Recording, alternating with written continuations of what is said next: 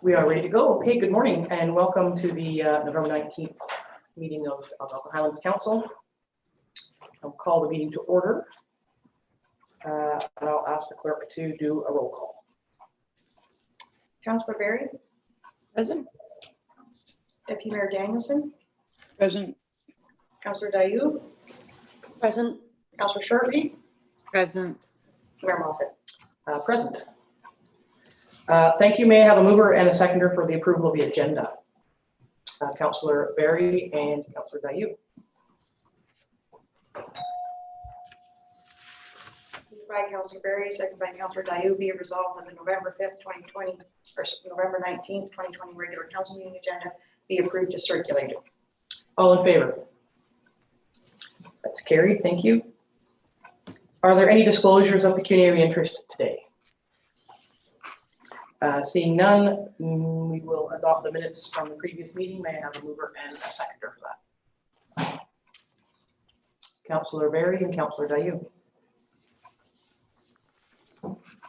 Moved by Councillor Berry, second by Councillor Dayu, be it resolved that the November 5th, 2020 regular council meeting minutes be approved as circulated.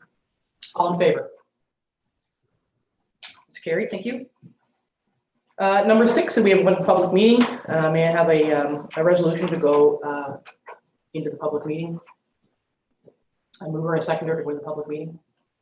Councillor Berry, Councillor Shortreed.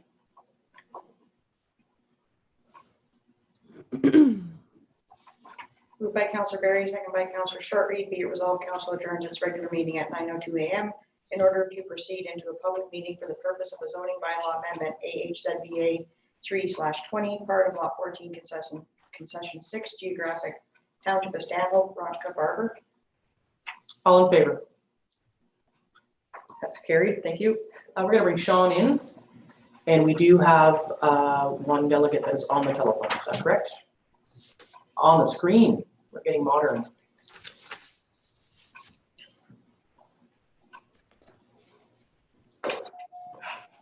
Just make my screen a little wider so I can see more than just the members of council.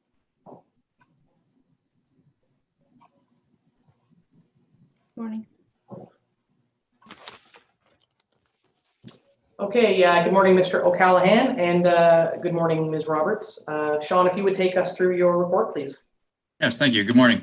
The subject lands are located at 1061 Norm Wallace Lane. They are currently zoned Shoreline Residential 1 and designated waterfront under the official plan. Council at its regular meeting in March of 2020 recommended approval of consent application H-004/20 to create one lot and retain one lot. The Land Division Committee approved the proposed consent application on June 22nd of this year, subject to several conditions, one including the lands being rezoned. Zoning bylaw amendment application AHZBA 003/20 has been received in accordance with this condition. This zoning bylaw amendment will rezone the proposed retained lands from Shoreline Residential 1 to Shoreline Residential 1 Exception 30 to recognize a deficient lot frontage of 20.4 meters and a deficient lot area of 0.235 hectares. The proposed zoning bylaw amendment will also recognize the existing structures as legal non-complying.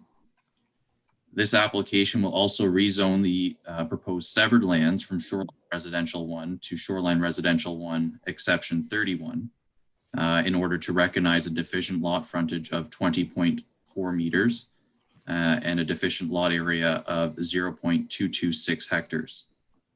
This zoning bylaw amendment will also recognize the existing structures as legal non-complying on this proposed severed lot. Notice of the rezoning was posted on the property, circulated to all property owners within 120 meters of the subject lands, posted on the township website and circulated to all prescribed agencies. No written objections have been received to date, and staff are recommending approval of the zoning bylaw as presented. Thank you for that. Are there any questions or comments from council for Sean at this time? Being none, Ms. Roberts, is there anything that you wanted to say or make note of on behalf of your clients? Thank you, Mayor Moffat. The applicants are essentially splitting a lot that currently is developed with 2 dwellings, 2 septic systems, which were inspected through the Algonquin Highlands septic system inspection program and passed. Mr. O'Callaghan's report is pretty clear, and if there's any specific questions the council has, I'm happy to answer them. Yeah, I don't know if council, it is pretty clear cut. I mean, in generally, philosophically, I don't like these ones, but the impact on the lake is already there. And because the properties do operate independently of each other, there's, it really is considered kind of housekeeping. Does any member of council have any questions for Ms. Roberts on this, on behalf of the clients? No? Okay, well, there you go. Well, thank you for attending, Ms. Roberts. I think that was pretty easy for you. Thank you. May I have a mover and a seconder to close the public meeting? Deputy Mayor Danielson, Councillor Shortreed. By Deputy Mayor Danielson, seconded by Councillor Shortreed. Be it resolved, council adjourns its public meeting at 9:07 a.m. and regular meeting resumed. All in favor? That's carried. Thank you. And may I have a mover and a seconder to receive Sean's report? Councillor Shortreed, Councillor Dayu. Moved by Councillor Shortreed, seconded by Councillor Dayu. Be resolved, the council acknowledge receipt of report PL 7620 regarding the rezoning of lands located at part of lot 14, concession 6, Geographic Township of Stanhope, Veronica, and Barber, submitted by Sean O'Callaghan, dated November 19th, 2020. The council directs a bylaw be tabled for consideration during its regular meeting. All in favor? It's carried. Thank you. Thank you, Sean. We'll see you again later on. Number 7, delegations. We have Mike March, the county's IT director, back once again for some more policy development. So we're bringing Sean, or oh, sorry, we're bringing Mike.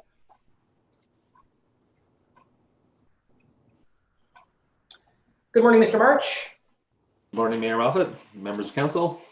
You've got a couple of policies for us. If you take us through them, that'd be great. Thanks. I do. A couple more. So the first one that I am presenting is a draft IT security policy for council's consideration. This policy, along with the IT acceptable usage policy that council passed earlier this month and the mobile device usage policy that I'll be talking about shortly, is part of a new policy framework that IT is recommending. All 3 of these policies were based off a policy set that was developed by a working group of Eastern Ontario IT directors and managers.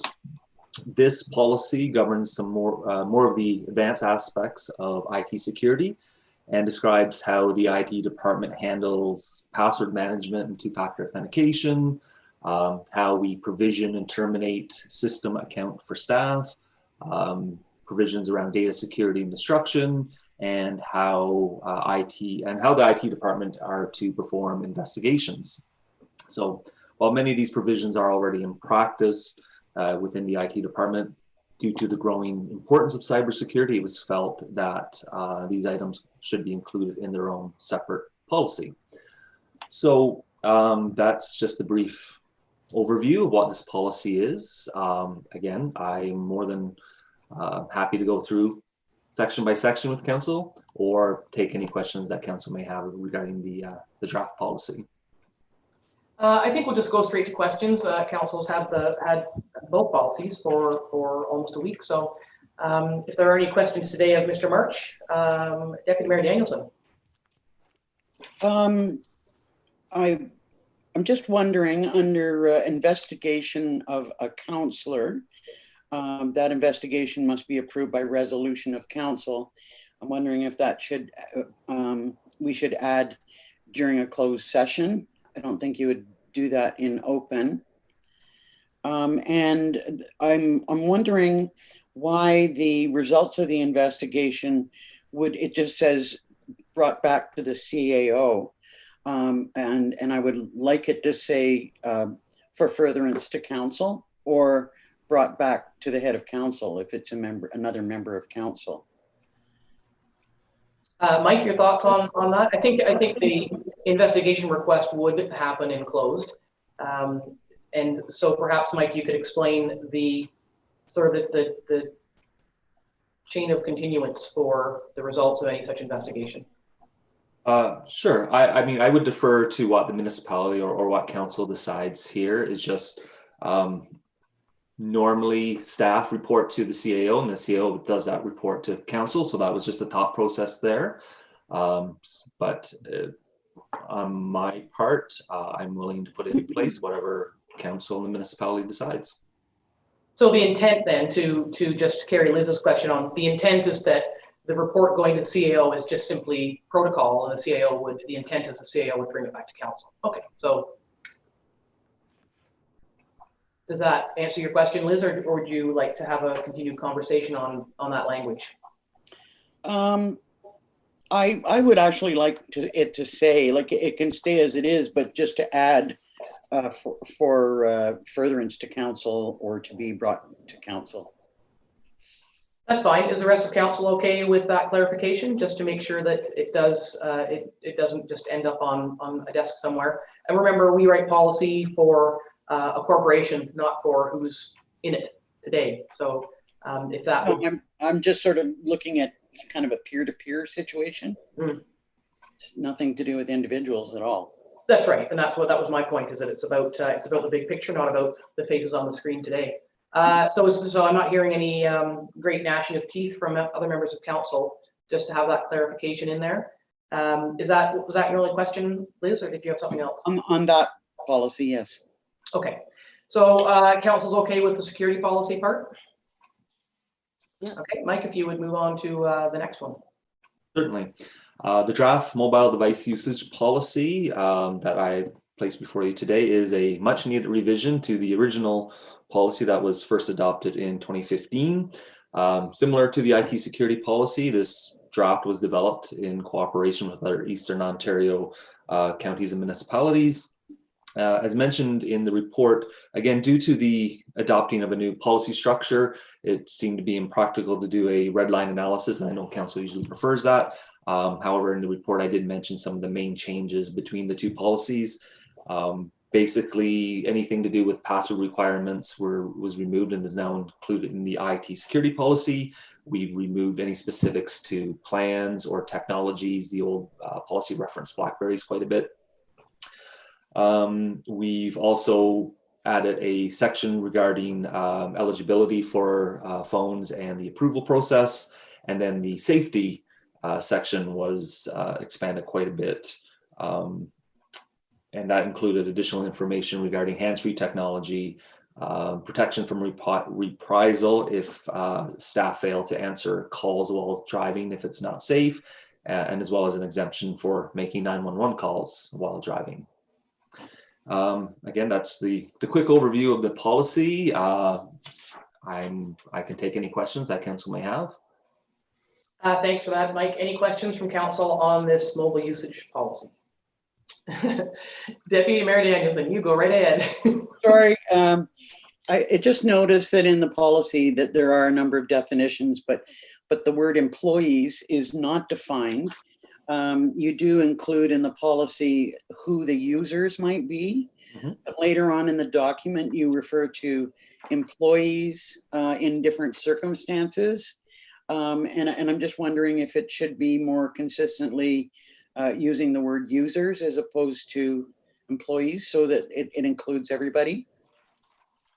Yes, I can definitely make that change. Does any member of council have difficulty with that change, or is that acceptable to council? Okay, I'm seeing some heads. Councillor Barry, did you have something you wanted to say, please? I just wanted clarification on what exactly jailbreaking and rooting are. Yeah. If I may, I would imagine that 99% of non-IT staff would not realize what those terms are.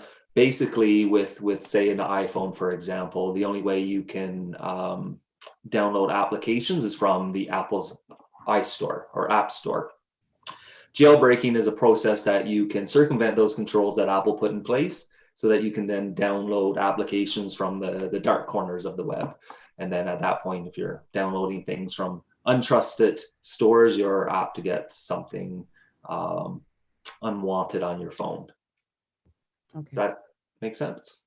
Yes. So at least we know, Lisa, that you'll never be doing it. So that's a good thing. Well, I wasn't so much concerned about me, but I mean, I know there's been opportunities for my children to borrow my phone, so I just wanted to know what exactly that was. So I think we're okay with Pac-Man. Yeah, well, probably. It's your phone anyway. Okay, so if there's no further questions, then Mike, you can make those couple of changes. And Madam Clerk, can we just accept the report as amended? Yep. If everyone's okay with that, then I'll ask for a mover and a seconder to receive this report as amended. Councillors Dayu and Deputy Mayor Danielson. Moved by Councillor Dayu, second by Deputy Mayor Danielson, be it resolved that council receives a delegation from Mike March, Director of IT, regarding security policy and mobile device usage policy, and further the council directs a bylaw be tabled to adopt the said policies as amended. All in favor? That's carried. Thank you. Thank you, Mr. March. Thank you. Thank you for keeping us safe. Number 8 is building and bylaw enforcement business, and we'll bring in Mr. Rogers.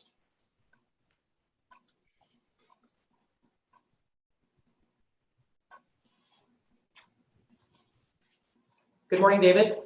Good morning, Mayor. Good morning, Council. Just one item for you today, your monthly activities report. No end of things being done and managed. Anything you want to highlight for us? Through you, Mayor, everything's October was still a very busy month for us. WSP's voluntary program is winding down now, so we should be getting their final reports very shortly. And obviously, construction value is still very high for the municipality, so people are working. Which is great. David, what was the uptake on the voluntary inspection program this year? Through you again, Mayor, I don't have the final numbers. It was probably half of what we would normally get, but I don't have the full numbers yet. Okay, thank you. Because of course the concern is, I hope the members of the public realize that it was voluntary because of restrictions and challenges due to the pandemic, but those inspections still have to happen. So it wasn't voluntary as in you don't ever have to do it. It was voluntary because there might have been other challenges in various lives. So I'll look forward to seeing what those numbers are. Any questions from council for David on his report? Nice to see that construction value up there at more than 20 million. So that's good. Yes, it's been a very good year. Yeah, good. Councillor Barry. Just a question along with the septic reinspection. I know it isn't broken out. I'm not asking for it to be broken out, but where it says all of the number of septics, do you have any idea if those are new septics being put in or if they're replacements?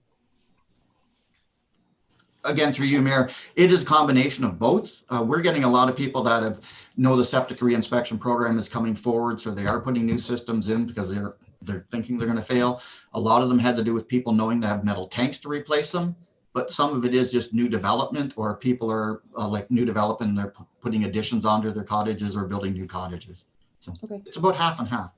Okay, thank you. Are there any other questions for David on the world of building and bylaw? Okay, may I have a mover and a seconder to receive the report? Councillor Barry and Shortreed.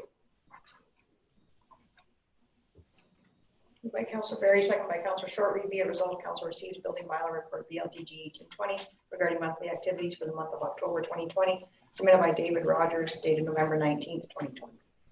All in favor? That's carried. Thank you. Thank you, David.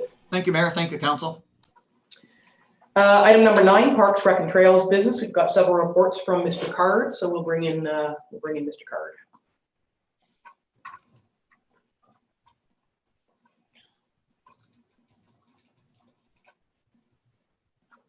Good morning, Chris. Good morning, Mayor and Council. Number of reports from you. First up is the Camas reservation software renewal, contract renewal. So if you could take us through that, that'd be great. Yes, so Camas is the software that we utilize for our water trails program for all of the campsite reservations. This includes the software that we use in-house by staff to make and change reservations, and also the online platform that's interactive for users. We have used this same system since the inception of the Water Trails program. We've renewed the contract a couple of times, and we're up for renewal again. The previous contract that council reviewed did have the option for additional 5-year renewals, and that's where we are at this stage. So looking or recommending approval to enter into this contract, which would begin on January 1st of next year. One thing we're excited about that will be happening as part of this contract will be migration to the updated software system that Camas has developed. All of the other parks that utilize the system have already been migrated. We'd be the last in line just based on how it fell with our contract. But we have went through some demonstrations with Camas and been able to look at what other parks have in place. And I think this upgraded system will definitely meet and exceed our needs, as well as how people are utilizing the system with various different pieces of technology today. What it will take, though, is over the next year is some staff input just to update some parameters, things like campsite descriptions, photographs, mapping, things like that. But ultimately, it will be more customizable. So that's just kind of a highlight of how that will look in the next year. And council will see a bylaw attached to the agenda as well, which would allow us to enter into agreement on this contract. Another thing to point out is there's no change on this contract from what we've previously had. And all of the fees associated with it are based on a per transaction basis, which are charged to the user, and which means the system is full cost recovery. Yeah, that may be the case indeed, but it is, it's a bit disappointing that if you want to add a day to your trip because the weather's nice, you have to pay $10 to do it. So, but how do you differentiate one change from any other change? So, cost recovery is good. That's good. Any questions from council on the contract renewal or anything in the contract? Okay, may I have a mover and a seconder to receive this report? Deputy Mayor Danielson, Councillor Short-Reed. Moved by Deputy Mayor Danielson, second by Councillor Short-Reed. Be resolved, council receives report PRT 2020 regarding the Camas reservation software contract renewal submitted by Chris Carr dated November 19th, 2020. And the council concurs with recommendation to extend the existing contract by an additional 5 years from January 1st, 2021 to December 31st, 2025. And then a bylaw to adopt the contract be tabled for further consideration. All in favor? That's carried. Thank you. Monthly activities is up next for you, Chris, and like everybody else, it's been a very busy time, or continues to be a busy time for recreation. Yes, it's really business as usual outside of operating within COVID restrictions. One thing that I would like to make council aware of that I have put on this report is some upcoming water system maintenance. We will be doing routine maintenance on the wells at the Stanhope complex. This is the well that services the buildings all at the Township office, the Stanhope Community Center, the Public Works Garage, and it would also services the public water fill-up station at the Township office, as well as water systems at the Dorset Recreation Center and the Dorset Museum. So on November 27th, at the end of the day, we'll be shutting water off. Wells will be undergoing maintenance over the weekend and then reopening on the 30th of November. We have posted signage and placed this on our website and put it out on social media. But any avenue that we can help people become aware of is helpful. And the airport will remain open during that weekend if people need to go there to obtain water. Yeah, great. Thank you for that. Are there any questions from council on the monthly activity report? Deputy Mayor Danielson. I was a little concerned and just seeking clarification. I see under training that you've got ski trail preparation techniques using the brush hog. Is that the same piece of equipment that we use along the side of our roads? No. The brush hog we use on the ski trails is a unit that you tow behind an ATV, which is essentially a beefed up lawnmower that's able to trim saplings and things of that nature along the sides of the ski trail. Okay, thanks. I was a little horrified there for a minute. Yeah, and because we have we have some staff that are new to those operations, so as we go through the various seasons and these different types of things come up, I take the opportunity at those times, and we just do in-house training on items like that from myself to those new staff. Thanks, Chris. Yeah. Any other questions for Chris on this report? Councillor Barry. Sorry, I just wanted clarification on what is the OTF resiliency funding? The Ontario Trillium Foundation Fund, and that was what we were looking at as an alternate possibility for the ventilation at the Dorset Recreation Centre. And that's where we decided to go with the ICIP funding as a better fit. But I was in attendance at that OTF the funding webinar to just check the fit on it. So we won't be able to go after that funding just because the ICIP is the better fit for that project. But it is funding available for similar type projects related to infrastructure improvements for COVID.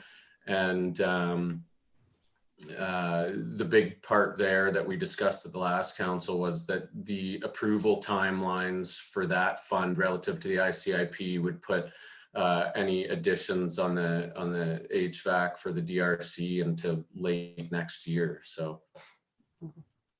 Okay, thank you. Any other questions for Chris? May I have a mover and a seconder to receive this report? Councillor Barry, Councillor Shortreed. Moved by Councillor Barry, second by Councillor Shortreed, be it resolved, Council receives report PRT 2120 regarding the activities submitted by Chris Card dated November 19th, 2020. All in favor? That is carried. Thank you. Next is the pre-approval for replacing a snowmobile in a time when there are no supplies available. So take it away, Chris. Yeah, so council will remember at the start of this year, we replaced one of our snowmobiles that was at the end of its life. And we had been planning to replace the second one in 2021. And as part of going through quotations to build our budget, we were doing some visits at dealerships over the past couple of weeks. And came to the realization that with COVID, similar to what other industries, outdoor industries are experiencing at this time, more people are taking the opportunity to stay closer to home, and they're seeing record sales of snowmobiles, which means there's almost no snowmobiles available. And when we're talking about utility snowmobiles, we're talking about, very specific pieces of equipment that typically are in low supply anyways, because it's not common, such as a ski trail operation that needs a snowmobile that can tow things. So when we were talking to the dealerships, they were saying, yeah, there's not even any available at the moment. Then we were able to find one of them that suits our needs that's available. I was looking at what it would mean if we put in an order for next year as part of our budget process. And they said, yes, we take your order now. You won't get the snowmobile until the end of next year, which would be the start of the 2021-22 ski season. So it is identified in our asset management plan. This snowmobile would replace one that is at the end of its life. And my concern becomes, I was really hoping that we'd be able to have this fall within budget timelines and purchase it early on in the season.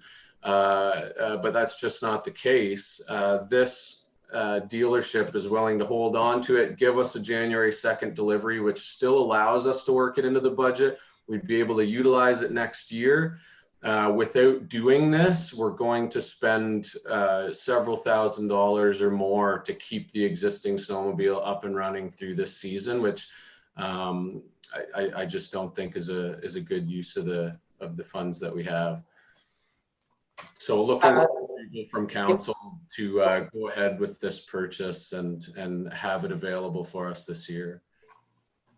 Thank you for that. Yeah, I think it's great to think ahead. There are delays and domino effects with supply lines in all manner of industries. Questions or concerns about this pre-approval from council? Oh, that's pretty clear. May I have a mover and a seconder to receive this report and this approval? Councillor Dayu, Councillor Shortreed.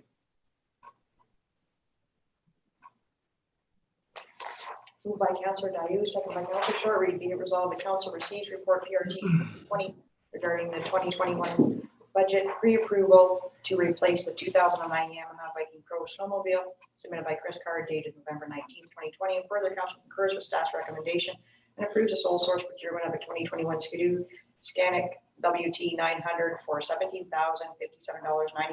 plus applicable tax to be purchased from Leatherdale Marine in Romero, Ontario, as well as the aftermarket edition of groomer controls up to $2,500. You've heard that resolution. All in favor? That is carried. Thank you. Next up is the virtual tree lighting event. This was a conversation and a decision of the EOC because we're still in a declared state of emergency, but I asked for it to come to council because the idea would be that members of council would be happily around their own ward tree and you know, conveying a message to their constituents in the live streaming. And so, Chris, if you want to speak to us about all of this, and I think there's quite a bit of conversation to have at the end. So take it away. Sure. So each year there's a Christmas tree, well, 2 Christmas tree lighting events, one at the Oxtongue Lake Community Center, one at the Dorset Recreation Center. They involve the recreation committees in each of those locations, and members of the community are invited to attend. And typically there's caroling and you know, some kind of festive treats like hot chocolate and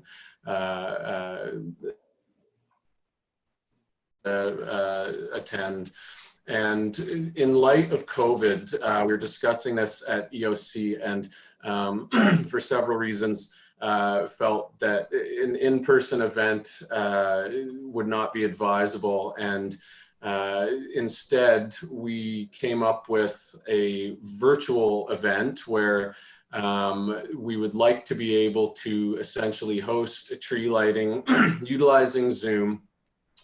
We would like to add the community of Stanhope as well, so an additional tree, and also light the Dorset Tower at the same time. So essentially, and we're still sorting out exact details, but what we would like to be able to do is have on the one night, which is the 9th of December, we would invite councillors to each of their respective wards to be present, to light their trees and perhaps say a few festive words. The mayor has volunteered to be involved as well to do an address, which is typically something that happens at those events in person anyways. And we would also have some online caroling, which would be led by a local musician. We would have some story reading or some storytelling, the lighting itself, and some special guests. And we'd like to be able to include some of the committee members at each location, or invite committee members to be in attendance at each location, but not an open event to the public. And also we would put out an invitation to see if Santa is available to attend, as well as some the Sparky from the fire hall. So looking, well, to make council aware of this event, we've also attached a poster, which would be a save the date to put out on social media and send to the respective committees. What would happen is people would express their interest to attend, and then they would be sent a Zoom invite link, and everybody could attend via Zoom. And so looking for feedback from council, but also looking at the date and the idea that ideally we'd hope to have councillors involved at each location and in the actual tree lighting. And that's really the breakdown, looking for feedback, approval, or thoughts. Thank you for that, Chris, and thanks to you and Sandra for coming up with the idea. And I know that in the EOC meeting, there were a couple of staff members who said, who volunteered to sort of stay late at work that to be able to participate. How have you made out with the IT department? What are the logistics going to be like for this? Well, when we first spoke to the IT department, they had suggested that we may want to consider looking at a production company to assist with this type of thing. It's not an avenue that I'm looking at going or had anticipated. We just haven't budgeted for that or looked at that as a possibility. But essentially, we would still hope to utilizing cell phones and Zoom, run it just like we'd run our virtual fitness programs, and similar to what you see here and any other Zoom meeting that we've been running. But it wouldn't run similar as far as IT involvement to a council type event, because they wouldn't be present, or they wouldn't be able to be present. We would essentially be running it on our own, utilizing the Zoom technology. Fair enough, thank you. And I think there's some consideration too for hammering out the details of the number. If council is going to agree, that I think that's what the big conversation needs to be about, is if members of the public can attend, should attend. We've spent an awful lot of time and effort in ensuring protocols are in place for screening and masks and distancing, and those, in speaking to the clerk and also the fire chief as the CEMC, those things would still need to be respected in terms of screening and contact tracing forms.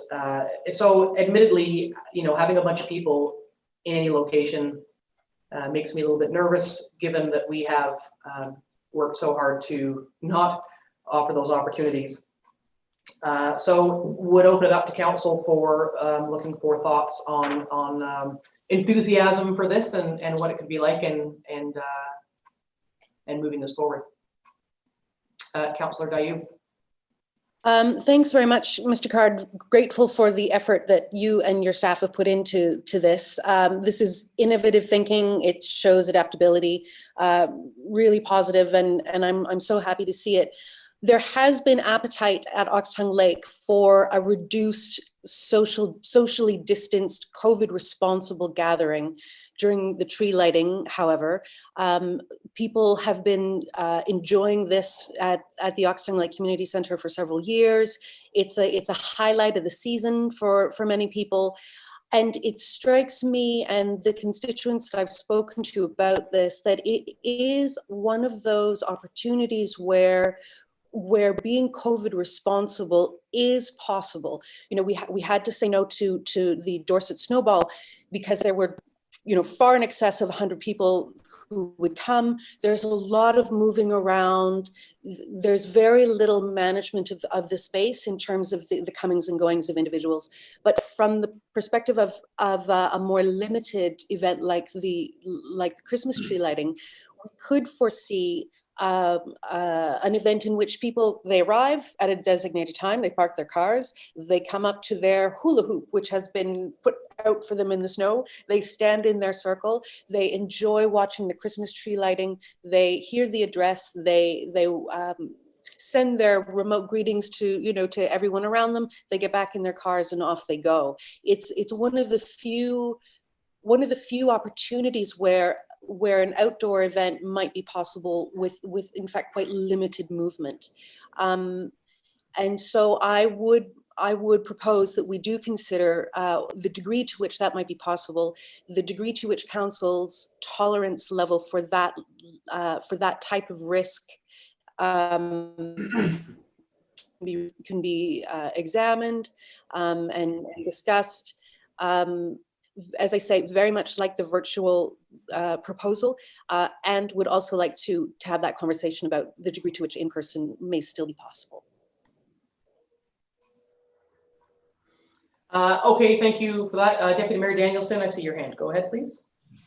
I was really excited to see this. I thought it was really innovative. We've all had some difficult times, and this idea and plan gives everybody an opportunity to take part in a festive activity. I've got to say, and I understand, you know, in a small community for an event that's been going on for years, that people would want to gather together. However, you know, we're seeing increasing numbers by the day. Haliburton County is extremely fortunate in remaining in a green zone, and it's just this kind of activity that no matter how carefully planned it is, when you gather a large number of people together, depending on the weather, and people might want to get inside, and you know, there's so many risks associated. I get it that it's outside and then it's disappointing, but I can't personally, I just can't support a gathering at a time where the numbers are increasing so rapidly in Ontario. Despite the fact that Oxton Lake is remote and you're outside, it's something that I can't support. I think there might be an idea, though, that someone's got her hand up, that might be a compromise. I will then, with bated breath, I will move to Councillor Berry for her exciting announcement. You have to unmute yourself first before you share your news. Sorry, I think the idea, like Council has already stated, that it's innovative, it's exciting. And I mean, it's in a pandemic, an unprecedented pandemic that we're all sort of trying to figure out. And I wonder if just in similar sort of spirit as some of the parades are doing, I wonder if there's a way for it, instead of it being get out of your car event, maybe there's a drive-by where you can like honk at your local site, whether that be the Dorset Town, the Dorset Park ad, or the Stanhope Library, wherever they actually locate themselves. But I wonder if there's a way that people could drive by and see the lighting of the tree. I know the parades in some municipalities are having floats sort of in a stationary position and people coming to see the floats. It's a way of inviting people out, but doing it safely, especially with our population. So you'd be hard pressed, I think, to have, you wouldn't be able to have people driving by all at the same time for the lighting. It would be drive by and see the tree once it's lit. And yeah. I mean, people would be more than welcome to do that if they wanted to anyway. So we could, you know, invite people to drive by and look at the tree or the tower. I don't know that I don't see that as being a problem. And I think our fire chief, who is our CEMC, he's in the background somewhere. I don't know if we need to talk to him about the idea of numbers. My concern with Councillor Dayou's request is that we have to do the same thing in all three communities. And as has been pointed out by the Deputy Mayor, Oxton enjoys a small, very friendly community. Dorset's bigger, and Stanhope doesn't have a town, but it's even bigger. And so how would you control numbers or allow something at one because it's a small community, and then have the others all in the same shut down and not have the same thing? So the more people that are involved in terms of public attendance, to me, just creates more logistical challenges for a smooth event. So we can keep talking about that if you'd like. Councillor Dayou, I see your hand. I'm not sure there would be a great deal of wheel reinvention required for that. There are other public events which have happened where they have developed pre-registration. They've capped the limits on the numbers of folks who can come. And if you haven't signed up by this date or that date, then then so sorry, and enjoy the photos when you see them afterwards. We've been in the pandemic for 7 or 8 months now, and I think people are quite familiar that there, excuse me, that there are new rules, that what typically has happened in the past isn't going to happen this time, that fewer numbers of folks can come. I totally appreciate that there are some logistical steps involved in that. I'd be interested to find out how onerous they would be. I would like to think that they wouldn't be all that onerous because, as I say, society has been doing this for the last number of months. And I really want to say I fully respect the EOC's tolerance level for acceptable levels of risk, and that they've tried very, very hard to keep people apart, and I applaud those efforts. I would like to remind Council that epidemiologists and infectious disease experts have suggested that well-managed outdoor events of 100 people or less are feasible, and that the tolerance level for risk is acceptable from their informed research perspective. And I wouldn't want to discount that. I think they're also advocating for a more regional approach to this whole color system, and what one community is able to do that another may not be able to do. And as Deputy Mayor Danielson said, we are one of the luckier ones. So on balance, I still would prefer to explore a more of an in-person, very well managed event. That's my position, and it's the position of my constituents. Of the ones the more details and arrangements that have to be made, the more onerous it becomes, because lots of people have indeed managed all kinds of events. In fact, for the IT department to suggest there be a production company, like we're getting way out into Disney World here. The idea was to have a virtual event. The more pieces we add on to it, the more work for staff who have already volunteered to stay after work and make sure this thing runs. And I think we just need to be aware of it's been a long haul for staff as well as the public. So where's the balance in that? In making sure that we don't put too much burden on staff who are willing to help but are not IT specialists or Zoom meeting operator specialists. So there's somewhere in the middle there. There has to be a balance. I see the CAO's hand there. Angie, would you like to weigh in on that? Yes, thank you. And I also just want to add that if we do registration and all of those things, which would be required, I don't want to put staff in a position where they have to then be the enforcers of when people show up that aren't registered. And just secondly, if council is going to consider, an in-person lighting, then I would recommend not going with a virtual. I think it would be too onerous to do both. I mean, yeah, and that's the other option is if there's support for allowing people to attend, then there's no need to do the virtual. So I don't know that we can or should do both. The idea was in the midst of the pandemic, still bring some frolic and joy virtually to start reconstructing that.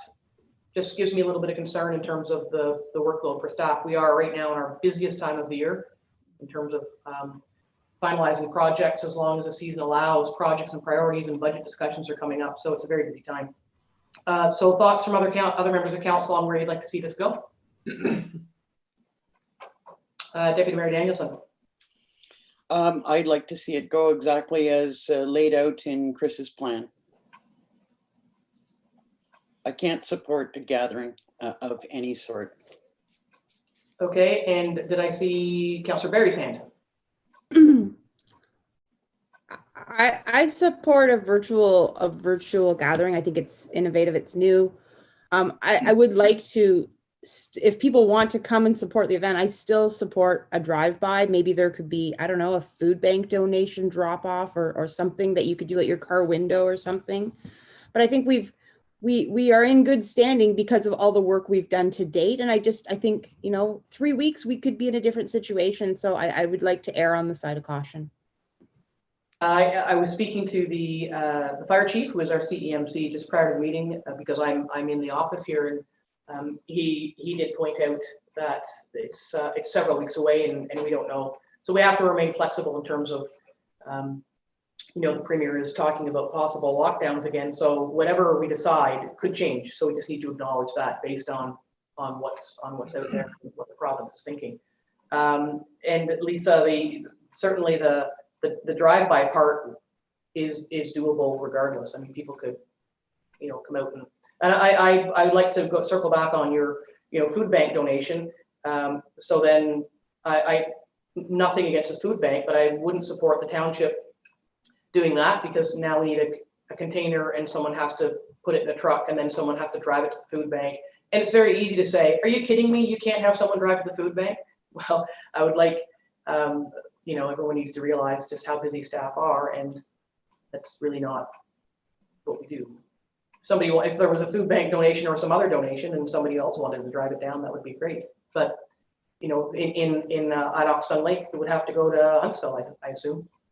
So again, because of the size and shape of our geography, we're just trying to have a virtual tree lighting. So it seems to be morphing into something else.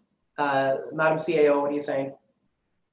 I was just going to add, really just the whole, we would need to, if we were going to do the food bank donations, sort of the logistics around, the touch situation. So, the containers and touching food, and that have to be wiped down, and, there's a lot to that. Councillor Dayu. Perhaps an intermediate effort would be to invite, for example, the Dwight Food Pantry or one of the local pantries closer to Dorset or to Stanhope to come in and administer that in the way that they see fit, knowing that they've already got a lot of those protocols in place. So basically offering an invitation for them to leave something and then pick it up at the, after a specified period could be possible.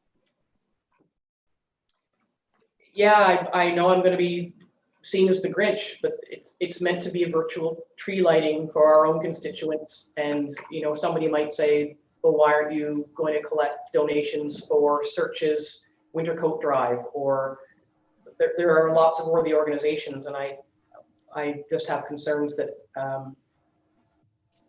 that our simple idea of a virtual tree lighting with some greetings and an invitation to Santa is becoming an event, and it's a bit short notice for development of an event, because council can say, let's do those things, and then log off the meeting today, and staff are the ones who are going to have to go and sort all that out. Who do they call? How do they arrange it? Are they supposed to come back to council for any approvals, or does council say this is what we'd like to see and leave it? So Liz, did I see your hand? Yeah, I really do like the idea of doing something like the food bank, but we've got a policy of no donations for a reason, and it kind of goes to your comment about the fact that there are so many different organizations that we could be supporting, that individuals are free to do that.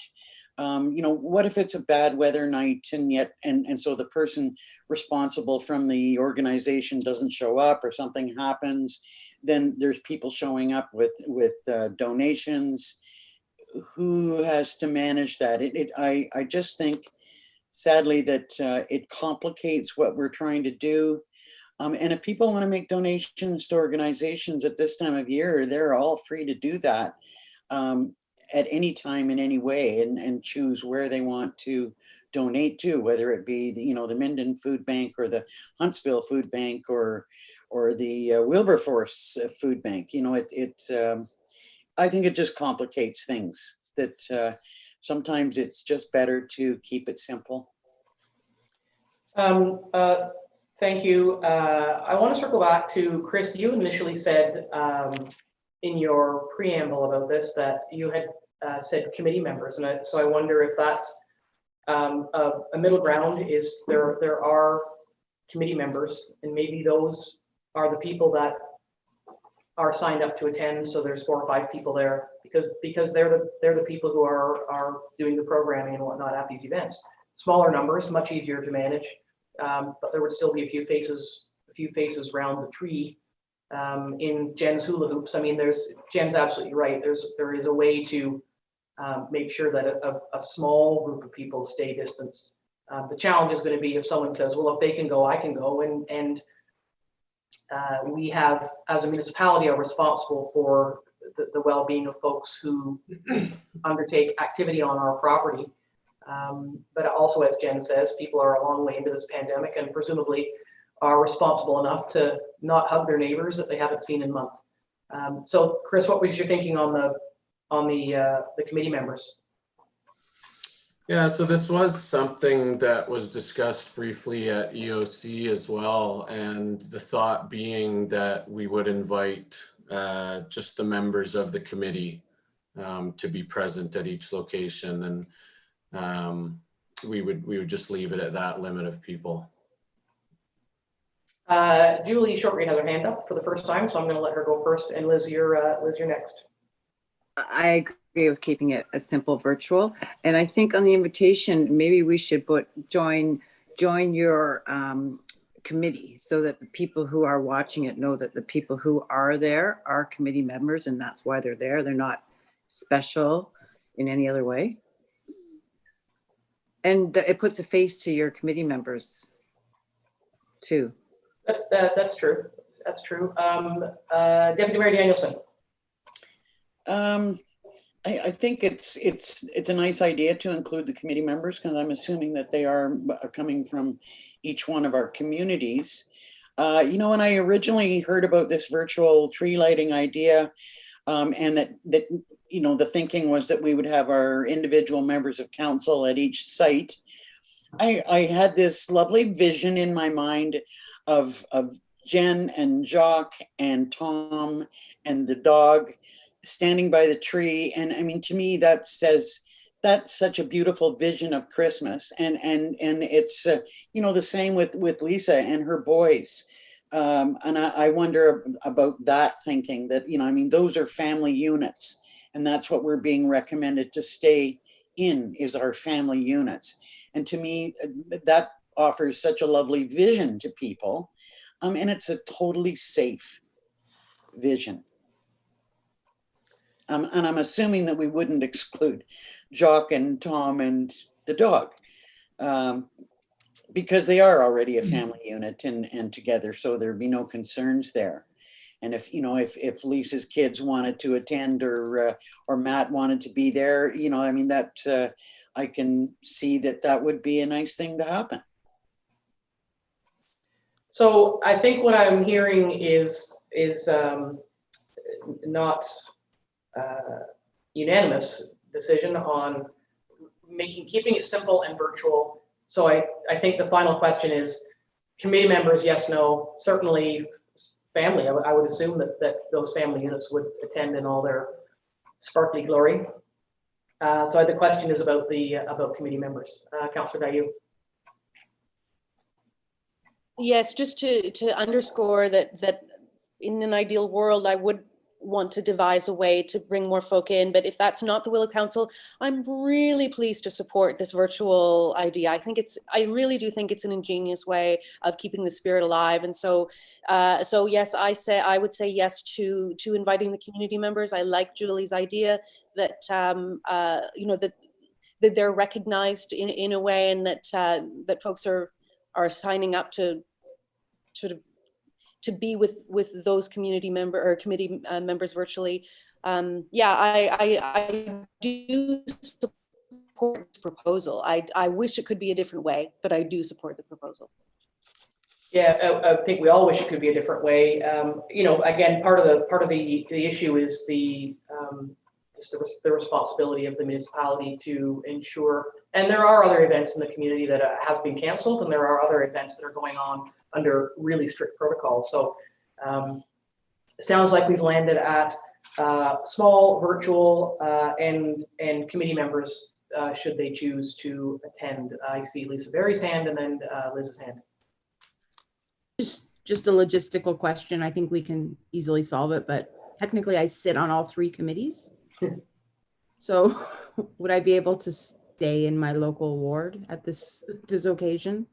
Yeah, absolutely. And yeah, I mean, you're an appointed council representative on the committee. So yeah, you have to pick your home. I think the fact that you're the Ward 2 councillor trumps committee membership, and that everybody, the idea is that members of council would be have a chance to speak to their ward and with some committee members from their ward to illustrate community, demonstrate community.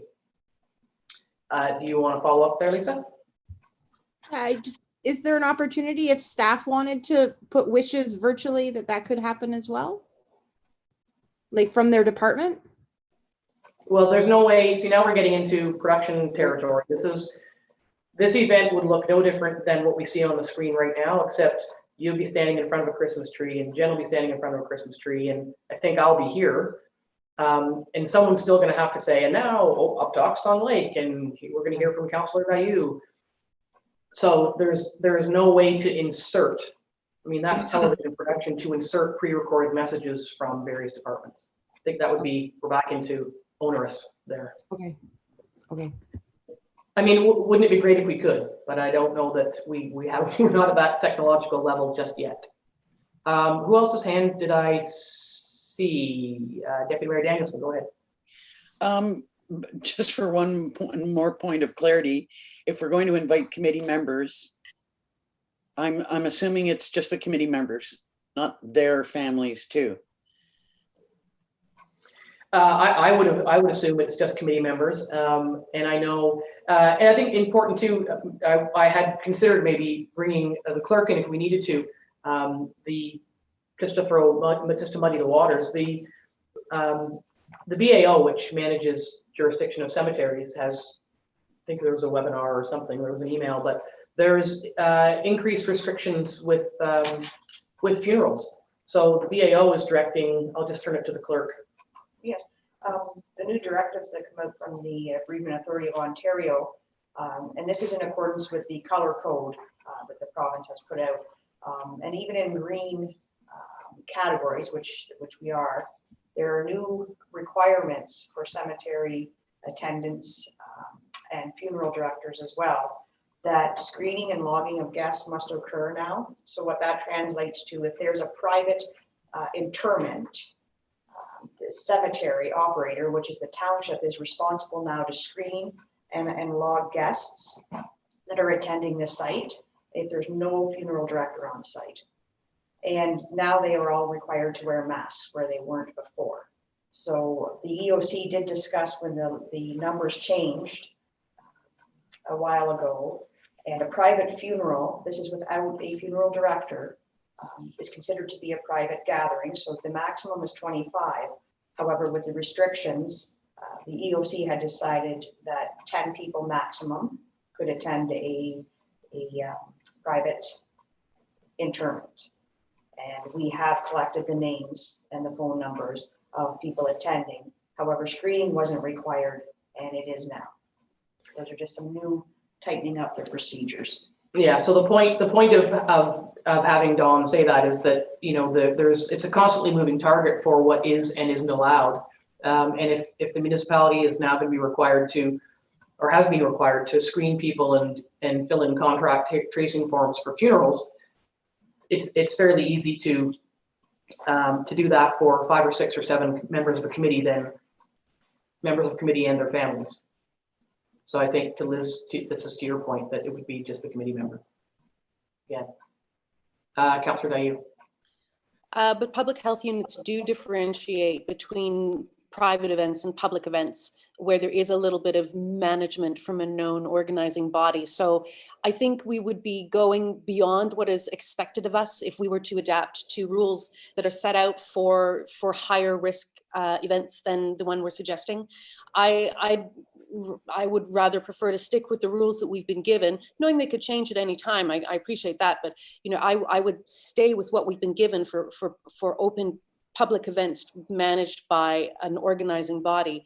And recognize that just as Jacques and Tom and Cole are in my bubble, Chris Woods is in Jan Wood's bubble, and the Masons are a bubble, and that perhaps they could be considered too. It would be awfully strange, and I know we're getting kind of weedy at the minute, but would be awfully strange for a councillor to be allowed to bring their family bubble to what is effectively a heartwarming community joyous event, and for other people to be told that they can't, especially if public health units are saying that it is possible under the guidelines of the sort of event that we're proposing. I'm about to suggest pulling the plug on the whole event. Deputy Mayor Danielson, go ahead. I guess my concern is that Chris, and we're just using your examples, they're not the same in Stanhope, but Chris and his family or any other family, they're not part of my bubble. So, as you add more and more people that have all their, you start to accumulate the amount of contacts that are associated with that. We've all been elected to represent our communities, and that's why I thought, well, if a member of council is there, you don't want to stand there all by yourself. So it would be safe for you to have your family with you. But when you start adding each family and their bubble, you've accumulated so many contacts. I certainly wouldn't be comfortable with it. Personally, I don't even know who the members of the recreation committee are in Stanhope. Never mind how many people there are in their families. And I don't want to take away the joy of them taking part in it, but it's just adding more people is a greater risk. Would it be safe to say, because as Jen pointed out, we're getting very weedy. We've got a long agenda. Would it be safe to say that the council could agree on set the limit of the number of people, and then it just gets added, calculated out from there when the limit is reached? So if you've got 5 committee members and you're allowed, council says there's, I don't know, 12 people allowed, whatever the number is, then it's up to the committee to sort out who those people are. We aren't allowing our committees to meet.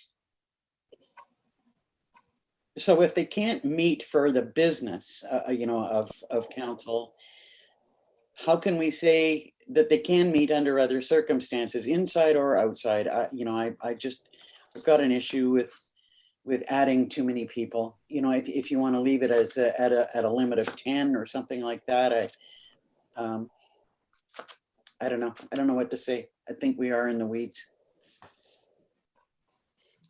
Yes, we are. Mr. Card. Not entirely dissimilar to, I remember when we were planning my wedding, having to decide at what level of family members you finish sending out invitations. But I think these are all excellent points. And initially when we were discussing this, there hadn't been thought put into the committee members and their families. It was just specific to the committee members.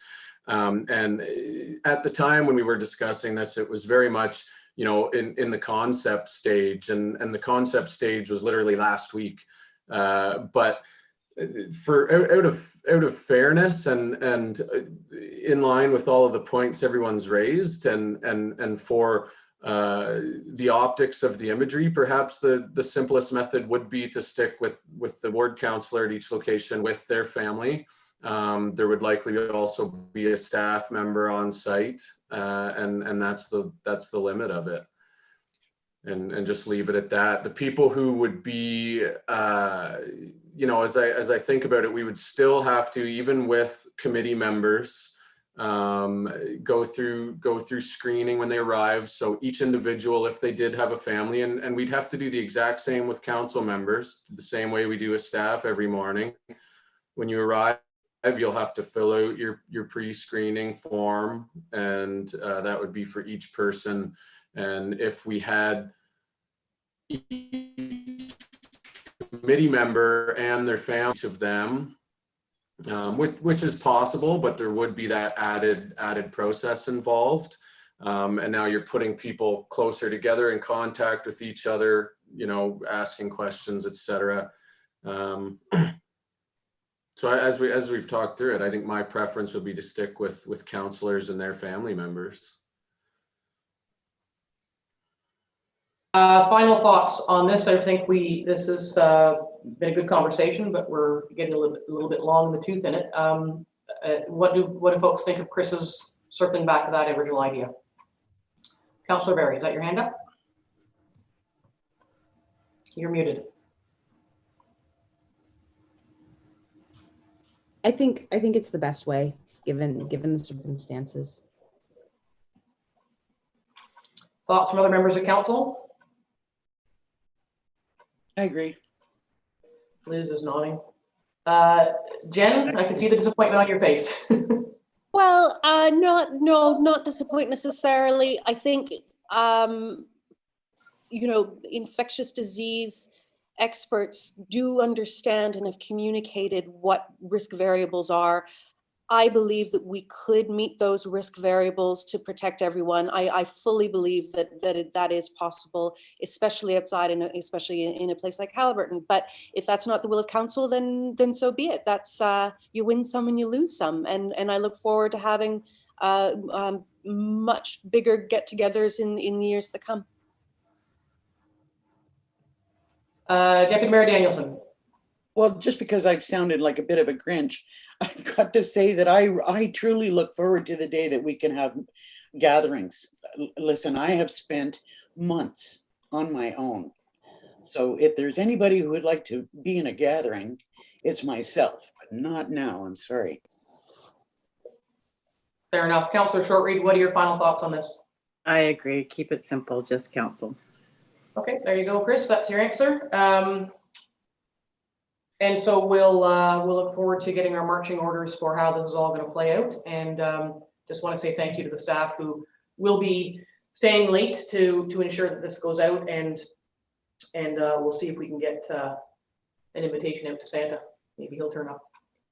So, okay, thanks for that. May I have a mover and a seconder for the report on the tree lighting event? Councillor Shortreed, Councillor Barry.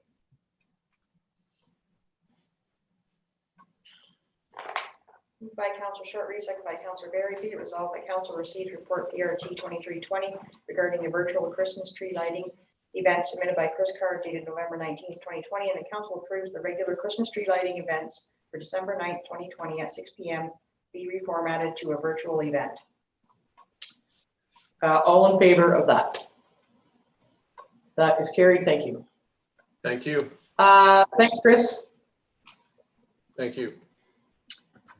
Just get the clock there. Does council want a break, or we can move through the couple of public works issues? Anybody looking for a break? No. Okay. Number 10, public works business is next, and we'll bring in Mr. Thorne.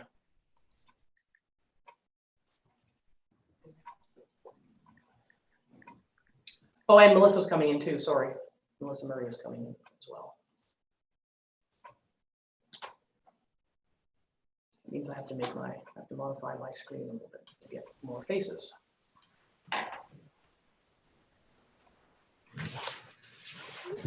Good morning, Adam. Good morning. First up for you is just the fuel report. Yes, really nothing. Sorry, really nothing to report. It's a little bit. Sorry, the internet connection here at the office isn't very good. No, it's terrible. I know you're 20 feet away from me, but there's a huge lag. So Yeah, I'll take it from here. Are there any questions on the fuel report? May I have a mover and a seconder to receive the fuel report? Deputy Mayor Danielson, Councillor Barry. I actually had can I make a comment? Absolutely. Just so that we don't get past the fuel report, just wanted to put in a little plug that although we can't have committee meetings right now, that we don't forget the thought of an airport committee. I think that there can be some long-term planning done. Even if our events have to be done in a different fashion than the norm. I just wanted to put in that little plug that we maybe keep in mind that we should be thinking about an airport committee and events at some point in the future. Okay, thank you for that. Do you have a resolution there? Moved by Deputy Mayor Dennison, second by Councilor Barry. Be it resolved, Council receives a report 1120 regarding October 2020 fuel usage submitted by Steve Dewey dated November 1st, 2020. All in favor? That's carried. Up next is the monthly activity report. Once again, like everyone else, very busy. Anything you want to highlight on there? Just two items. The design plan for the tender prep and at the for the HVAC system at the Dorset Rec Center. We have been slowly moving through that process, and we'll be having a meeting next week with an engineer to go over the building once more before the design plan is put together. And once that's put together, we'll be coming back to council for further discussion. The second one that I wanted to discuss, and I just have it pulled up on my computer here, is the tender for the 2 trucks that we were purchasing that council gave pre-approval for. The tender bid did come in. We only received 1 bid. It was under budget, so that project was awarded, and the 2 trucks are on order. And the backhoe, that bid also came in under budget. So just, I guess, 3 items I wanted to highlight. And thank you for that. Under budget is always good. So thanks for highlighting that. Are there any questions from council for Adam on this report? May I have a mover and a seconder to receive it, please? Deputy Mayor Dennison, Councillor Shortreed. Moved by Deputy Mayor Dennison, second by Councillor Shortreed. Be it resolved, Council receives report PW 5320 regarding monthly activities submitted by Adam Thorne dated November 19th, 2020. All in favor? It's carried. Thank you. Next up is the Blue Box Program proposed regulation, and Melissa Murray is with us. Done a tremendous amount of work on this and has quite a report for us. So Melissa, everybody's read it, so maybe you could just give us the highlights going through. Apologize, I'm a bit unpracticed in the Zoom meeting, so hopefully I've got everything set that you can hear me. So as you can see, this is a fairly substantial change to the existing Blue Box program in Ontario, and the big change is shifting the responsibility for how it's operated as well as how it's funded from municipalities to the actual producers who produce the packaging and materials that are covered under the program. So that's substantially where we're at. This is all proposed. So right now there are information and consultation sessions going on to solicit input on this. And so we've been working, and I've been consulting with AMO on this. They've done an incredible amount of work on this, and I have to give them my thanks for that, to bring forward some of the issues that would be of concern to municipalities.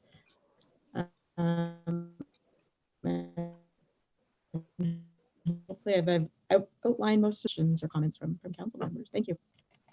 Yeah, it's strange that Melissa, you also cut out a little bit there, and again, you're just down the hall from me, so that's strange. That's kind of strange, but I think I'm hoping council got the overall gist of Melissa's comments there. It is a substantial report. I know that there's a couple of places in the margin where I actually wrote, it seems to me, I've been skeptical about, delighted to learn about and see advancement in producer responsibility. I think it's very important for all of us.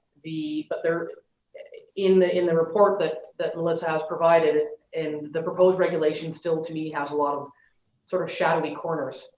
And I'll be very interested to see long-term how this plays out. And Melissa, I do have a question that around the percentages, because I did ask the question at the annual conference in August about the percentages. And it seems to me that if producers can achieve the required percentages without touching rural Ontario, they would be free to do so. Would that be accurate? That is definitely a concern that I've had as well. The percentages are targets. The expectation is that producers would work to exceed those targets so that they couldn't say, no, we're just not going to collect from that area because we've already met our targets. That's not the intent. And that's come from the ministry who has said that. I would love to see something stronger in the regulation that indicates that. And as I've indicated in the report as well, the alternative collection systems is an area as well where I could see that rural and remote areas are left out of the equation, where we've met our targets. We're not going to bother to come to those more difficult to access areas. So we already see that with the deposit return containers, Dorset, Oxtongue, those are areas that just don't have those services. And we'd like to see that that's not, not an issue moving forward. So that's something that I will certainly bring forward to the ministry. I see a couple of hands. I'm going to go with Deputy Mayor Danielson first, and then Councillor Dayu. First of all, this is a fabulous report, and I can see there's been a lot of work gone into it. So thanks, Melissa, for that, and Adam. I really have concerns. First of all, I want to say that I completely agree with all of the concerns that you want to raise and the points that you've made. I've got a lot of concern about how it's going to be managed here in a rural area, and how much responsibility will fall back on us. I guess the only question I had was, how much appetite has there been or discussion amongst the municipalities with respect to this? And is there any appetite for cooperation or working together? So amongst the municipalities in the county, is that what you're referring to? Yeah. Yes. So it certainly has been something that we have been discussing, and there certainly is a commitment to working together. We have had indication from some industry partners saying that collaboration and larger contracts are probably going to be considered with better favor than small individual contracts. So those will be considerations moving forward. Now, how that works out, I couldn't even give a guess at. It may come to being individual services and that sort of thing in the end, or it may be a collective agreement. I would just be speculating at this point. Councillor Dayu, please. Thank you very much to you both. This was a great report. I have a comment and a question. My comment is that I do support your suggested list of recommendations or comments to feedback.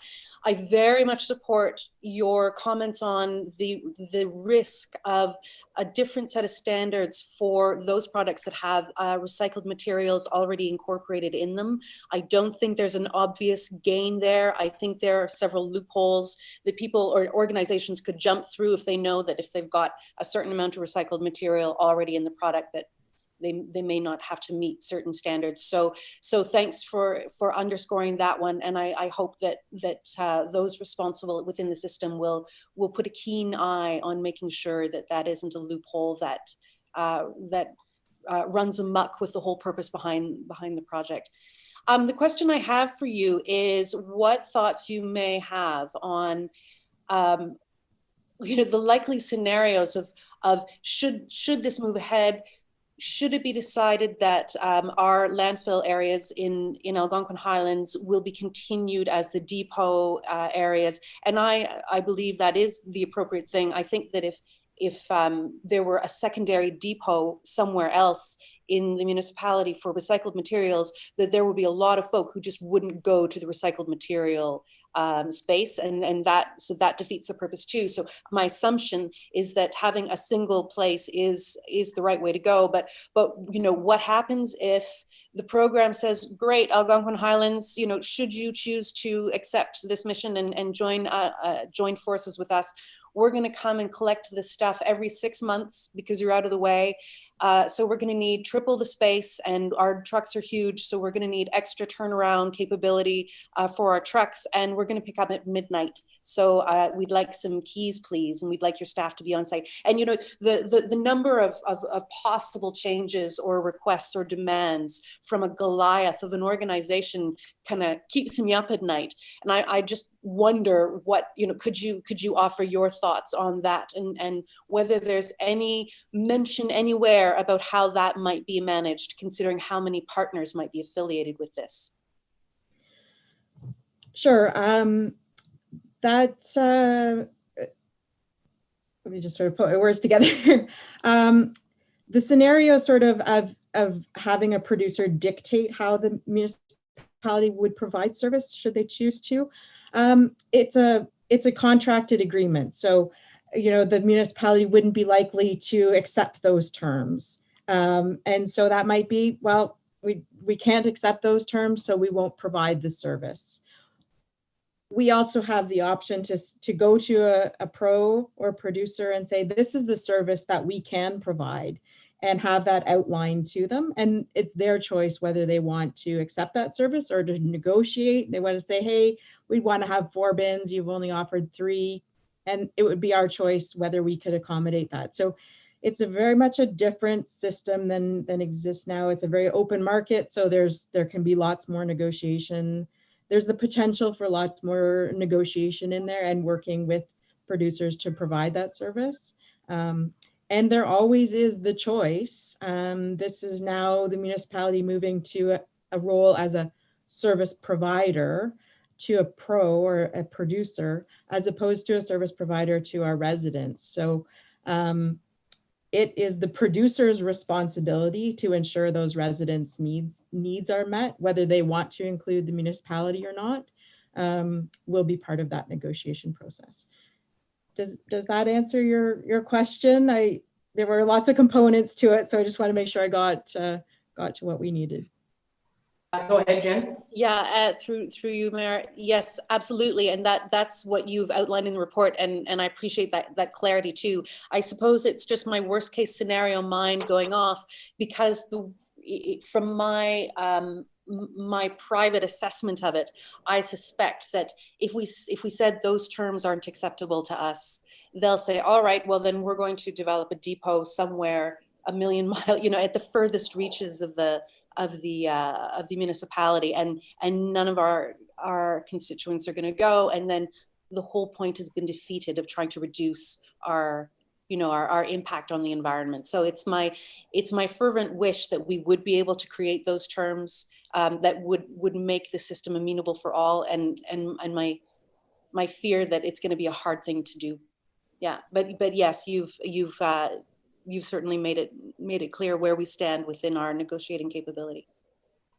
Yeah, I don't disagree with you, Councillor Dayu, that we talked before about exactly this, and what if it made sense? The earlier question was about collaboration among the municipalities, and I think there are other options that would make it easier for depot collection not within the existing depot locations, that then could require municipalities to capitalize some of those costs in terms of a county-wide centralized depot. Even if that made the most sense long term, there's still the monies that would need to be invested at the front end to make that happen. So as I've said, I agree with you. I think there's a lot of shadowy corners here, and we need to just make sure that the comments are continuing to be submitted where they need to be.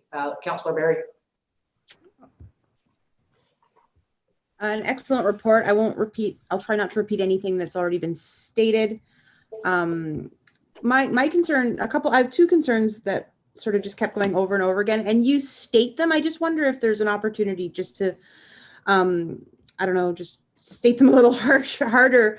The first one is I keep looking back at the composting materials. And I know just from when we went on the MRF site visit, that it was quite evident that there's a lot of compostable materials out there in the world. However, they don't actually compost in the recycling stream.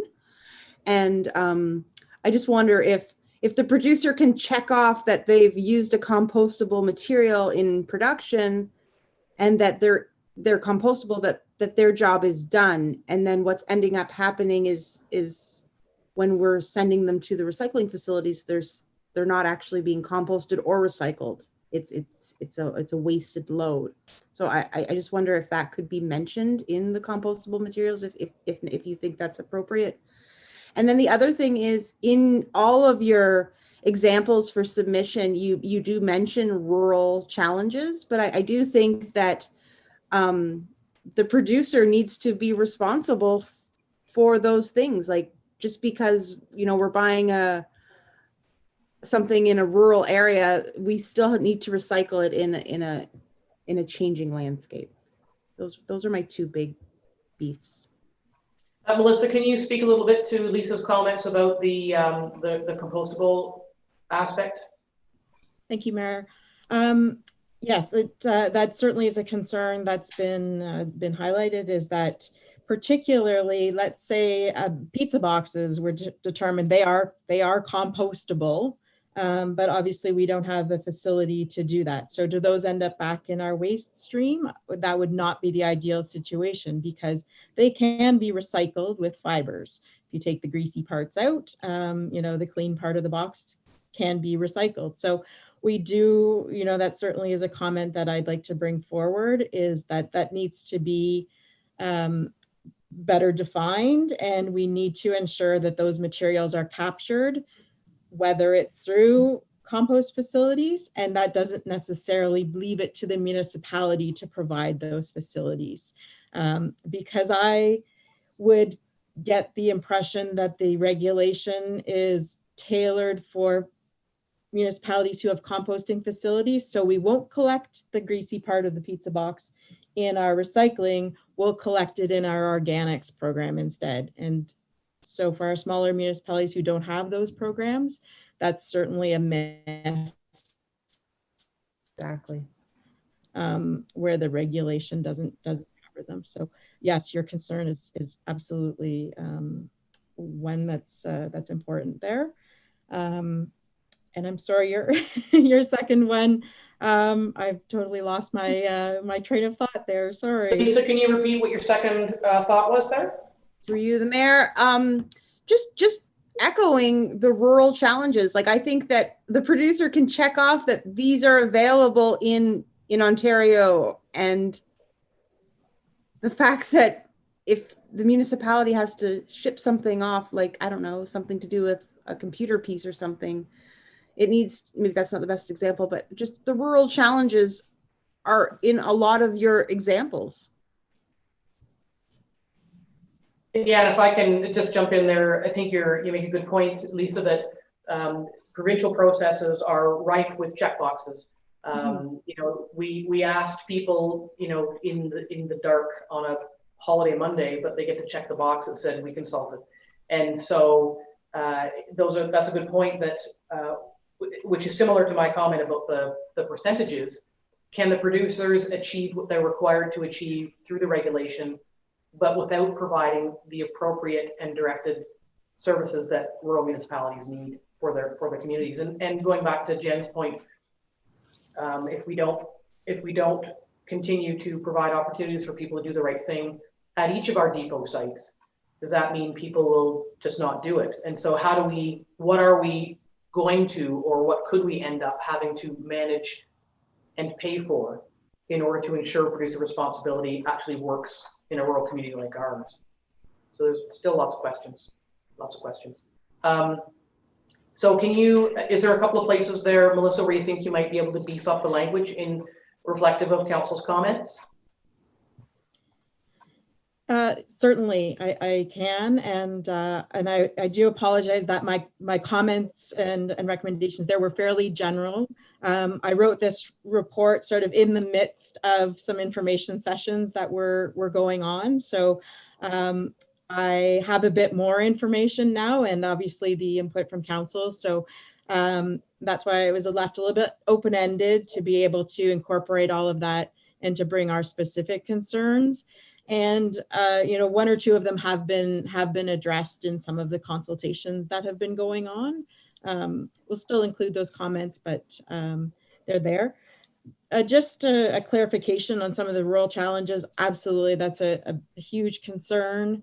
There are some parts of the regulation that do cover. So the existing services we have to be maintained. So it's not like they can just say, oh, we're not going to provide service to Algonquin Highlands. The regulation does insist that if you have service now, you will have service in the future, regardless of the targets. So they can't just withdraw services once the targets are met.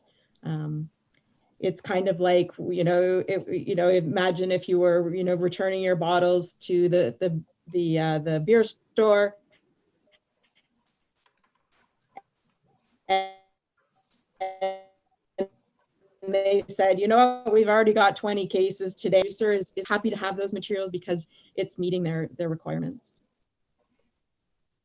Okay, so there's apparently some more information maybe coming today. And I think, Melissa, what you're looking for is council to provide support for the comments you've provided to be submitted into the process. And if some more things come up, as you said, there's been some things that are clarified that you might modify your position and your comments based on what comes, but looking for council support to make those submissions into the process. Is that correct?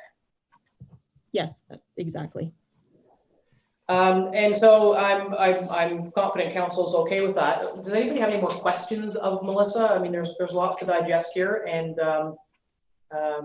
Melissa's obviously paying a lot of attention to this very important issue, and we'll let her carry on. But final call for any questions or clarifications on the report.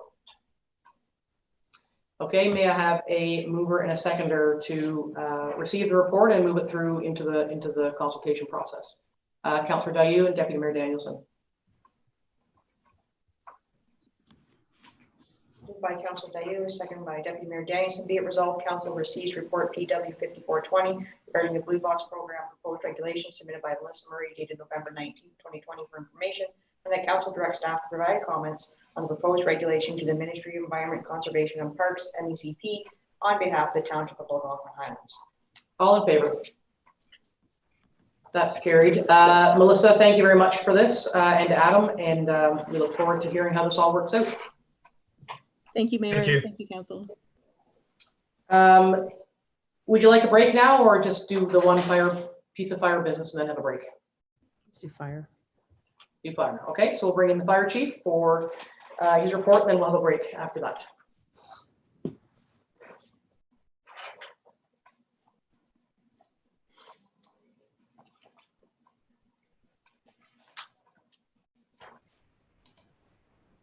Good morning. Good morning, Chief. How are you? I'm good, thank you. Great. You've got your activities report and your response report. If you want to speak a little bit to those, any highlights we need to know about? Well, no, we're still quiet. We've been plugging away, catching up on the mandatory training that we missed during the summer. So we've caught up on our first aid training and some of our recruit training. We're actually doing our firefighter level 1 and 2 this weekend with the recruits. So things are going well, and it's challenging time of year when everybody's out hunting. That's right. Welcome to this time of year. Yes. Yeah. Okay, great. Are there any questions or comments from council on anything the fire chief is bringing to us today? Okay, seeing none, I will ask for a mover and a seconder to receive these reports. Councillor Shortreed, Councillor Barry.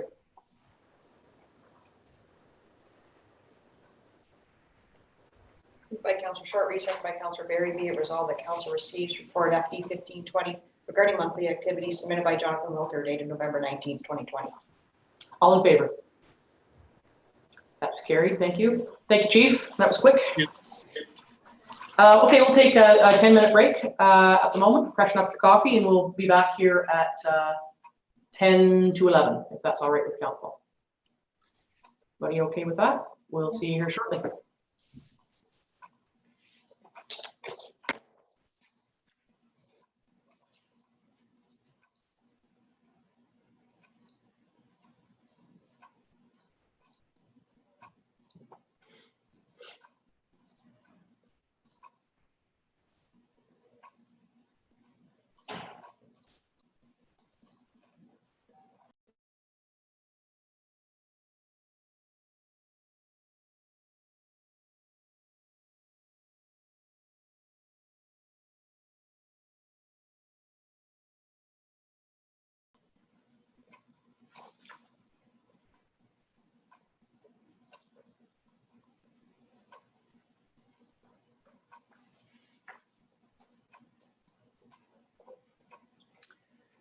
Okay, welcome back. We are reconvened. We'll pick up at item number 12, finance business. This is the proposed changes to the fee schedules, and we will bring in our department heads who are going to speak to their changes. And are they all coming in at once, or are they coming in one at a time? One at a time. Okay, thank you. So the first in is going to be David Rogers for about 3 seconds, I think.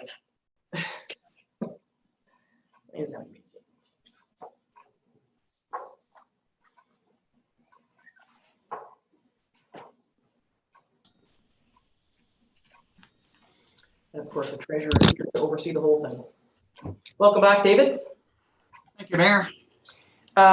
You don't have changes on your fee schedule. Through you, Mayor. I know if you look partway down the page, there is in red said bed replacement only. That should not be there, so there are no changes to mine.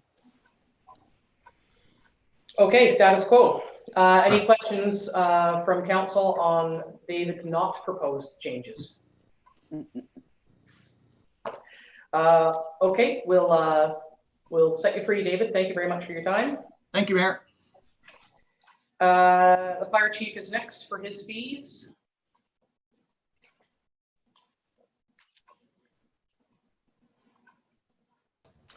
Welcome back, Chief. Just want to tell us about your changes. I think they're pretty self-evident, but tell us anyway. Sure. So we've added 2 new fees in response to the new fireworks bylaw. So the first fee is a $50 permit fee for residents that want to burn, just to have store-bought fireworks outside of the dates in the bylaw. And the second is a $200 permit fee for display fireworks. So these are large fireworks displays which require a site visit and a review of their plan. Chief, can you remind me if somebody wants, there are in the community a couple of quite large community fireworks displays. Is there a requirement? I just can't recall if there's a requirement for persons setting off those displays to be certified. There is a certification you can get for pyrotechnics. Is that required? So that's required based on, it's all based on the size of the fireworks, the type, and the venue for the fireworks. But generally the ones that can be bought at the store are residents are okay to go ahead. They don't need a license. Okay, great. Any thoughts or comments from council on this, on these proposed changes? And they're not being adopted today. They're just proposed changes. We'll see them come back. All right. Thank you, Fire Chief. Thank you. Next up is the planning department, and there's lots of red on this page, so we'll bring in the planner to talk to us about that.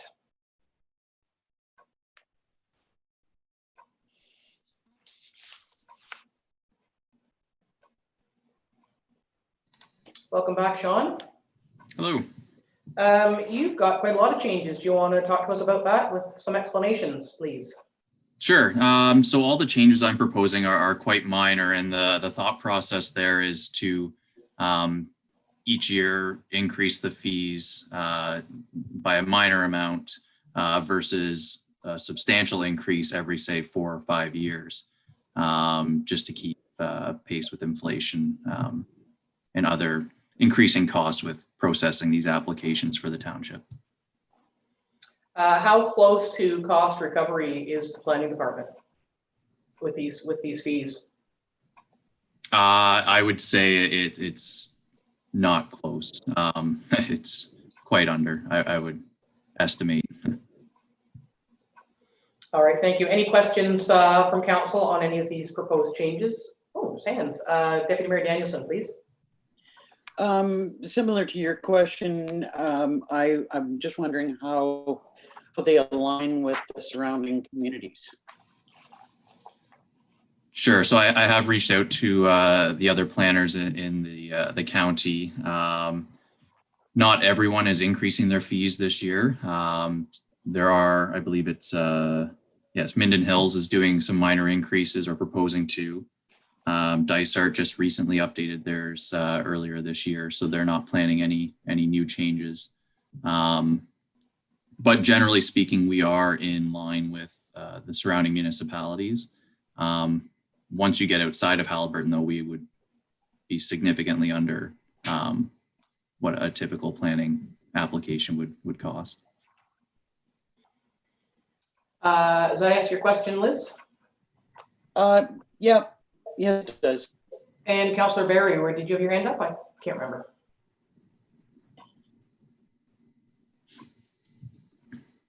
Just to be clear, the two numbers is one is the total cost and the other is the deposit. Is that correct? Yeah. What are you talking about, Lisa? So I guess the first 6 boxes or first 5 boxes, I just wanted to make sure that it's 900 and within that is the 225. That's correct. So for example, the shoreline road allowance total cost, that's $3,000. Of that $3,000, we would collect $750 of that is non-refundable, and that goes towards, that's the application fee. The balance would be put towards legal costs, providing public notice. And then if there's anything left over, that's refunded back to the applicant. Or if there's an outstanding balance, then we request that additional funds from the applicant. Okay. Are you okay with that, Yeah. Lisa? Any further questions or clarifications from the planner? Councillor Dayu. Thank you, Sean.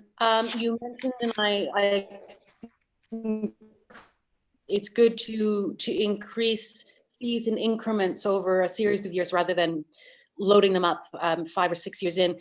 Does that mean that, for example, partway down the page, consent application to create a lot or add to an existing lot, the fee suggestion change has gone from 600 to 650.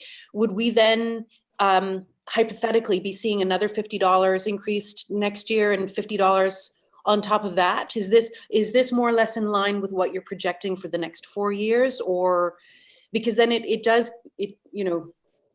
it would be quite a considerable increase over a 5-year span. Yeah, and a fair question. Initially, these increases, they're reviewed every year, but right now, they're more substantial to sort of get us in line with fees of surrounding municipalities. Later on, these increases may be less, but it would all depend on that yearly review.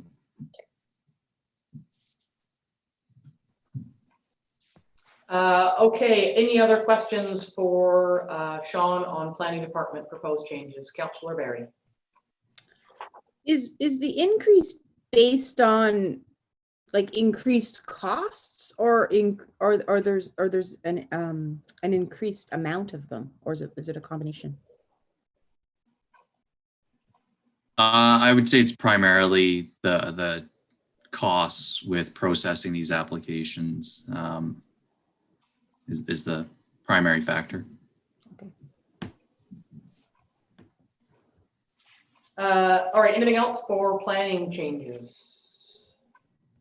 Okay, thank you, Sean. Okay, thank you. We have Parks, Rec, and Trails next, so Chris will come in.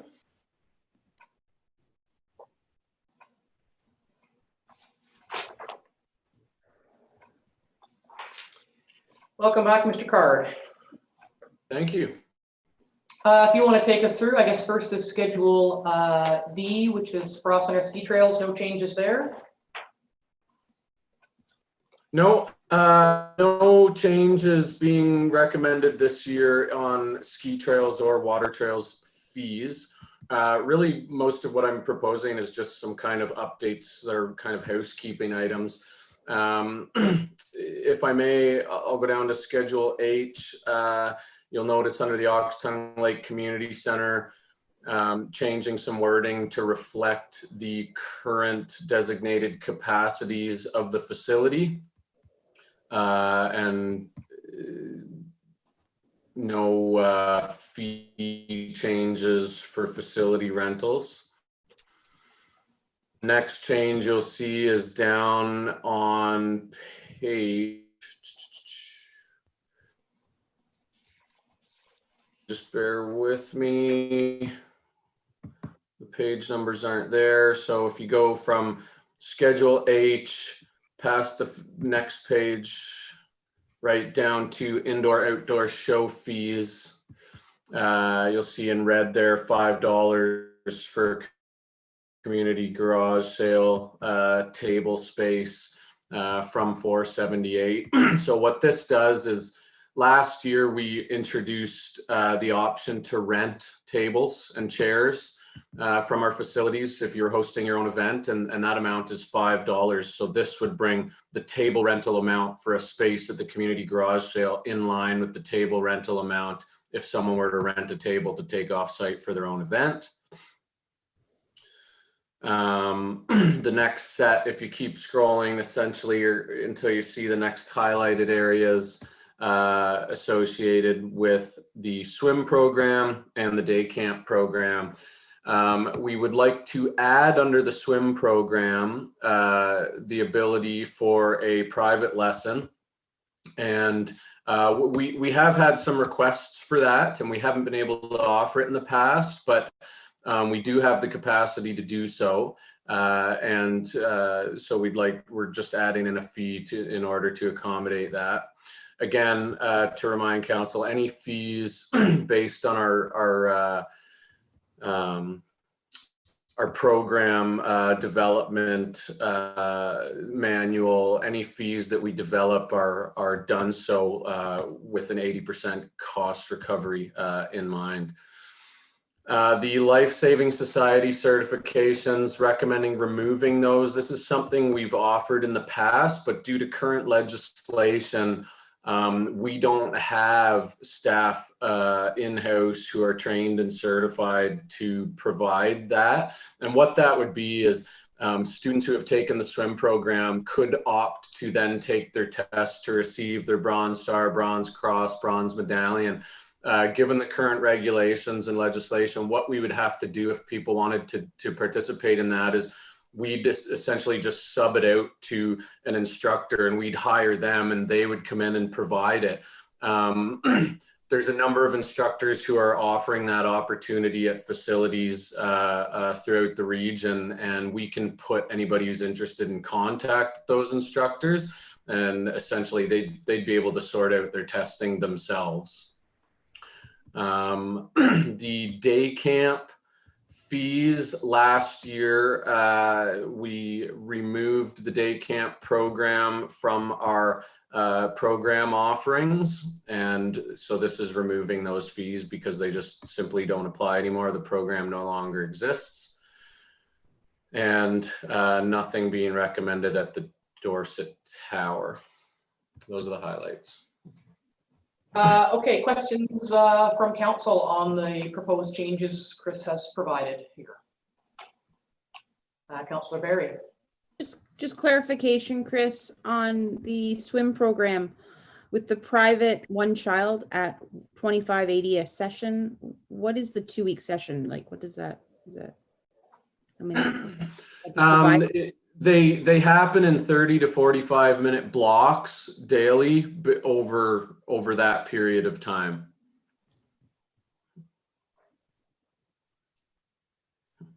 Go ahead, Lisa.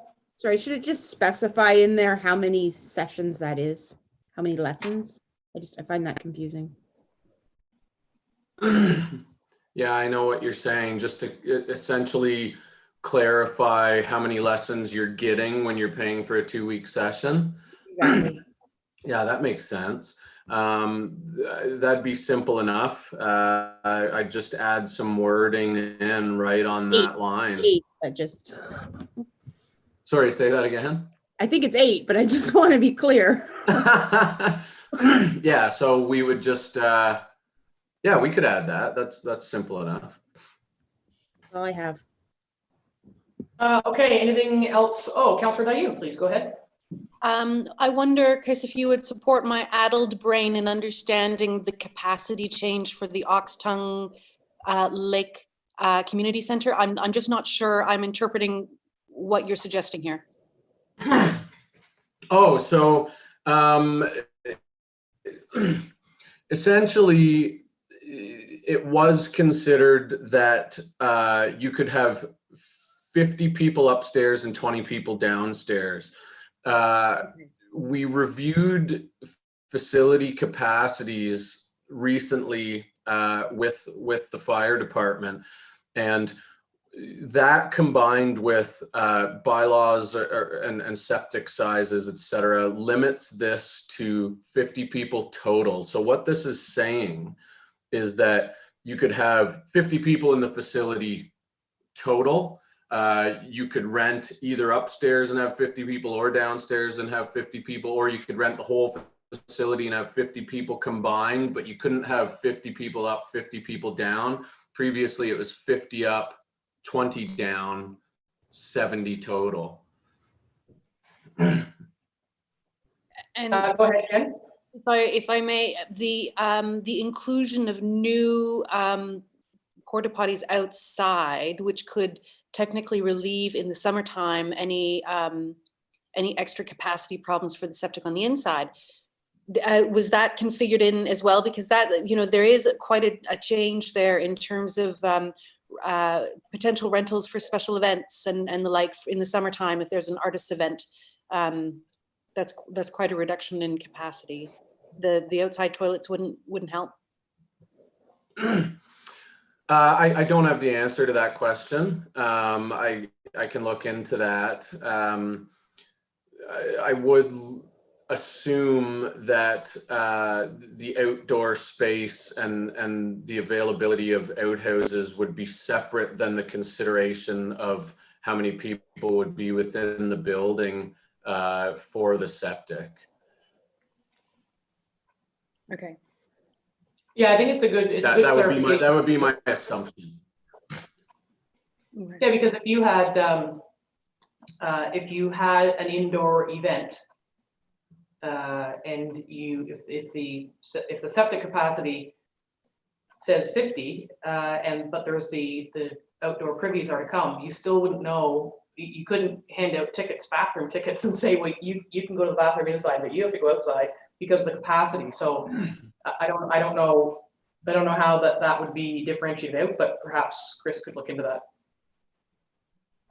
Because there are events, right? There's like OLAC is planning events, and there are times when there's a lot more people around. So how do we differentiate between, indoor facility use in relation to septic system? And even if you're outdoors at an event, you may choose to utilize facilities inside. So you still have a capacity challenge. So I don't know how you sort that out, Jen. Yeah, very, very much in line with that. And it might be an idea if council agrees that, we start looking at some of those implications, and that staff maybe provide an explanation that we can provide to potential renters about what's possible and what isn't possible. I think about our Artist Day celebrations a couple of years ago, and there were a couple thousand people who showed up on the day. They might have been inside for only 10 or 15 minutes, and I'm pretty sure not everyone used the bathroom while they were there, but could we still have Artist Day celebrations where we're anticipating groups of a couple thousand people to be on site? So yeah, I think those sorts of clarifications over time to disseminate would be really, really helpful for the community. So can you put some more thought into that, Chris, and figure out how we abide by our own facility capacities in relation to facilities and larger groups such as Jen has explained. And if I may, Mayor Moffat, I guess the corollary question would be like the Dorset Snowball event. We've got a few thousand people showing up there, limited bathrooms. So in a way, it's a facilities questions more than just an Oxtongue Lake question. Chris, go ahead, please. Yeah, and so yeah, absolutely, I can look into that. And just one thought up front is when we do get to the point, hopefully, that we are able to have large groups of people who are attending outside there. If you're starting to talk about several thousand people, that then gets into a category of an individual basis where you'd be talking to the health unit as well, and it may be some sort of approach where you'd have outhouses brought in to facilitate the number of people, similar to what we've been doing like up at the Dorset Tower. One thing I did learn with the Dorset Rec Center in relation to the snowball, and that's a perfect example to highlight it, is you've got all these people milling around outside, and then the indoor facility has a capacity. Well, for years, it was just a kind of anybody can come in. And part of why I wanted to go through these numbers reviews was to learn how many people we could let into the gym, how many people we could let downstairs. And as it turns out, going ahead, we would have to, for the portions in the gymnasium at the snowball, somebody's going to have to be at the door of the gymnasium or at the door at the front of the facility, counting how many people are coming in, so that you're not going beyond the capacity of the inside of the building, regardless of how many people are outside. So how exactly that would work for, I don't think that 50 people being allowed inside the Oxtongue Lake Community Center is ever going to change. You may be able to have 1,000 people outside, but it's not going to change the fact that the maximum number of people inside would be 50.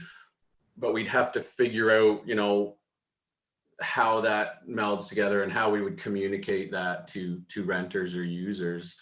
Absolutely, because part of those numbers, again, going back to having the review with the fire department, is egress in the event of a fire or an emergency, and that's that consideration too. Yeah. Yeah. So sounds like a little bit more thought into Jim's right. All facilities and facilities, all the rental opportunities in terms of managing its crowd control, basically, because it is for it is for fire code. So washroom facilities are one piece of it, but the bigger piece is, as you say, ingress and egress. So perhaps just a little more clarification on how organizers are to manage those groups of people, if you don't mind, Chris. And I don't know that it's particularly relevant to fees, but it's certainly an operational consideration for rental of buildings. Yeah, so for the purposes of the fees, just so I'm clear, moving ahead, would it suffice to say that I will leave this essentially these capacity numbers there, but we'll be deciphering exactly how that affects the outdoor events and how they relate to one another, and I can bring that information back. Yeah, I think so, because if in accordance with the fire code for emergency services purposes, the capacity of that building is 50, it's 50.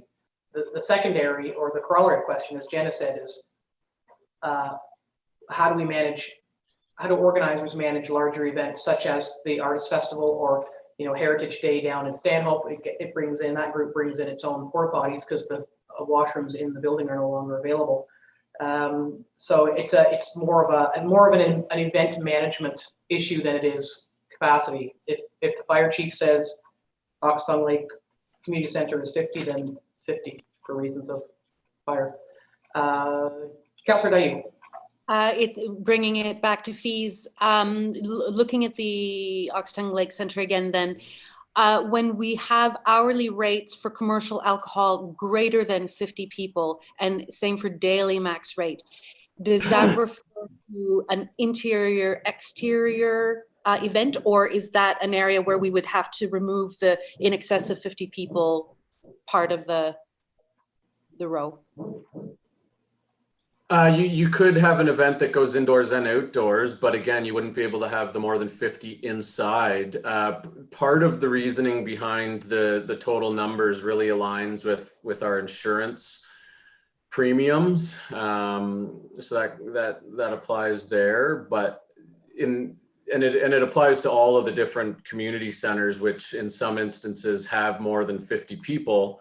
So yeah, in the case of the Oxtongue Lake Community Center, we would have to explain to people that, yes, this does not mean that if you have alcohol, you can have more than 50 people. It means that if your event in total has more than 50 people, you're moving into this category.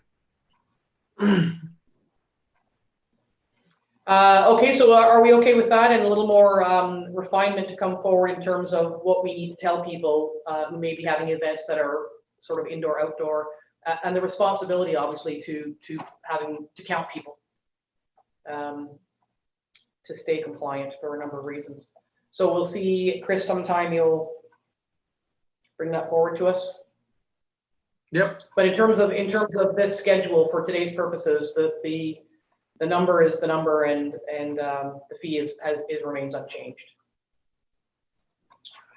Okay, and so is that it for you for your fees? I think it is. It is, yes. Does council have any more questions for Chris on those Parks, Rec and Trails fees? Okay, we'll say thanks to you, Chris, and Public Works will come in next. Thank you. Thanks.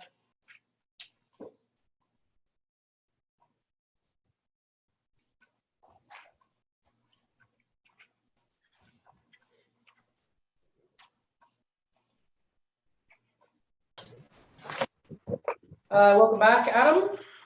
Thank you. If you'd like to take us through your fee changes. Yes, thank you. So to start off with, the first change would be the $200 non-refundable administration fee for the road occupancy permit. That is just to bring it up level with the entrance fee permit. So that's the change there.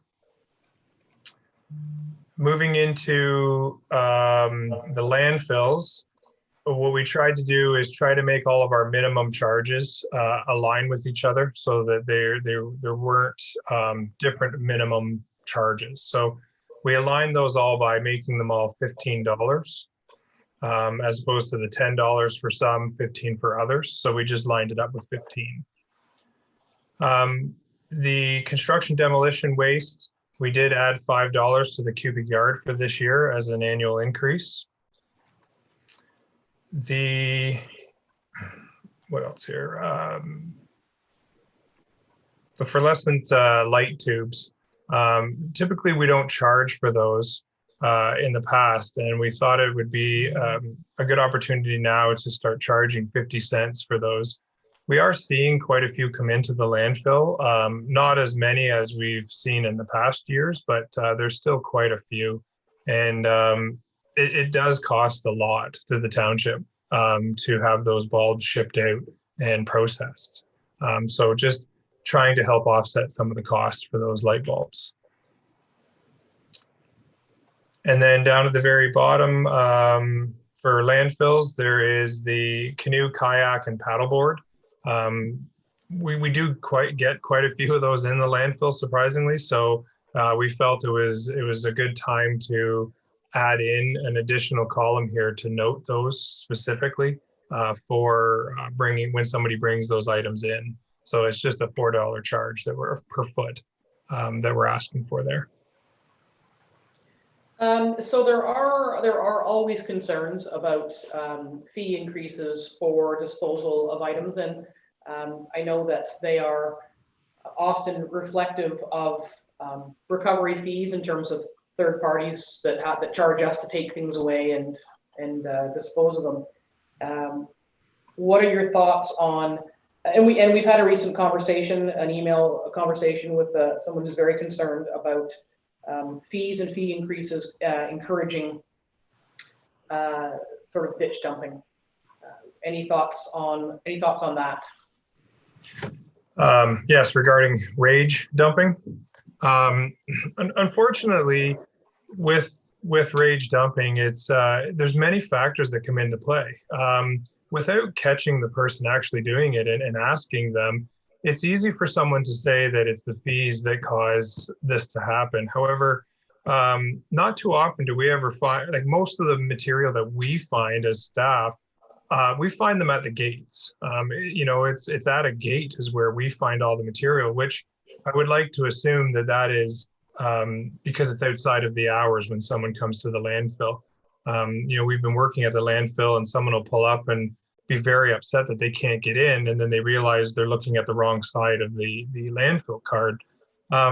So if it was dumping on a cottage road where no one can see it, is the fee really going to change that person from stopping them to take it to the landfill if it was free, or is it just out of the way for them? So it's really hard for staff to say that if we had no fees, all the waste would come to the landfill, when maybe it's a matter of timing, or someone just doesn't want to bring it to the dump and it's easier, or the landfill, sorry, and it's easier to toss it off when no one's looking. So that's a really hard assessment for staff to make, saying that it's a fee-based for rage dumping, when, again, I'll repeat myself, is that the rage dumping that we see is at the gates or on the landfill road. Not very often are we picking it up from the sides of our roads, maybe once or twice a year, but the majority of it is at the gates itself. So I would speculate that that's more just that it was outside of hours rather than it was the type of material or the type of cost. Okay, thank you for that. Questions, thoughts from council on these proposed changes, or anything that Adam has spoken about just now? Deputy Mayor Danielson. The only item I wanted to ask about was the canoe, kayak, paddle board, $4 a foot. You have earlier added or changed the fee from 10 to 15 for bulky items. Would this not be considered a bulky item? We have been getting a lot of, in the past, we have been getting a lot of conversation around bulky items and boats. The problem is that when a paddleboard or a canoe or things of that nature, they're classified as a boat. So we looked at when somebody brings in, say, a big bow rider, and they're charged $8 a foot for that, but then they're bringing in a small canoe. It was a really, we were getting a lot of conversation around why are we being charged for such a big item when it's a small item. So we felt that this was the best fit to get started in making sure we get our fees for these items being brought in, that they're captured in this document. Go ahead, Liz. I guess I'm wondering about the paddleboard. Like if you consider a Chesterfield a bulky item, a paddleboard. Sorry, go ahead. Sorry. So in that regard, a Chesterfield doesn't go into our C&D. It doesn't go into our material in that aspect. What Chesterfield falls under furniture, and it would be charged out by the size of the item. So that would be, I'd have to look here. I think that's $15 per item. So you bring in a Chesterfield sectional, let's call it, that's 3 items if it was 3 pieces. So it's not classified as a bulky item. And I'm going to assume that for ease of use by the public, that what is and isn't a bulky item is detailed somewhere. Sorry, I don't go to the dump, so I don't know. that's a question for you, Adam. Oh, I'm sorry. So a bulky item, yes, we would have that laid out in our waste or landfill bylaw, where it would define the items that we bring in or that we allowed to come in. We can definitely take a look at that further, and if it fits better into a bulky item, then we would charge out a canoe at let's see here, bulky items. So it'd be charged out at $60 as opposed to a canoe, a 10-foot canoe at $40. We can take a look at that and come back or bring it back, however that needs to be put out. I guess I'm a little, we want to make sure for public consumption that there's some consistency and ease of understanding. So, either a kayak or a paddleboard is a kayak or a paddleboard, not a bulky item, because there's a difference between 40 and $60. So, but I see Liz has her hand back up in the air. Go ahead, please. Well, I guess it's splitting hairs. I can see the canoe and the kayak maybe being the same as a single Chesterfield, but a paddleboard, seems to be like it's just not the same. It's not as big an item, and yet it's costing more than an item that's bigger. Adam, you have a response to that? Is it a matter of how they're handled once they're in our landfill? Well, I'm just thinking that because a lot of times when people bring items in, that would fall under like a canoe and a paddleboard, or sorry, a canoe and a paddle boat would fall under the realm of being a boat. Whereas a paddleboard technically maybe isn't classified as a boat. We categorized it in that group. So we could take the wording out paddleboard and classify that as just a bulky item, but leave in paddle boat and canoe, again, because they fall under that realm of a boat, a vessel. Yeah, I mean, whatever works in terms of ease of use for staff to be able to work with the public. And so Liz, it's up to you whether you want to sort of die on that hill or not. And no, it's just an example of the kind of question that somebody, might ask at the gate. Why do I have to pay this amount of money for something like a paddleboard? I see the categorizing, and I get it. I don't want to make it a complicated thing. I just wanted to kind of be devil's advocate. yeah, fair enough. And it's funny, I had noted in the margin of the report I printed, I'd written ENS in a number of places. And when the day comes that our committees can reconvene, there's a lot of educational and promotional opportunity here for the Environment and Stewardship Committee to encourage folks, in terms of the encouraging people to convert to LED and leaves and mulch and that kind of thing. So hopefully the day arrives when the committees can meet again, because there's similarly in the report Melissa provided for producer responsibility, I had similarly written ENS in a number of places and thought, wow, what a lot of great opportunities there are for that committee to to get some things going in terms of public education and conversion to better practices. Maybe look forward to that day. Okay, so any other questions, comments, concerns around these changes on the Public Works fees? Adam, go ahead, please. Sorry, the only thing I hadn't brought up was the airport. I just wanted to do the landfill so that we didn't go through all of it and then have to jump back. So with the airport, we did increase the hangar charges. That's that annual increase that we have been doing every year of 1.5%. Something you will see that is new this year is the hangar D daily rate and the hangar groups B through to H daily rates. We've had quite a few people in the last couple months have asked us about just renting the hangar for a day or two or three, so that they could perform an annual maintenance on their planes. So it's in regards to that, we thought it would be a great idea and take this opportunity to add in something so that it's defined in our bylaws. I mean, yeah, I mean, if that's reflective of what's happening out there at the airport, then it makes sense. I know, I wasn't sure of the amount, but I knew that a number of years ago there hadn't been for many, many years any annual increases in these fees. And we had committed, gosh, I don't know how many years ago now, to like everything else, do make sure we paid more attention to fees and to raise them when and where appropriate. So I'm glad to see. My comment was, wow, they're not very big increases. But if 1.5% was the number that was chosen, that's where we've landed. So that's appropriate, unless council wants to have any other conversation around that.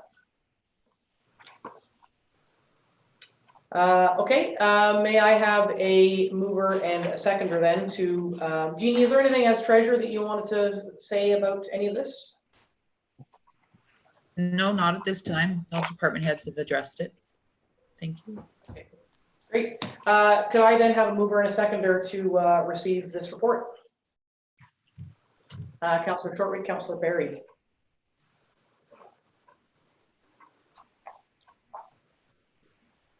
Moved by Councillor Shortreed, second by Councillor Barry. Be it resolved that council receives and concurs with the proposed fee schedule changes as amended and directs the comprehensive fees and charges 2021 bylaw be brought forward to its December 10th, 2020 regular council meeting for further consideration.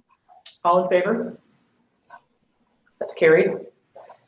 Thank you, Adam. Thank you, everyone. Next report is the OMPF allocation for next year. So it's a little bit higher than it has been in the past, which is good news. Anything you want to say about that, Madam Treasurer? Good morning, and thank you, Mayor and Council. I don't really have anything to speak to it other than the fact that it's nice to see that it's being maintained and or increasing, because the indication a couple of years back was that it was going to be, the formula changed, and most treasurers in Ontario were worried that it was going to decrease. So status quo is okay at this point. It is indeed. Any comments or clarifications from council? May I have a mover and a seconder to receive this report? Councillor Barry, Councillor Dayu. Moved by Councillor Barry, second by Councillor Dayu. Be it resolved that council receives Treasury Report GT 1420 regarding the 2021 OMPF funding allocation submitted by Jean Hughes and dated November 19th, 2020 as information. All in favor? That's carried. Thank you. Next up for you is the budget schedule with the request for a target percentage for staff to work toward. So if you want to talk about the dates. Thank you again. So I've just basically set it up the same as it's been done sort of in the past and tried to work the dates in as they've been done traditionally. So I'm waiting for council's comment as to whether the dates seem to be working. Hopefully vacations, or unfortunately vacations, may not factor in this year because of our situation, but I just await council's comments and direction on these dates. Okay, and thank you. And I had talked to the CIO and said, you know, when we received the asset management plan, which clearly lays out the priority of projects ahead, it also suggested that if we pursued it at a certain pace, that there could be, it could reflect 6.5% increase in taxation. And so I had asked the CIO, if staff have, I mean, they're putting their work together now, we can set a percentage, which we've always done, but that's notwithstanding any changes that come through any requirements for the asset management plan. And the CAO had said that there are, you know, there are some departments that still need the percentage target because they don't have a lot of stuff, a lot of projects that are connected to the asset management plan. Did you want to speak a little bit to that about that, Angie? Sure. So exactly that is there are things within staff's budget that they need that target to base it on. It will this year, obviously, the asset management plan will form the base of a number of projects, and council, when they see that come forward, it may not reflect the target that council has given in certain areas. Yeah, and I think no matter what, so given the asset management plan and the effects that the pandemic has had on a lot of projects, I still say we have a lot of work ahead because we can set a target and be way off based on other projects. So traditionally, we've set a target anywhere between 1.5 and 3-ish. But I still think when we get to projects and priorities and discuss the asset management plan, how it affects that could change quite a bit. I see 2 hands. I see Deputy Mayor Danielson, and then I see Councillor Dayu. I was a little concerned with trying to set a target, given the asset management plan and the changing landscape, let's call it.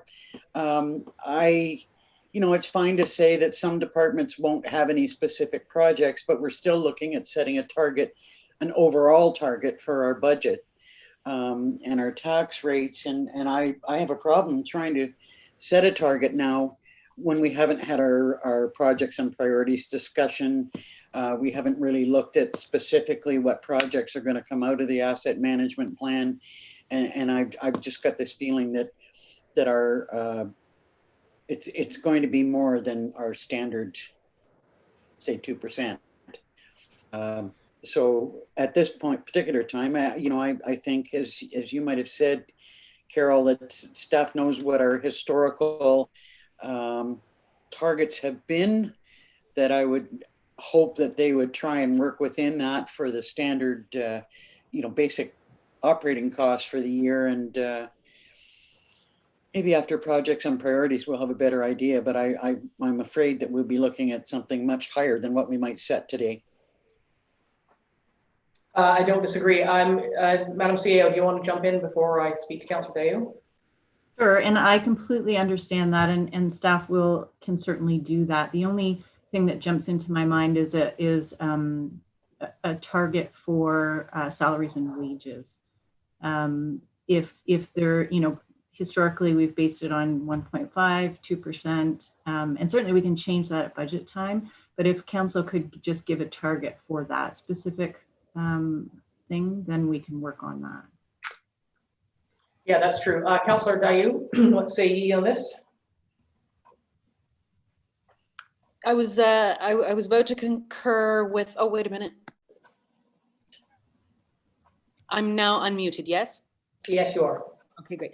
I was about to concur in full with Deputy Mayor Nielsen. I think, with the AMP, everything is up in the air, and I do trust our staff to know that the intention of this council is to be as cost effective as we can in offering the best public service that we can. And that's the principle that they can take away and set their budgets on. But now that the CAO has offered this this particular range of targets and the importance of that, I put it back to the group. I wouldn't know what to suggest for that.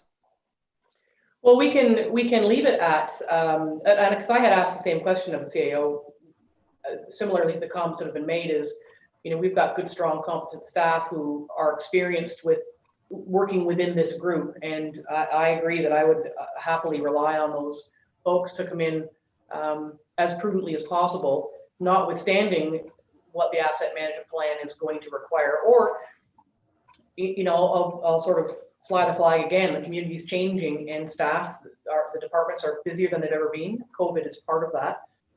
More people are living here, more demands for services, more requests for different things.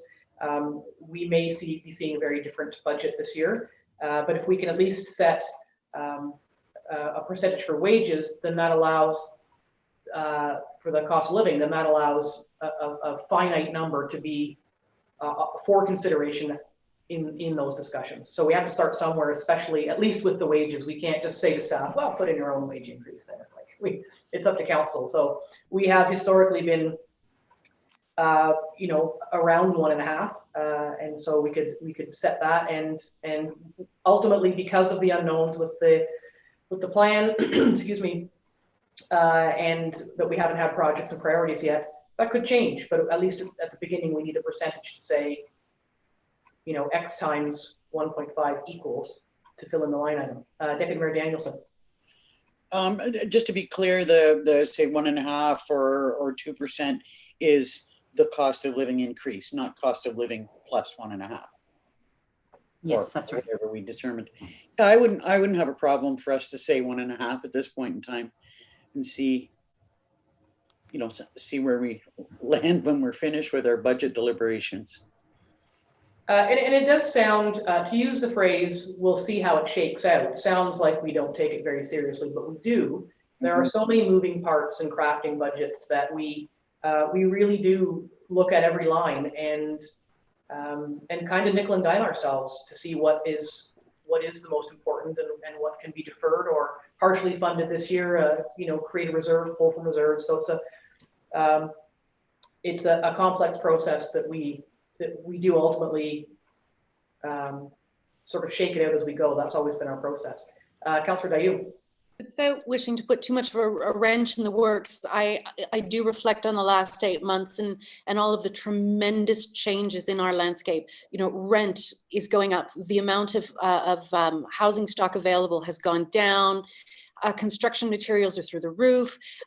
Petrol has been bizarrely low, you know, over the past number of months. So I don't myself feel comfortable quickly assessing what the right cost of living increase has been for all of us to be able to you know, to confidently put my name on, or put my name on a figure.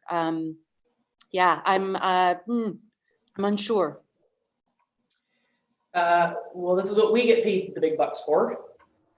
We'll only see a 5-cent increase. But anyway, Deputy Mayor Danielson, go ahead, please.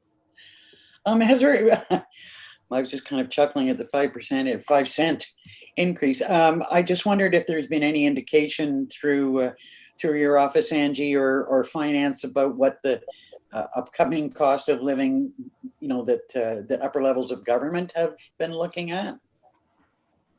Because we tried to sort of be in line with that too. Mm-hmm. I do know that I haven't seen anything specific from the upper levels, but I do know that the current cost of living is about 1.3%. That helps. Mm-hmm.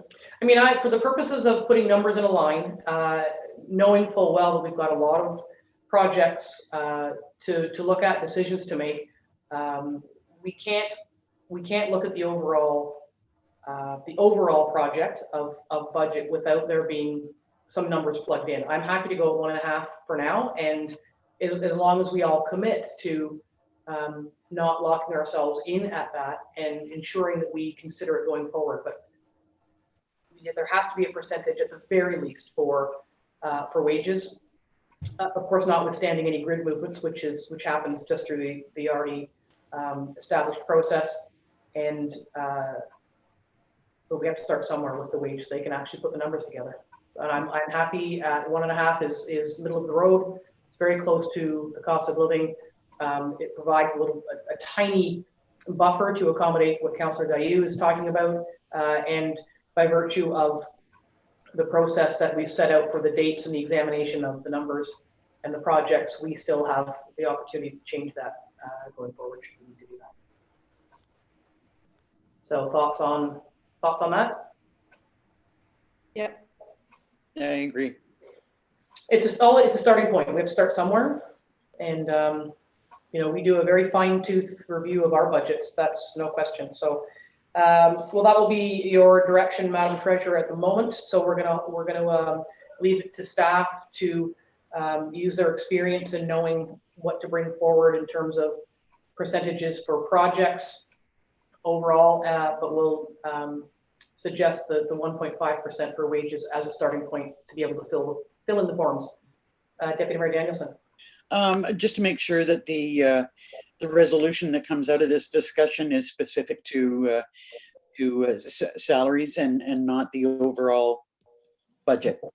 Yeah, I think the clerk has recrafted. Identified as the 2021 first draft budget cost of living increase target to be 1.5%. Yeah, exactly. So that covers that.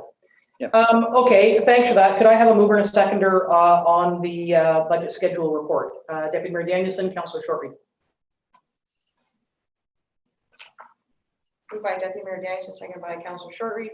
Be it resolved, Council receives Treasury Report TT 1620 submitted by Jean Hughes and dated November 19th, 2020 regarding the proposed 2021 budget schedule, and the Council concurs with the proposed 2021 budget schedule, and the Council establishes a special Council meeting on February 17th, 2021 for budget deliberation, and further the Council directs that the 2021 first draft budget cost of living increase target be 1.5%. All in favor? That's carried. Thank you. And I apologize for making all that noise. I have to find some reading glasses for the next report because it's a lot of little small words. So the next report, speaking of which, is the reserve transfers. This is a very different report or a very different schedule than we've seen in the past. It's extremely detailed. So thank you, Jeannie, for bringing that to us. Really sort of clearly lays out. The only thing that I thought was missing was the reserve balance, but we'll, if you would like to go ahead and take us through your report and your chart. Thank you. So just so you know, this chart that you're referring to here is not our normal reserve chart.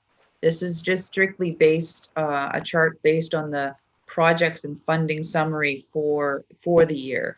So there are transfers that are done from the reserves to offset operating and so forth. They're not included in this chart. This was strictly so that we could see clearly what projects and so forth were planned for 2020 and how they would be funded. So you will get your normal reserve chart updated at year end and going forward. In addition to this, this just clearly outlines how things are being funded, the specific projects that are underway for the year. So some of these projects went ahead and were completed, and the transfers will be completed in reference to them, adjusted to actual costs, but some of them have been postponed because of pandemic situations and or just varying different reasonings. So in those cases, those transfers will not be required for 2020, but in fact, those monies will stay in the reserves to offset future costs or the projects going forward in future years. Okay, so when we do get that traditional report, it's going to look pretty good then because of these things that were they're not being transferred for projects that didn't happen. Yes, exactly. And right now, the chart you have in front of you is showing about 90% of the transfers that were planned for the year, and those are project based. So that other 10% is operating based items that we do transfers for on a traditional basis type thing. Mm-hmm. So this, as I say, is not all of your reserve transfers for the year, just the project based ones. Right, and okay, so I don't know what council would like to do. I mean, the council's had the report for a number of days. Are you wishing to go through it? Is it to me, it's self-explanatory. What's council's wishes in terms of receiving this report? Do you want to go through it? Would like Jeannie to take us through it, or is it self-explanatory for members of council?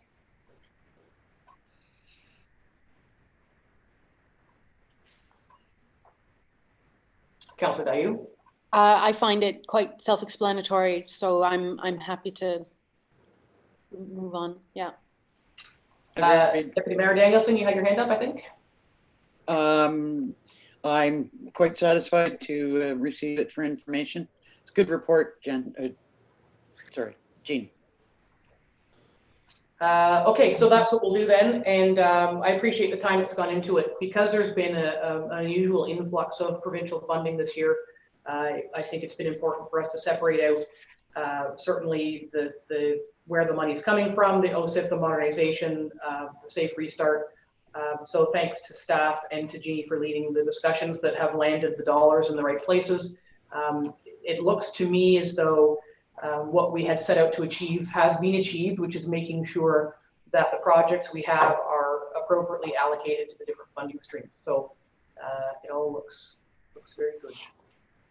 So we can, if I can have a mover and a seconder to receive this report, we can carry on. Councillor Shortreed, Deputy Mayor Danielson. Oh, yes. I was just going to say. The report that's attached. It looks like Jean is looking for what reserve to apply the sale of the short road allowances to. Oh, that's right. The shore road allowance. What, Jean, what are your suggestions on that shore road allowance transfer? I'll actually let Angie speak to that if that's okay. I think it was somewhere else, isn't it? Listed somewhere else. Go ahead, Angie. Yes. It's actually, I've talked about it in my report on the Frost Center, the office at the Frost Center. And I would recommend that that surplus in shoreline road allowance closing fees be allocated to that. We do need some extra money for that purchase. So that's what I would recommend. And you had seen it somewhere, I just couldn't recall where. It's the shoreline reserve will go toward the Frost Center. Now, because we haven't discussed the Frost Center yet, can we? The name of the reserve for that Frost Center? Yeah, I think the Frost Center Reserve actually is Club 35 line item, isn't it? That's correct. Club 35 reserve? Yeah. It's just to keep people confused, really. We're going to put the shoreline money, which isn't Angie's secret fund, which of course anybody watching will go, what do you mean the CAO has a secret fund? Just a joke. It's just a joke. So does that answer your question, Madam Clerk? Yes, thank you. Right. Do I have a mover and a seconder? Do I have that yet? No. May I have a mover and a seconder for this? Deputy Mayor Danielson and Councillor Berry. Moved by Deputy Mayor Danielson, seconded by Councillor Berry. Be it resolved, Council received Treasury Report TT 1720 submitted by Jean Hughes and dated November 19th, 2020 regarding revised reserve transfers 2020. And further, Council directs the Treasurer to apply the reserves from the sale of the shore road allowances for 2020 to the Club 35 reserve. All in favor? Thank you. That's carried. And finally, for the finance business is the account summary report. Are there any questions, comments, concerns there? Seeing none, may I have a mover and a seconder to receive that report? Councillor Shortreed. Councillor Berry. Moved by Councillor Shortreed, seconded by Councillor Berry. Be it resolved, Council has reviewed the expenditures incurred as set out in the November 19th, 2020 account summary in the total amount of $681,554.54 and hereby approves payment of same. All in favor? That's carried. Thank you. Number 13, administration business. This is the CAO's report. This has been a long time coming, and I'll let her take it away. Thank you. So just a summary of the report really is, as council knows, and we've had a license agreement with the Ministry of Infrastructure since 2005 for the property where our Trails office is located. And since the Frost Center has been vacant, we have worked with the ministry to try and acquire the property where that building is located. And that's been ongoing since 2013. And we are at a stage now where the ministry has received their okay to go ahead and sell it. And so council has given that approval in closed session. So we're at the stage now where we are looking for approval to sign the required agreements. So there are a couple of them. So there's an agreement of purchase and sale, which council will need to authorize us to sign. There is the ministry is doing has done an Ontario Heritage Trust study, and a lot of the buildings on the property, on the Frost Center property, as well as our own Trails office and accessory structures are under that. So we will need to enter into an agreement with the Ontario Heritage Trust, and that's to maintain and retain the heritage features on the property. The ministry is retaining an easement on the boat launch. So it's not an agreement that the township is required to sign, but it will be attached to the deed. So that is attached to the agenda for council's review as well. The Heritage Trust Agreement, I'll just back that up. The Heritage Trust Agreement will come to the next meeting. It wasn't quite at the final stage yet, so that will come to the next agenda for council to sign. And the last agreement is the easement agreement for the trail. So council knows there was a survey done for the trail and we need an easement agreement for that as well. So those agreements are there for council's review. The costs are there. Council knows the costs that are attached to this transaction, and that's outlined on page 2. All the agreements have been reviewed by legal counsel, and everything is in order. Mr. Ewart has been working with the ministry to get those in order for us. And so just looking for council's approval to sign, and the ministry is hopeful that this transaction will happen by the end of the year. That's terrific news that they're hoping to have it completed by the end of the year. As you said, it's been a long time in the making, and perhaps it's prudent to remind folks out there in radio land that the acquisition and disposition of property does occur in closed session. So this didn't happen in the last 10 days since the Frost Center was posted for sale, because we've been at this for many years. What it does is it secures continued operation of the 26 or so thousand hectares of what's been known as the Frost Center area, which is our trails network, and the easement allows continued public access through the trails system that we operate to get people to the trails is what that does. So I'm glad to see that this is finally coming to fruition, and we'll see how we go. And I did, in case anybody else had the same question, clarification. I think actually Councillor Dayu and I were speaking about this, that the boat launch, even though there's an easement, it's the boat launch that's on the property that we are purchasing. So it remains available for public use, but we can govern management and behavior on it, because the question that, if I may, Councillor Dayu, you had asked, but people can't just do whatever they want on it and damage it.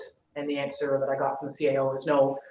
The easement on the boat launch remains in favor of the province and their dealings, but we'll maintain that boat launch, and we also get to govern behavior on it. So people there can be no shenanigans that we have to pay for. Councillor Dayu. And similar question, the governing of behavior and use and access of the easement over the trails, do you foresee any major changes of who can use it, under what regulations, etc.? Okay. I mean, no, it will remain exactly the same. We have full governance on the maintenance and the use of it. Wonderful. And I think it's important to point out too that the easement was a bit of a when the Frost Center was first made available, it did come to both the county and Algonquin Highlands tables. And we've worked hard for years to secure this easement in order to maintain and retain public access to the trail system that we manage on Crown land in the public good. And there's been a lot of talk about the Frost Center and what's going to happen to it and what can be done there. And there is an easement across it in our favor, so that people can access our trails. So that is, whatever happens to the Frost Center in the future, whoever buys it, whatever plans they have for it, that easement will remain in perpetuity, and that's good. That's good for the trail system and public use of Crown lands. Councillor Berry.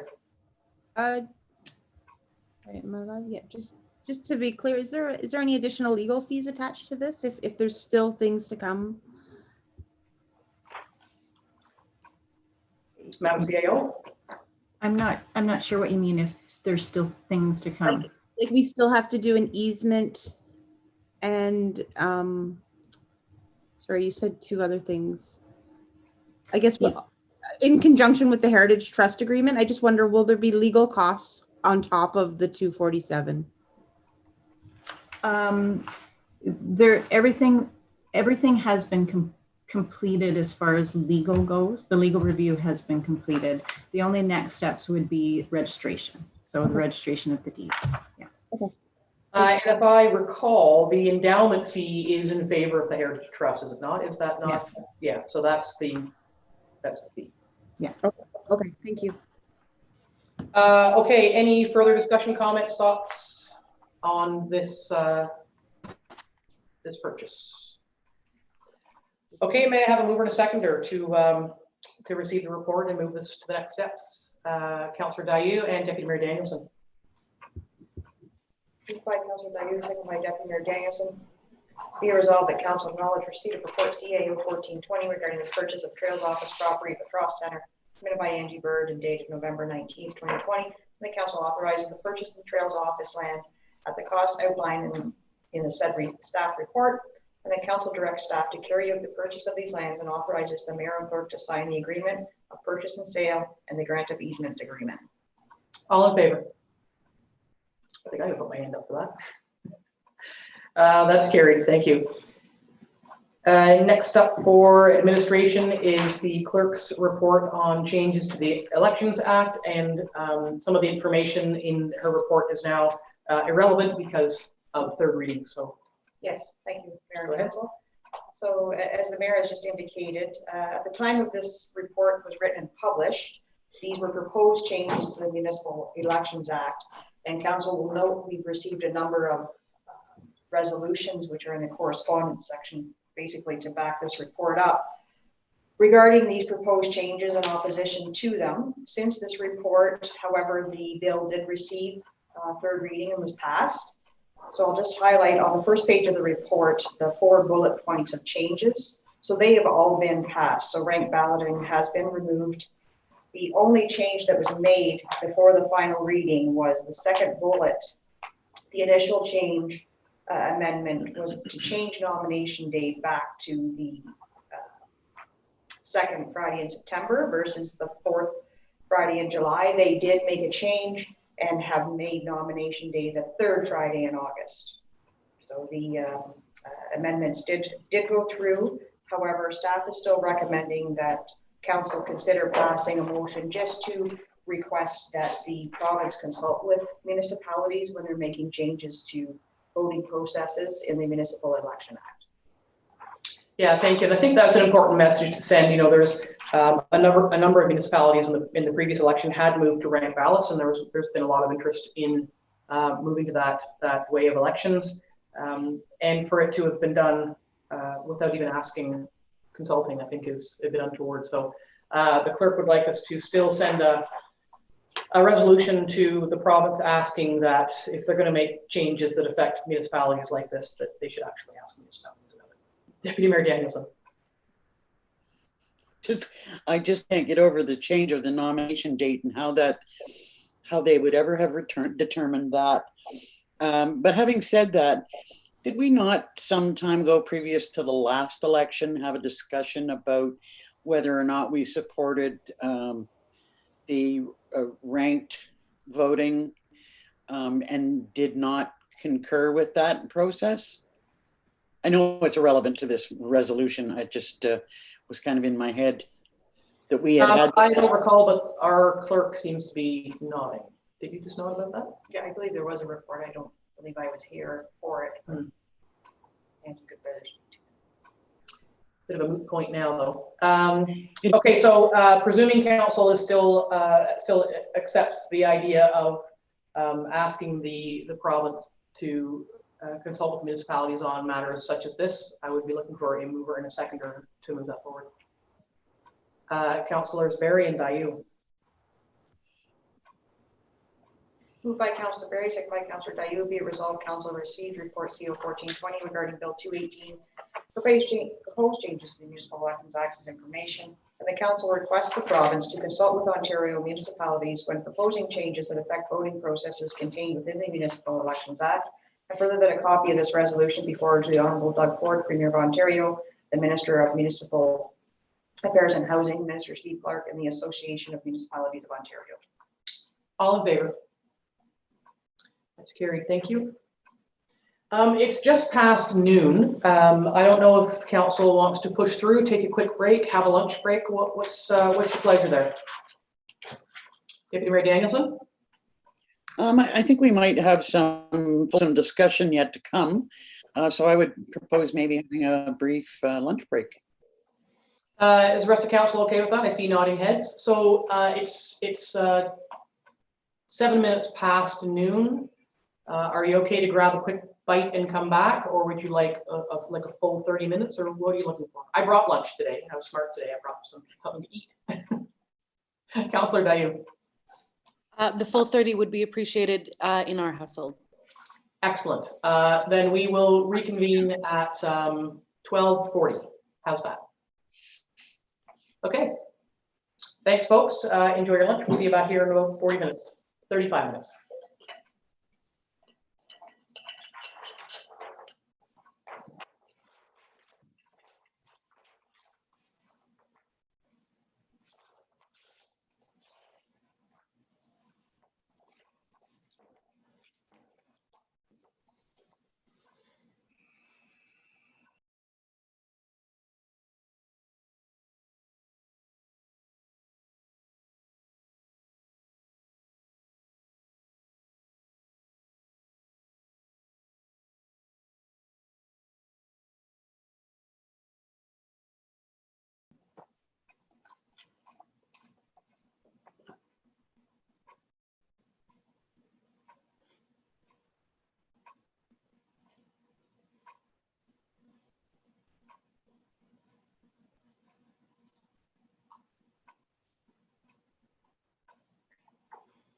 Okay, welcome back. We are live and reconvened.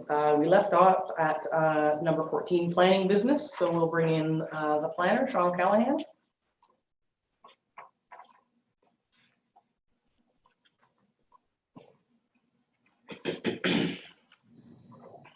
Welcome back, Sean.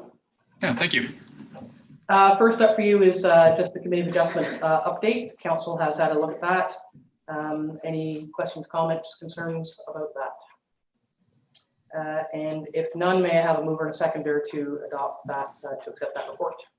Councillor Shortreed, Deputy Mayor Danielson.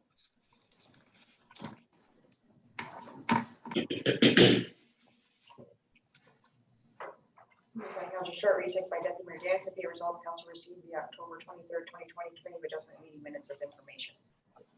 All in favor? That's carried. Thank you.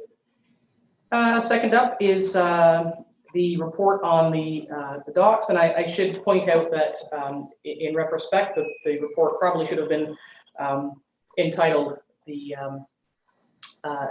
docks at the end of road allowances. We're not picking on this particular location, but it's a starting point and came from a previous conversation. So it's docks in similar circumstances. We apply everything right across the township. So Sean, if you would just take us through the report.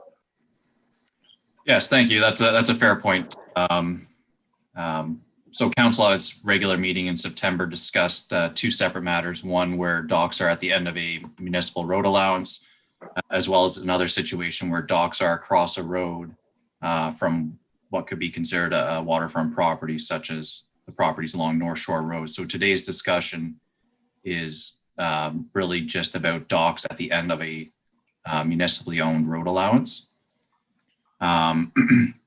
So staff did look into the matter and have discussed the issue with our legal counsel, and a couple options exist for docks in this situation.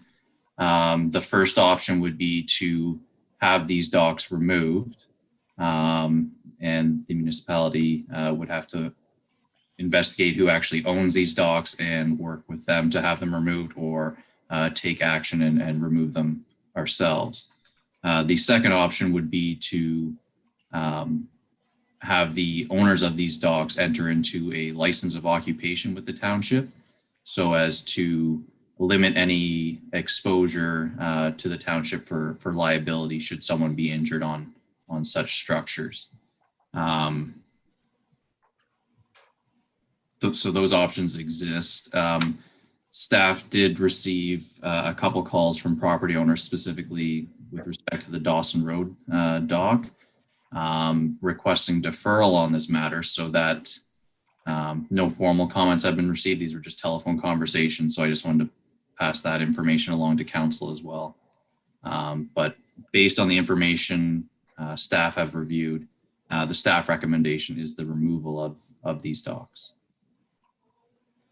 Excuse me, thank you for that. And for the lead up, we did have a conversation a number of weeks ago. This is not the first time that this municipality has had this conversation. We had it a number of years ago. And, you know, since then, times have changed a little bit. Excuse me. There's been access to water has sort of become a pressing, an important and somewhat contentious issue. And we've had a number of access to water challenges and incidents in the last couple of years. And I think that's what sort of brought this back to the forefront. We did have the conversation a number of weeks ago, identifying the two separate issues that the planner has outlined, and that there was the investigation of the options was requested. The Dawson Road location is not the only place in the township where this is occurring. So we need to be mindful of the fact that, you know, whatever decision we make will need to be applied right across the board. There's a lot of reasons that in our conversations and in public conversation that speak to looking at a review of these locations, and they include any number of things: building code and permits, safety, in some cases increasing conflict between and among users, growing competition for access to water. Certainly there are some environmental concerns. We've got the shoreline bylaw at the county level coming, in terms where there's encouragement for municipalities to do what they can to naturalize or renaturalize shorelines. And of course, there are parking and emergency access issues as well. So those are some of the topics that have generally been applied to a lot of these locations, and as well as, you know, our bigger conversation was about parking at the Hawk Lakes. And so it's not just this one issue, this is one issue amongst many that are connected to ongoing challenges with a growing community and access to water. So we have the report. I think there's lots of discussion to be had, and I know members of council, have myself included, have received communication, phone calls and or emails. And so I would throw it out to council to weigh in with your thoughts and questions, considerations. And I see that Deputy Mayor Danielson has her hand up first. So please go ahead. You're on mute. That's unusual. I recognize that this is a really complex issue, and there are so many different circumstances surrounding each and every one of the structures that are in place that we're looking at. I suspect that if we decided to allow them in any way, we would have to do some form of survey of how many we're looking at and what the conditions are at each one. I found it interesting that Councillor Barry found a sample from the city of Kawartha Lakes of management of these issues, and there were some interesting points and conditions that were included that I thought something that we could consider. At this point, I kind of tend towards a license of occupation with proof of insurance and certain conditions, some of which were outlined in the City of Kawartha Lakes document, attached to it. But at the same time, I'm not sure that I would want to see us find ourselves in a situation that because we've agreed to allow some to remain, that is offering any permission to someone else to add to the problem. I guess I'm sort of looking at a grandfathering kind of situation. I've actually, and I apologize for not having an opportunity to do this before our meeting, but I'm wondering, Sean, if there's a way to include some forms of control in our upcoming new zoning bylaw. That's one question. I've got another question too about, is there such a thing as squatters' rights anymore? So I can speak to the zoning portion. I don't think we would be able to control it through zoning because it's on township property. It's not a dock that's on private property. I could look into that to clarify for sure, but I'm almost certain that it would be a very difficult thing to include in the zoning bylaw for docks in this similar situation. I'm just wondering if we can in fact control a dock or structure of a dock on private property, why we wouldn't be able to control it on our own property, especially if it's somebody else building it. Yeah, I'd really appreciate some further information about that. Sure. I guess the big difference is it's a private dock constructed on municipal property that's not under the control of the township. That's where I'd have to seek some clarification, perhaps. And to your second point, Liz, I think what you're referring to would be adverse possession. And it's my understanding that you cannot adversely possess municipal property. So somebody can't say, well, you know, my gazebo or my shed or my dock has been on your property and therefore I'm claiming rights to it. You can't, and I think I see the CAO nodding. You cannot adversely possess municipal land. Okay, I'm glad to hear that. Yeah, I mean, I agree with you. I mean, this is contentious, but you know, this is not meant to, you know, rain on people's parades or make us the big heavy. There are some serious issues that we're facing in other areas of governance, and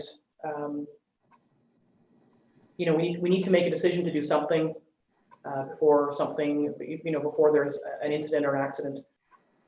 I was advised that regardless of what the township decides to do, I was advised this last night that, well, we'll just move the docks off of the shoreline and, you know, walk 3 or 4 steps in ankle deep water and then get on our dock and continue to use them. So while I see that is definitely a loophole that somebody could undertake, I would be disappointed that folks would be that defiant. But at the same time, I completely understand that if you've been using, you know, a dock for many, many years, that it feels like you're being punished. I appreciate that. So thoughts from other members of council, certainly, and thank you to Councillor Berry for finding that, just a little piece of information. Depending on what council decides today, that research would be done by staff anyway, and but we need to sort of come to an idea of which direction we want to go. And I think Councillor Berry, you had your hand up. Yes, I received several phone calls as well. In fact, I was up very, very late because the conversations, you know, they weigh heavy. You want to please everyone, but you want to be fair and accountable as well. And in all conversations, I discuss that, you know, the environment and the landscape is changing, that the lake in question today, or that we're discussing, is at capacity. And I went all through the official plan to try and see where I sit, and you know, we're governed to be accountable for environmental things that have impact on our lakes. And I tried to list out pros and cons, and it seemed that, you know, the con is the if we allow people to place structures on our property, that becomes almost like a privatized use. Like it gets, you know, I can't go and put a dock next to their dock, and how many docks can we allow, and where are the limitations? So I feel we need to tread lightly on this decision. I also got looking into the GIS last night, and I noticed that in the area on Dawson Road, there's quite a few properties that are sort of behind the main road. I think they're like behind 1064 and 1038, and it looks like it's a potential subdivision. Can Sean speak to that? Is that, I'm just wondering, if you let a certain group use this area, how big does the group eventually become? I think if you're referring to up Dauphin Road, is that where you mean, Lisa? Yes. There are a number of properties up there on the north side, I think. Sean, if you can maybe speak to that. Yeah, there's what appears to be an old subdivision, which the internal roads were never developed. So at this point, no building permits could be issued for any of those lots. Mm-hmm. Yeah, and I think Lisa, you are correct in a couple of points. Treading carefully is important, and then what to do about who can and who can't, and any limits, because we have seen tangible evidence of increasing competition for access to water. You can be assured that it won't be long before people are seeing this as approval and putting docks out who aren't waterfront taxpayers. I have heard from, not about today's agenda item, but in relation to our previous discussion a few weeks ago, some folks, not a lot of them, but have commented of the fact that they're paying full waterfront property taxes, and that anybody shouldn't just be allowed to go and put a dock on township land without benefit of having paid for that privilege. So that's comment from some other folks, which needs to be considered in the weighing of where we go in this. And so, Lisa, are you saying, in terms of treading carefully, are you saying treading carefully in favor of removal, or treading carefully in favor of encroachment licensing, or which direction are you leaning? I'd like to get a sense of where members of council are leaning, so I kind of know where to guide the conversation. So I feel that by a license of occupation, that is where there would have to be some very careful wording and allowances, because I don't think it's fair that we enter into a license of occupation with a road group and then it's like we're giving private access to township property. It's no different than saying, oh, you can build a gazebo, the Lions, you can build a gazebo on township property, it's a slippery slope. yeah, I think I know what you mean. And I did have a long, really great long call with the gentleman last night, and he advised that he owns one of the docks, but there's 4 or 5 families that use it. And I think maybe that's what you're referring to is, and I had said, well, if I bring my cooler, can I spend the day on your dock? And he said, absolutely. So this is a challenge, is it may be seen, as Liz said, in terms of grandfathering, and some folks have said, well, we've been there forever. One only needs to look at old photographs of downtown Haliburton when there were docks and boathouses all around, ringing the bay of downtown Haliburton Village.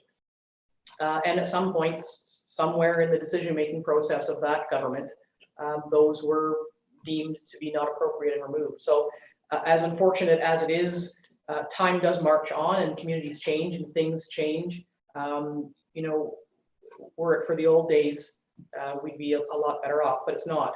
And I don't know, to your point, Lisa, I don't know how you would say, well, this group of people can stay, but Lisa Berry can't put a dock there. And that would be up to council then to say, well, this group of people could stay because they've been there forever, but no one else can put a dock there. Does that mean that council would then need to go and say that whoever's already there could stay with a license of occupation, and then quickly say that no other docks shall crop up on any other road allowance anywhere? Because I do know over the years, there's been a number of attempts to put docks in.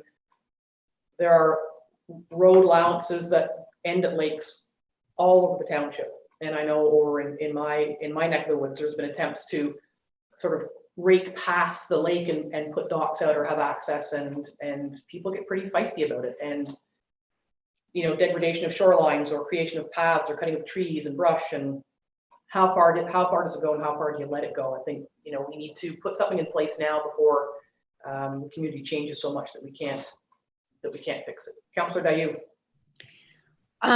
In direct follow-up to that, I think the if yes, then, if no, then flowchart could get pretty complicated pretty fast. I certainly like in principle the idea of grandfathering, but then how do you apply that fairly? If you say someone who's been doing it for 70 years can stay, but not 50 years, then that's odd. And if you say yes to 50 years, but no to 10 years, well, wait a minute. There is no natural dividing line, I would have thought, but you would have to have a line, or in the intervening while between today and the setup of the licensing agreement, we might see, as has been suggested, a number of new docks and other kind of apparatus out there. So where I'm leaning is I wouldn't feel comfortable voting to have those docks removed today. I am open to the idea that that might be necessary. But before I vote in favor of that, I'd really like to see if there is a way to come up with a licensing agreement which can fairly satisfy the considerations that have just been spoken of. You know, is it possible? Is there, and I know planning isn't a department of precedent, but I wonder if there are other examples out there that might shed light on this. That's where I'm leaning, is for a little bit more investigation on what we could do before we say they have to go. Councillor Barry. The one area I keep kind of going back to in my head is if we agree to come into some sort of an agreement, that the agreements that are made, obviously this is probably not the only issue. I think grandfathering applies in the sense that I don't want to see this agreement mushroom into everyone putting in applications for this to happen. Where I stand is it has been an existing use, and I just wouldn't want to see these popping up on every road allowance in the township. So Well, I don't. Sorry, go ahead. Sorry, let's go ahead. Finish your sentence. I jumped. Well, no, in there, I think the fact that it is already a use that has been going on, so it's not a new use that council is considering. It's a new standard or process. How would you manage then? As you mentioned, suddenly everybody's applying for a license for the dock, wink, wink, that they've had for 50 years. So historically, and I know from my heritage research work that farmers used to have docks where they kept a little fishing boat. So somebody who now owns that property could say, well, this property had a dock back in the 40s and I want to put one back in. So my fear with that, it would open it up to too much subjectivity and possible opposition or conflict in terms of proving who had what when and who now has the right to have what now. And as has been pointed out, there are many complicating factors in terms of doing any more research, or it's not unlike the shoreline bylaw, preservation bylaw that's underway. I can tell you on the lake I'm on that this summer has been the summer of stairs, and there's a tremendous number of people who are undertaking all kinds of shoreline work ahead of the bylaw because they want to be able to do what they want to do on their land, regardless of the advice or recommendation of any other persons. So my big concern would be waiting too long to take any definitive action and thus allowing people to lay down their plans to say, oh, I've had a dock. I just didn't put my dock in last year, but I've had one here for 30 years. And then how are we going to prove that you didn't? Deputy Mayor Danielson. Yeah, I just to Jen's point, when I say grandfathering it, to me, it's anything that's in place today. And going forward, there's nothing new. And even with that, I'm still a little concerned about how do we control what Carol's saying, that, well, this has been there forever and we can't prove it one way or the other. I definitely have a issue with that. I don't know. I just feel like we cannot, this has been part of the problem that's been on our plate for a long time. I mean, it's one section of a bigger problem. And, there reaches a point where we have to fish or cut bait, more or less, and make a decision. We can't not decide because it's difficult. At some point, we really do need to make take some definitive action in one direction or another, given the liability that we're holding right now.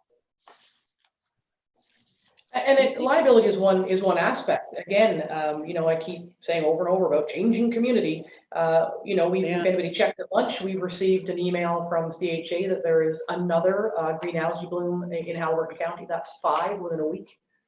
And places like Dawson Road, they are places where people have just had a little dock for a few years, but those docks now are big. And there's on the one the gentleman told me last night, there's 4 or 5 families using it.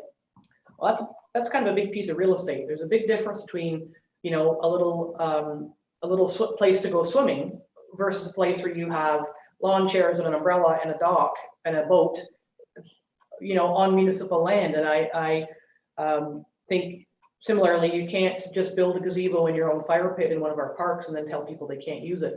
I have had, on occasion, in a number of years, been contacted by people who have said they tried to go swimming there and were told it was private property and to get lost. Well, that's not right. And so who's saying that? I don't know. But people have picked up the phone and said that they've had that experience. And so now we're getting into that sort of that territory of I can, but you can't, and who has the jurisdiction. Dawson Road it's right at North Shore Road. It's the wrong place to have a public access space. It's not a beach. It's not a park. It's the end of a road that happens to end at a lake. There's parking. There's other challenges. There's no washrooms there. So we have the CHA Love Your Lake program has been undertaken. As I said, mentioned before, there's the shoreline bylaw, tree preservation bylaw, strong efforts to renaturalize, and now we have the 5th algae bloom. And as has been pointed out, a lake like that has capacity challenges. So it's more of a conversation. Councillor Dayu. I think the CAO had something. I think you're correct, Madam CAO. Thank you. And I'm having internet challenges, so I'm not sure if I'm frozen or if you can hear me okay. Yep, we can. I can. Okay. I can. Okay, everybody's frozen on my end, so. You're okay here. Julie Okay. frozen? No. Sorry. I'll say what I you're was not going frozen to. at this end, so. Okay, I'll just talk. I just wanted to point out that the establishment of these docks, whether it be at Dawson Road or any other location, have been established illegally. And so for council, I just want to bring that to council's attention, because if you're looking at grandfathering, you're grandfathering an illegal use.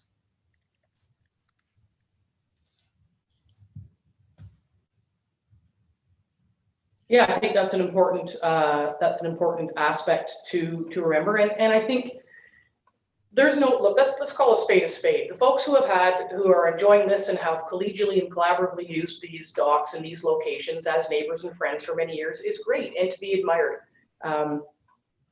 But as has been pointed out, they have been illegally established. Some of them are definitely not in the right place in terms of roads, any kind of congestion on, 2 vehicles, it doesn't make congestion, but,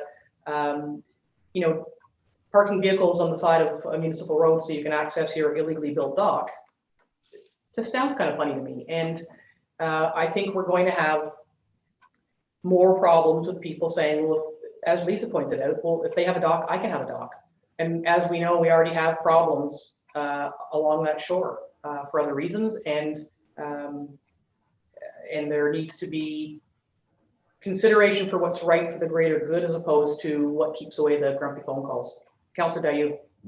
Question for Madam CAO, if I may. Madam CAO, when you say they were established illegally, does that mean that there was a specific written prohibition at the time of their establishment that said thou shalt not? Or, I mean, I'm assuming that's what you mean. I just wanted to clarify that's, what illegal means or what it meant 60 years ago. No, there's not that I'm aware of that there's no prohibition, but there's no, these properties are not waterfront properties, as council knows. And so, there's no approval process for docks to be installed and constructed in these locations. So they've just been, they've done that without approval and without any sort of permitting process is what I mean. Okay. Councillor Barry, did you have your hand up?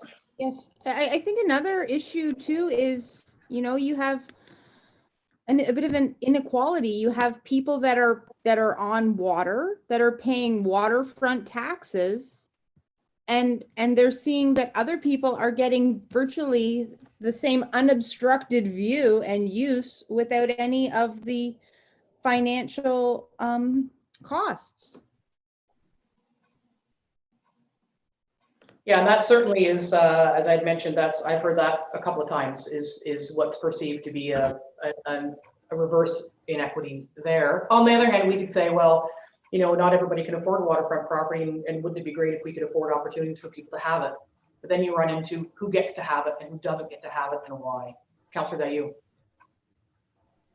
Well, that's one of those areas where I think maybe the licensing agreement does offer a simplified measure to respond, in that, no, they're not paying taxes, but they are paying what might be a sizable fee in order to, in order to enjoy that space, which acts in lieu of the taxes. That's how I would see it, unless I've misunderstood what you can do with a licensing agreement.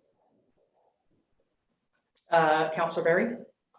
Do we have any ballpark idea of how many situations are similar to this right now in operation before everyone is watching this? There's going to be 100 more by 4 p.m. Honestly, I mean, we just need to speak honestly about this. That's my biggest concern, is that people are going to come along and say, well, if you're grandfathering, we had a dock at the end of Matabanic Road for 20 years. We just haven't put it in the last couple, but where's our application? There's no docks there. So how do we do that? How do we find them? How do we enforce? How do we structure? How do we, what if 10 people want to put docks or have docks where there should be one, and it's too crowded? Or I do know of one location where a neighbor had complained to me that folks would come down and have bonfires on the beach, and when they were finished, they would just kick the burning embers into the lake and go home. So how do you approach things like that? It's far more complicated than you get a dock and you don't. There are other manifestations. Councillor Berry.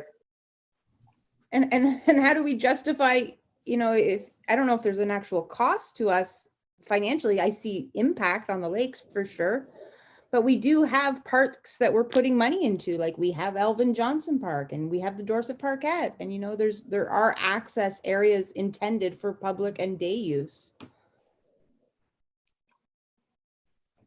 Yeah, good point. And then I can say that I have no problem with people using the end of the roads like this to go swimming. Great, that's great that there's an opportunity there to go for a swim. It's the infrastructure that is a challenge for me in my consideration of this issue. Deputy Mayor Danielson. That's a good point. I'm just sort of thinking about one piece of correspondence that we received that talked about, this is a location where we used to take our kids down, and we would walk down, go down the shoreline, have a swim, and go home. And I think that, we are offering places for that to happen. There's two concerns. I'm starting to shift in my thinking and just think, okay, it's so complicated. We're going to have all kinds of people who are going to, try and look for loopholes, that maybe we should just, start to look at having them removed. However, one problem that comes to my mind is that, or two problems. If we remove them, is there going to be a demand for more public places for people to access the water, like little beaches or small parks or things like that? And the costs that's associated with removing them, how on earth are we ever going to recover that? Because I think that if we found out how many of them there actually are, we're not talking about small dollars to remove them. We could probably start by asking the owners of them to remove them, but the likelihood of that being successful is not high. And we may have a real problem trying to identify who's put them there, who they belong to, and how do we recover the costs. So those are the sorts of things that we're going to have to think about. I'm wondering what Councillor Shortreed thinks. I haven't heard anything from her. Yes, that's a good question. What say ye? What say ye? I just don't agree with it. I'm on the same page with Lisa. Like Lisa said, people are paying big money to own waterfront, and why do people get to come and put docks in and get to enjoy it when there are lots of places for them to already enjoy it. So I'm for removal. I'm not for a licensing system at all. Councillor Dayu? The other group of folk who might be watching this live stream today and thinking, well, wait a minute, are the water access only folk, many or most of whom have done the right thing by not putting in their own little docks when there might be spaces available in order to pull up their boats on their way into Dorset or wherever in order to do their grocery shopping and go back again. And they've not done that because they're not supposed to. And then for someone who does have road access to then occupy privately a little bit of township land for a dock when they weren't supposed to, that doesn't sit very well either. I'm just going to interject here for a moment. We've lost Councillor Berry. So in keeping with our established process, we will just sit quietly for, I think we allow 10 minutes for the person to reconnect. So feel free to play for yourself. We'll just wait and see if Councillor Berry can reconnect, join the meeting.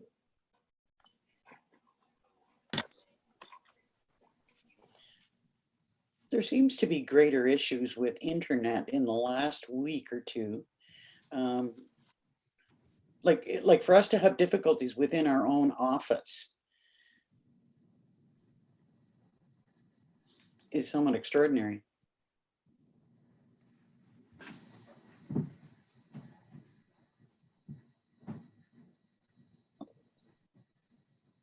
I don't disagree with you, Liz. It's you know, and the community is changing. There are tremendous demands on what little internet and broadband service there is in the county, and we're seeing it right here in our own offices. And surprisingly, Councillor Dayu, who has the most problems with internet up at Oxton Lake, she's had a strong signal all day. It's funny. It's funny. I heard that. Welcome back, Councillor Berry. Sorry. Okay, so Lisa, did you how much of what Jen was saying did you hear, or would you like her to repeat some of that? Sorry, I didn't hear Jen at all. Jen, could you recap? Yeah, with pleasure.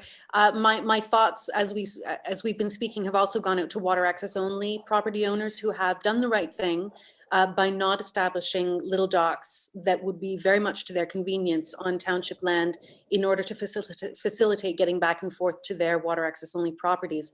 So I do sympathize with what they must be, or what they would or could be feeling if we were to legitimize docks for folks who do have easier access, who had gone ahead and established those docks without the appropriate permissions in place. Mm-hmm. Deputy Mayor Danielson. Well, one thing we are going to have to do, no matter where we land with this, is somehow survey where these situations exist. Whether it's to allow them to remain or to have them removed, one way or the other, we're going to have to do it. And unfortunately, we might find out that some of the water access only property owners are not quite as nice as you say they are, Jen. You know, I think these circumstances are widespread, and we have no idea how many of them there are. So, you know, we will have to do some form of survey, whether it's hire, you know, somebody to do that on their own. I'm not suggesting that staff should start to try and do that amongst all the other things that they've got to do, but we'll have to sort it out. I think Jen raises a good point too. Another good point, because there are many coming forward today that indeed there are, we have hundreds of water access property owners. You know, that formed part of our larger docks and landings and access to water conversation, from whence this conversation came. And who's to say that this issue doesn't result in the water access folks who have been not building their own little docks, just saying, well, if somebody who doesn't even have a waterfront property can build a dock at the end of a road, then I'm going to build it beside the marina. You know, we've got places where there's crown land adjacent to water access property, access points, there's municipal land, there's all manner of configurations, and it could open, it's been suggested that this conversation is opening a can of worms that we'll regret, My fear, and I think we've discussed this previously, is that if we don't have this conversation, the can of worms will be worse going forward. So I saw a hand floating around there. Was that you, Councillor Barry? Yes, ma'am. The one thing that I heard over and over again from every person I spoke with yesterday was the fact that they feel that they are not doing anything different than the people that are adjacent to the lake and that have built docks and infrastructure down on municipal land as well. So Well, that's absolutely, that's correct. And from the conversation, the very large docks and landings and access to water conversation that we had a number of weeks ago, we decided to separate out the two issues. By no means are we not going to address the water adjacent property owners' infrastructure. That's the next, one of the next parts of the pieces of this conversation. We decided to separate them out in order to make them hopefully a little more manageable. So we will be having a conversation around, you know, the docks, decks, and et cetera that are on, in most places, are on municipal road allowance, not shore road allowance, but you go along places, there's Halls Lake, Maple Lake, there's a number of locations where there's a house, our road, and probably our roadbed mostly that sort of drifts off into the lake. And we don't know for sure, but the vast majority of adjacent, water adjacent property owners do not own the shoreline. But again, there might be you know, cables or piping through the culverts under the roads. We've addressed that in previous council discussions about eliminating that over the long term. There's pump houses, there's all manner of things. So there's a difference. We decided at that meeting a number of weeks ago that there's a difference between somebody whose property is water adjacent, wherein a municipal road goes between the waterfront and their dwelling, and docks put at the end of roads by folks who don't live anywhere near the water. So we chose to separate them out, and so Lisa, that will come, that conversation. Neither one of them are easy. Lisa. in that case, are either of those groups paying waterfront taxes?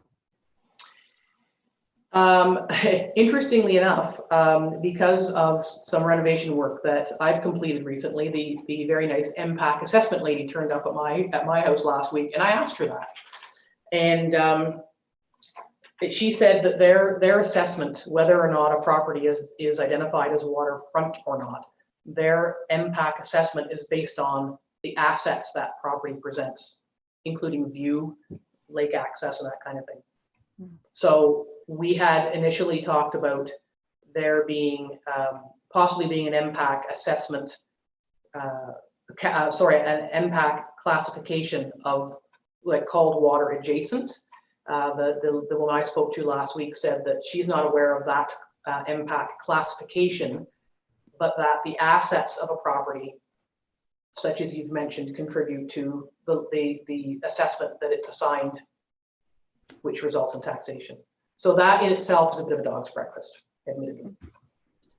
Lisa, I'll go back to you and then up to Liz. So a follow-up question, I don't know if you have the answer, but would the Dawson Road people in question here, would they be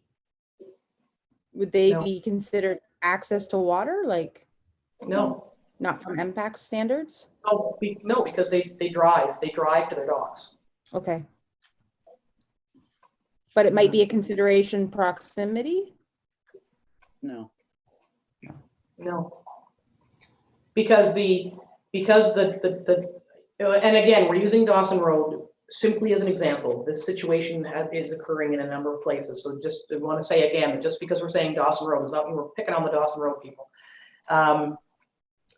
That if MPAC comes to assess someone's new garage, they don't say to them, by the way, do you have a dock somewhere nearby? So the dock is negligible in terms of increasing assessment value, and nobody would ask that anyway. So the answer is no.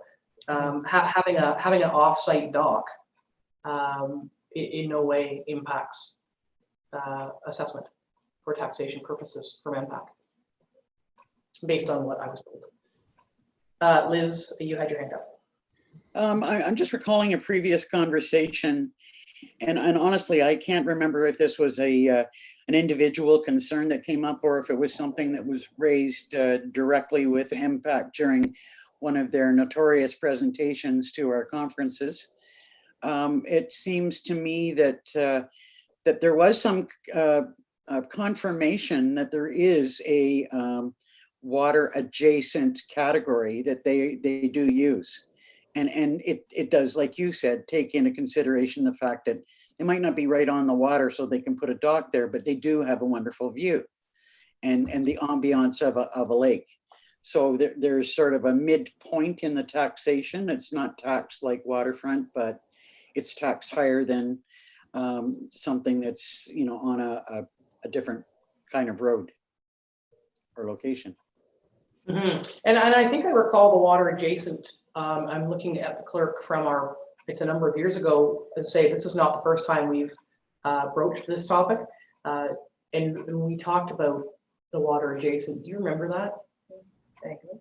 Yeah, vaguely. So like we're all vaguely hanging our hat on something that's vague. So that might be another piece of clarification to get. Madam CAO, what do you have to say on that? I just wanted to let council know that in anticipation of the next conversation around docks that are directly adjacent to or across the road from private property, Sarah, our tax administrator, has been doing some research on that with MPAC, and it is slightly complicated, so I won't pretend to know all of the details, but we will bring that forward as part of that conversation. Okay, so in terms of what we have before us, we had a big long conversation that included a number of pieces. This is the first of those pieces that has come forward. It's before us today.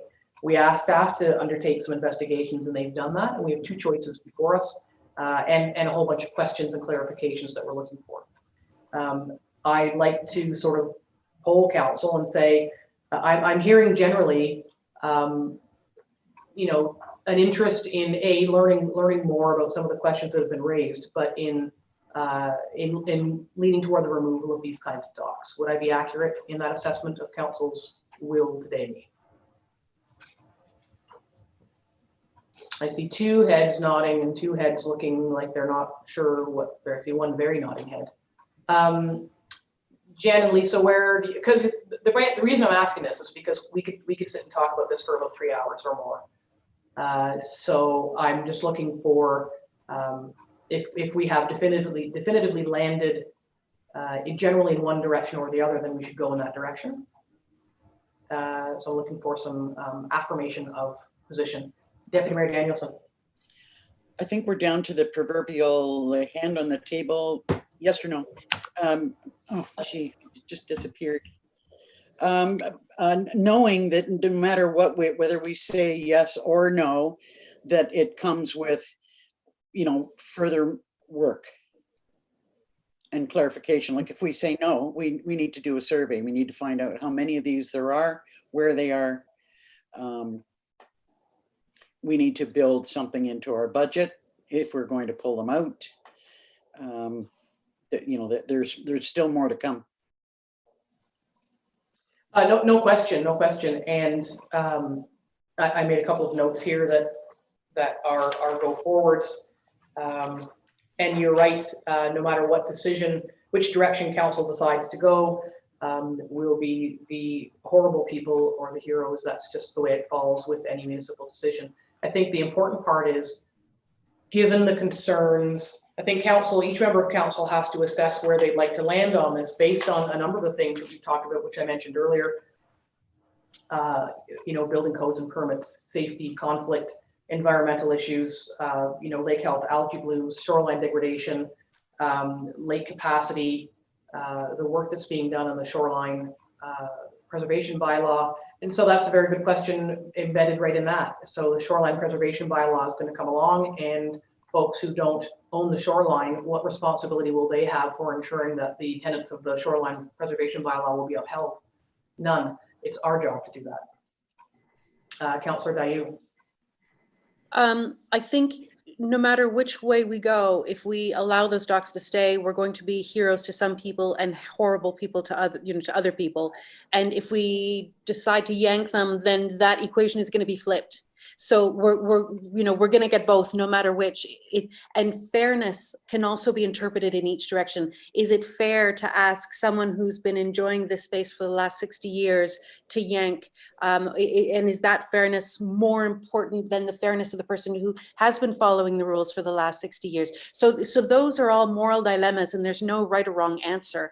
And for that reason, I'm drawn more to the angle that Deputy Mayor Danielson has been suggesting, which is the amount of work and the implications for going down one road versus the other road.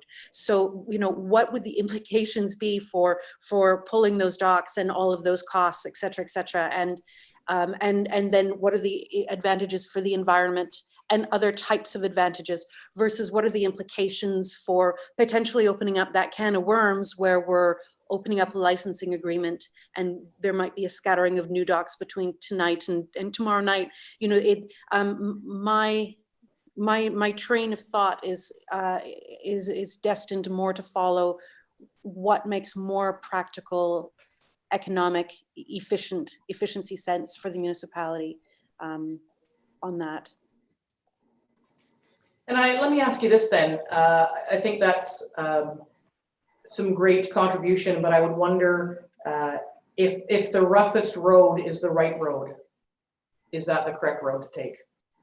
I don't mean right as in right or left, but I would also hope that we would make decisions that are in the best interest of the greater good of the community and its growth and development, as opposed to something that might be a lot of work or a lot of money. If something is a lot of work and expensive, but it's still the right thing to do in the context of the greater community, then I would hope we would still do it and find a way to finance it and manage it.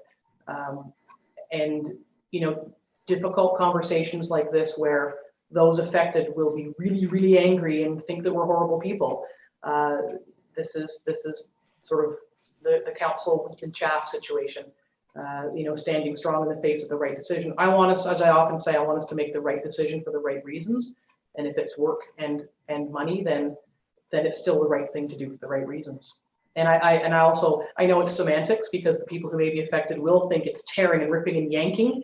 I'd like to think it's perceived that we're making the right decision for the right reasons and that people would unhappily comply and that there wouldn't be any tearing or ripping or yanking.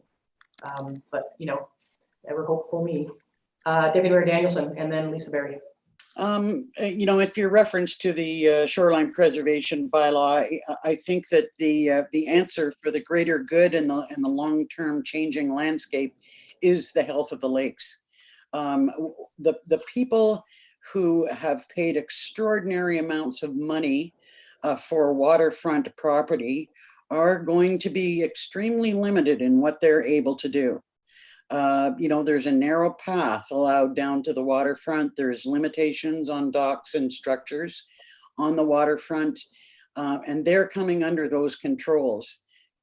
Is it then fair to allow people to build or have whatever they want on land that isn't theirs?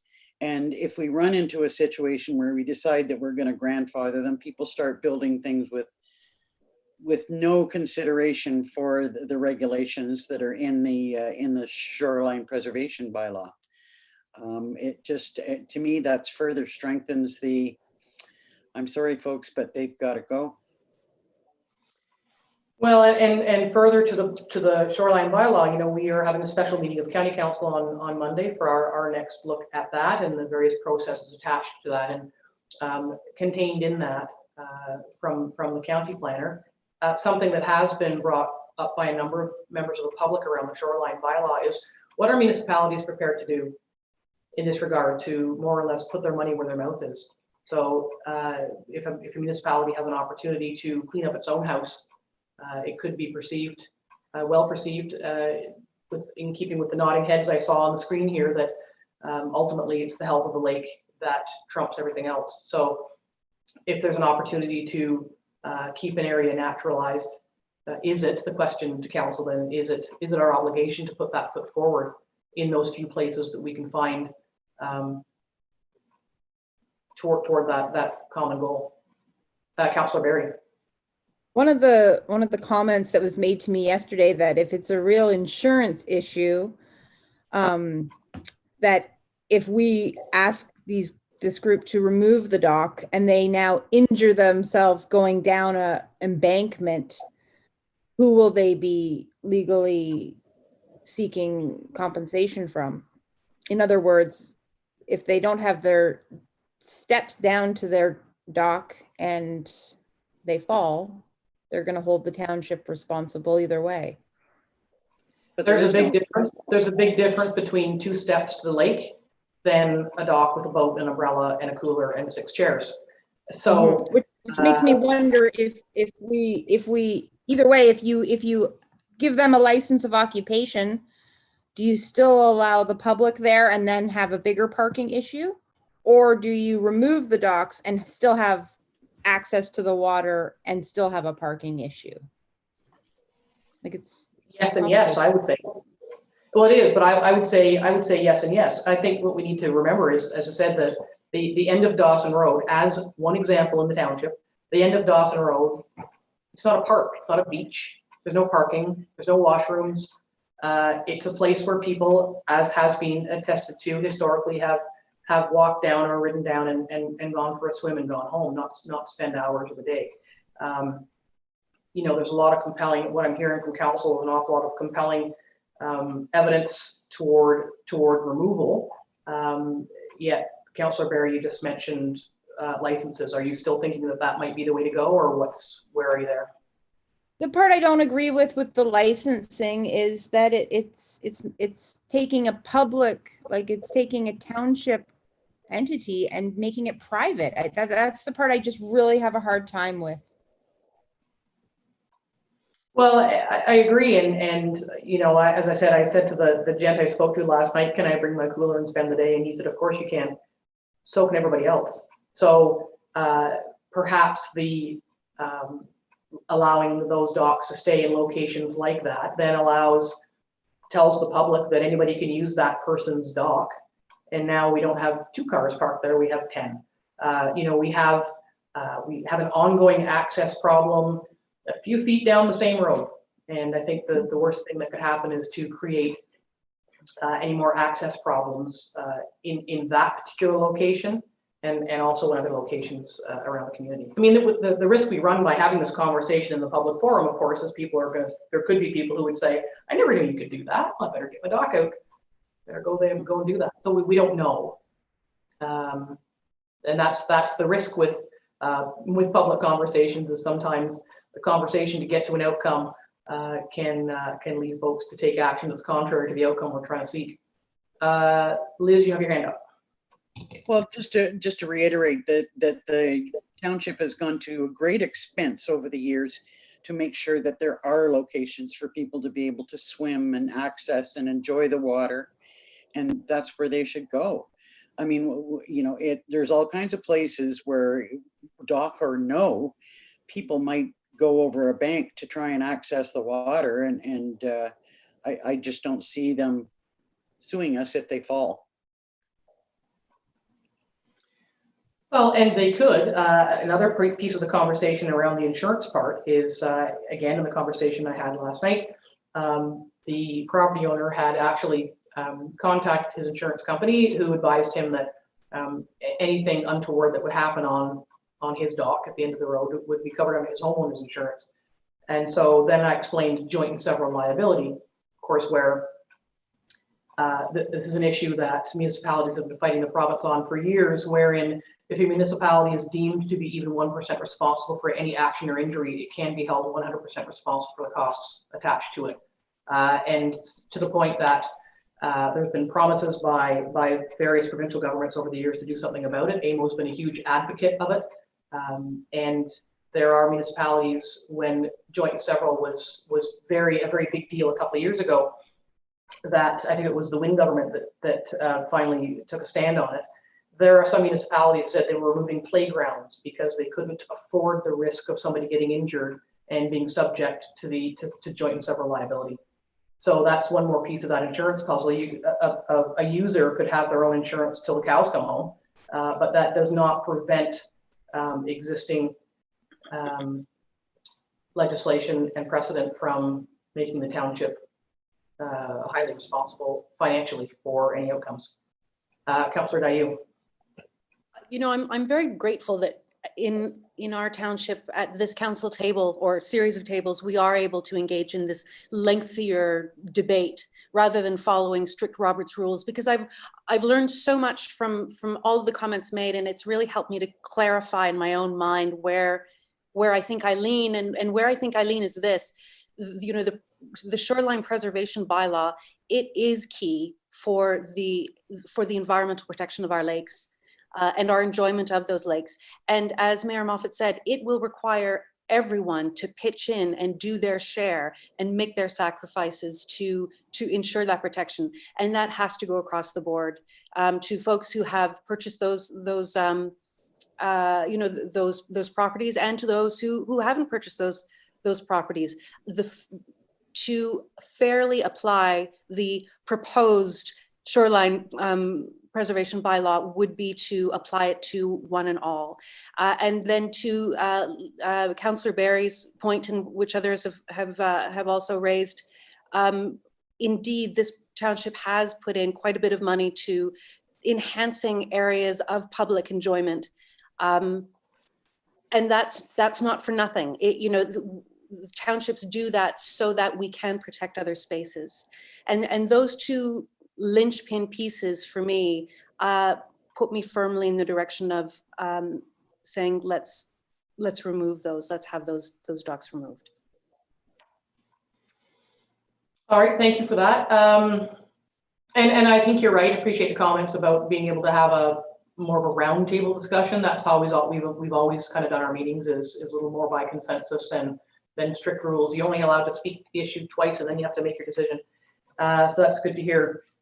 Has anybody else sort of definitively landed one way or the other? I kind of think we're leaning towards removal, but I'd like to just confirm that. There is still some other issues to resolve, sort of that are in relation. There's some connectivity to the other issue of the water adjacent properties and docks. Don't forget, we're facing some challenges with the road work for North Shore Road, where the road is slumping, and there's going to be a lot of concern when folks are asked to modify or remove their infrastructure to accommodate that construction project. So we're already kind of headed down this road for a lot of reasons. So there's some sort of a decision on an inventory, the ongoing conversations with MPAC and whatnot. So again, this is one small piece of a much bigger conversation. So Deputy Mayor Danielson, where are you? Just, well, I'm for removing them. I just wanted to make a comment about the liability concern that Councillor Barry raised. Like, what if we remove the dock and somebody hurts themselves still using that location? I really believe that we're at much greater liability if we leave them there. So many of these structures, I think, have been built without benefit of a permit or any kind of specifications. Some of them are probably fabulous, but some of them are not. I really believe that our liability is greater as things stand now. Thank you for that. Councillor Shortreed, you haven't said very much, but I think I think you're already decided what you want to do here. I came in with that decision thinking maybe somebody might change my mind, but I haven't changed my mind. Okay, the lady of few words. It's probably better considering how much I talk. But and Lisa, are you at remove or license? It doesn't matter. I mean, in reality, there's enough people who are leaning toward the removal that's kind of a done deal. But what are your final thoughts there? Yeah, my final thoughts are, if you take this group and this dock, take the faces and the names away from it, our job is to manage the lakes and protect it so everyone can enjoy them. And I think this is sort of the tip of the iceberg of how we have an action that we have no option in doing.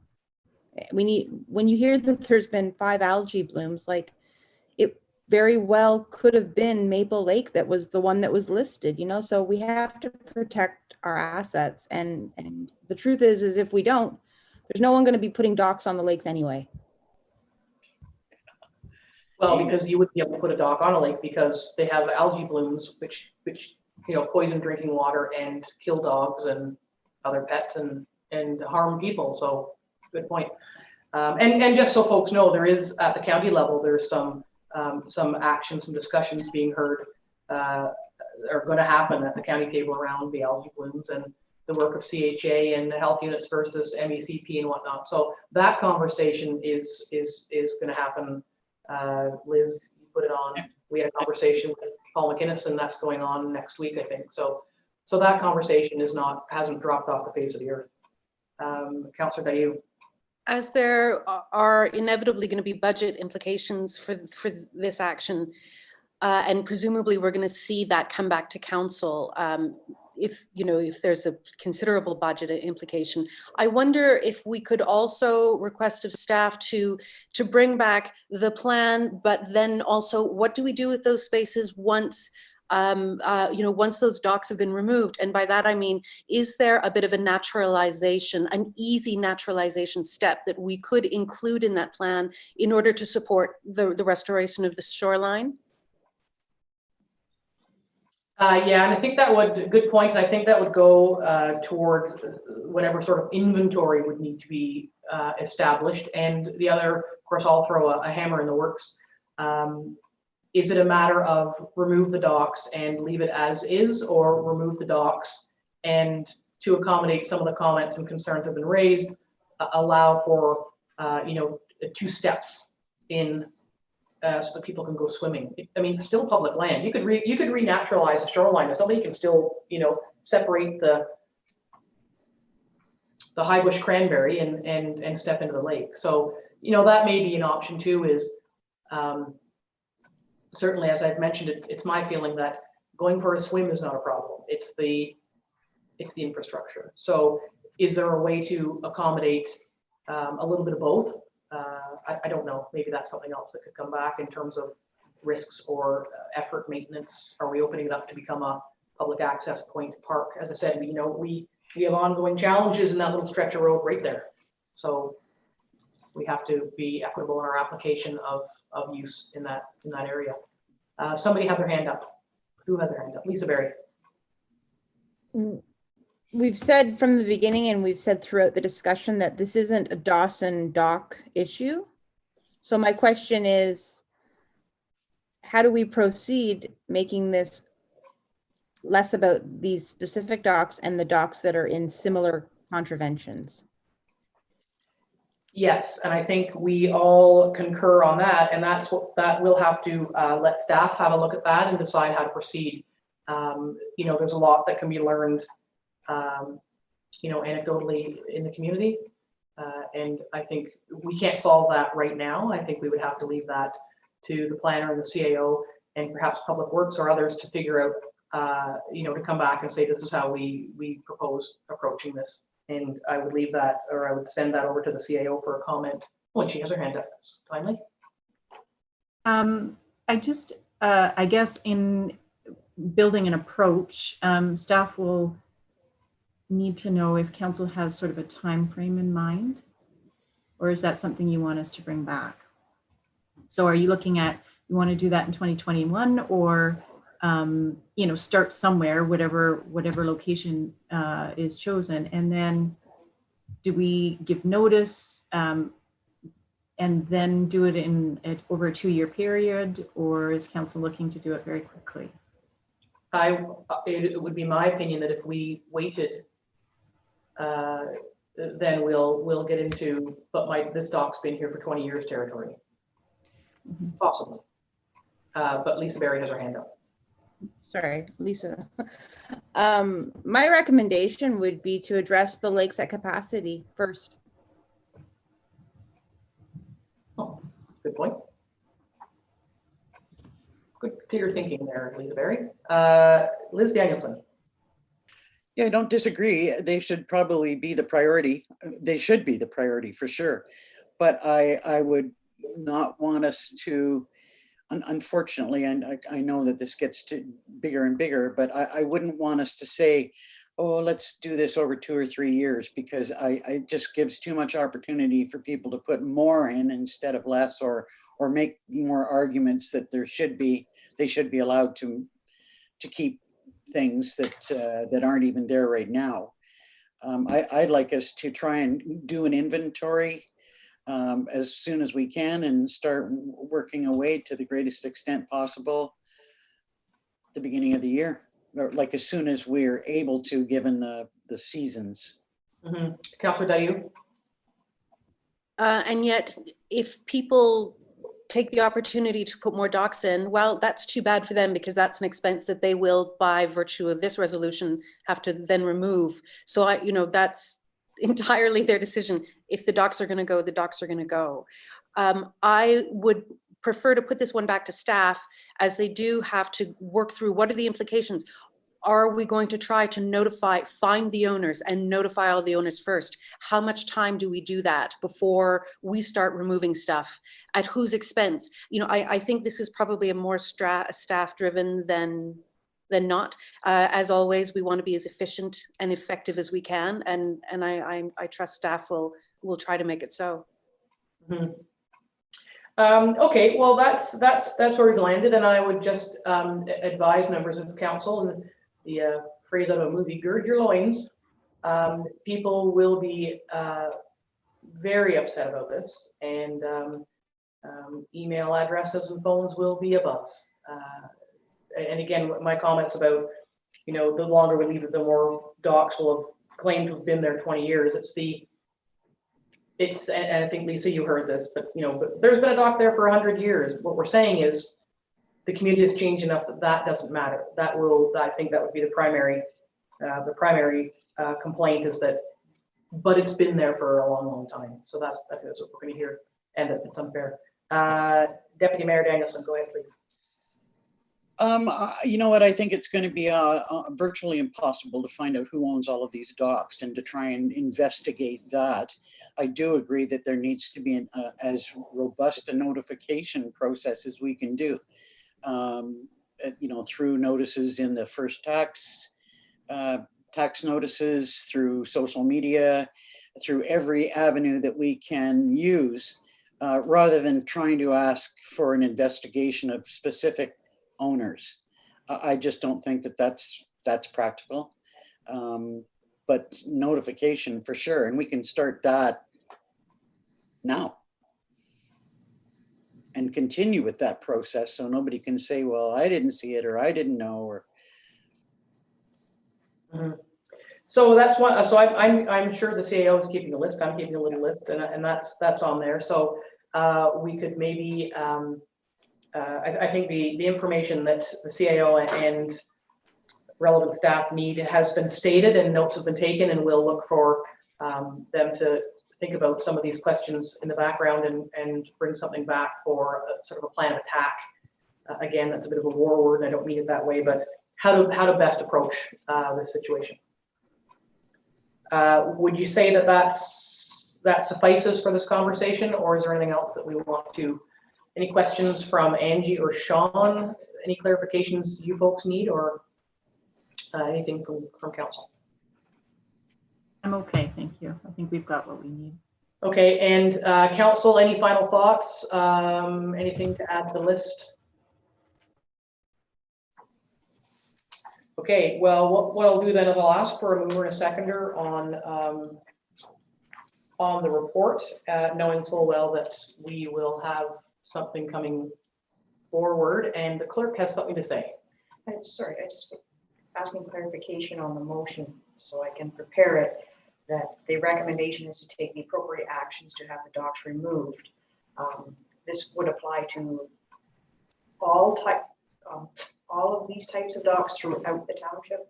Yeah, as the report just referenced Dawson. So. Right. Yeah, and again, to clarify, the report did.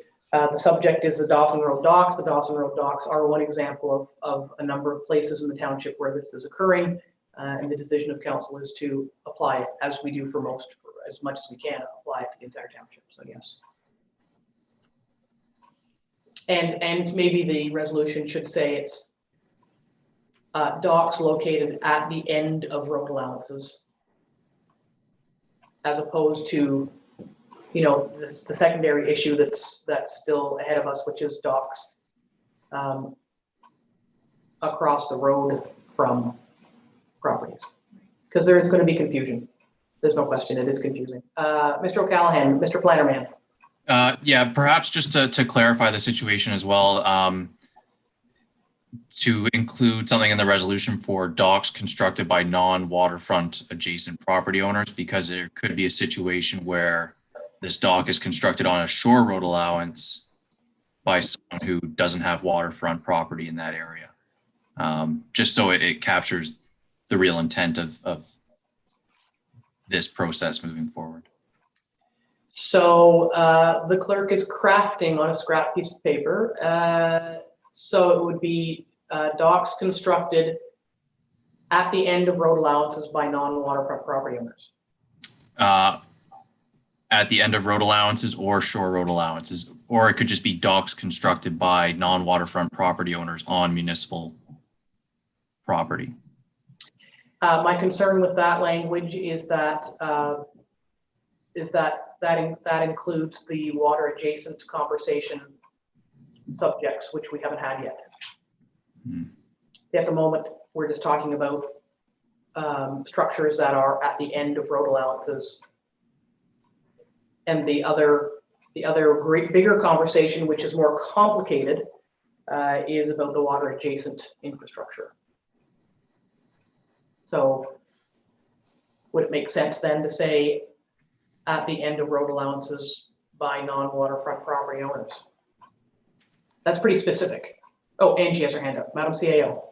I think what Sean's trying to get at is there might be situations where it's occurring, but it's not at the end of a road allowance, but it's on the shore road allowance.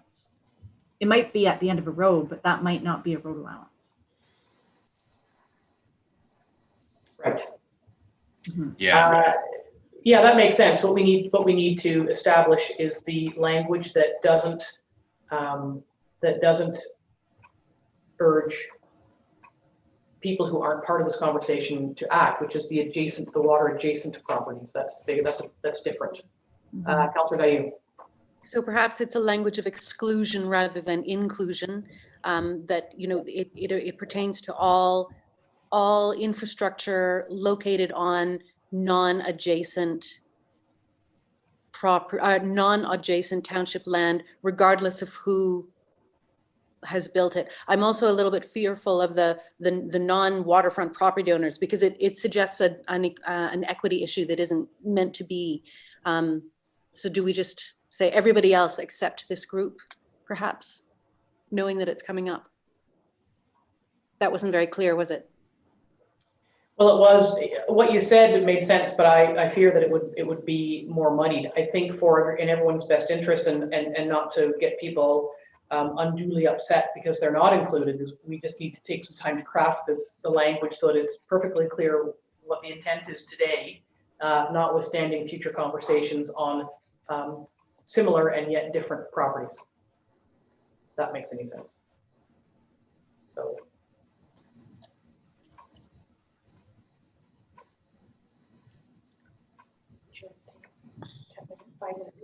Yes, the clerk would like a few minutes to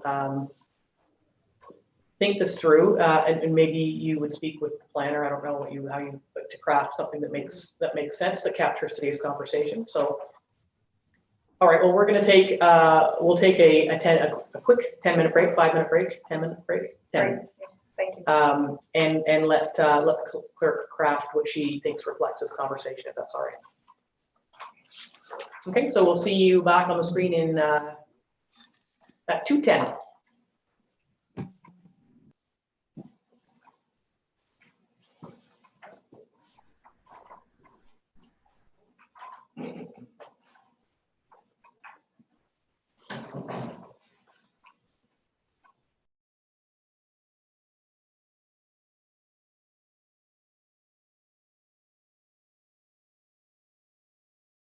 back on the live stream, and I believe the clerk has crafted. Can you remind me, did I get a mover and a seconder, or do I need one? Right. May I have a mover and a seconder to receive this report and identify the options? Councillor Shortreed, Deputy Mayor Danielson.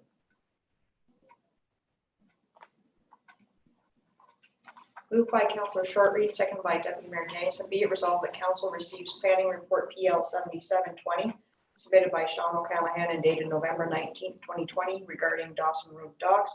And further that Council directs staff to take the appropriate actions for the removal of infrastructure that is located on township-owned road allowances and/or shore road allowances that are not for the benefit of waterfront or waterfront adjacent property owners. Could you read the top part again? I know the report is titled Dawson Road Docks, but can you tell me what the reference to the Dawson Road Docks is in that resolution again? Tell me what that says. It's referencing the title of the report. It does say regarding planning. Be resolved, Council receives planning report PL 7720 submitted by Sean O'Callaghan dated November 19th, 2020 regarding Dawson Road docks. I would prefer if it said titled Dawson Road Docks, because the report is titled Dawson Road Docks, but the report and the discussion and the outcome are in relation to the entire township. Would council be okay with that? I think it looks like we've had a conversation that is going to be borne out across the township, but the resolution reads as if it's just one location. Deputy Mayor Danielson, you're on mute. I'm just wondering if we can simply refer to the report number rather than making a specific reference to Dawson Road, that say in response to report number such and such, that the report be received and that the council directs as we do it. Council wishes to. Is that being too overly cautious? What does council think? I mean, Lisa Berry, you're on mute.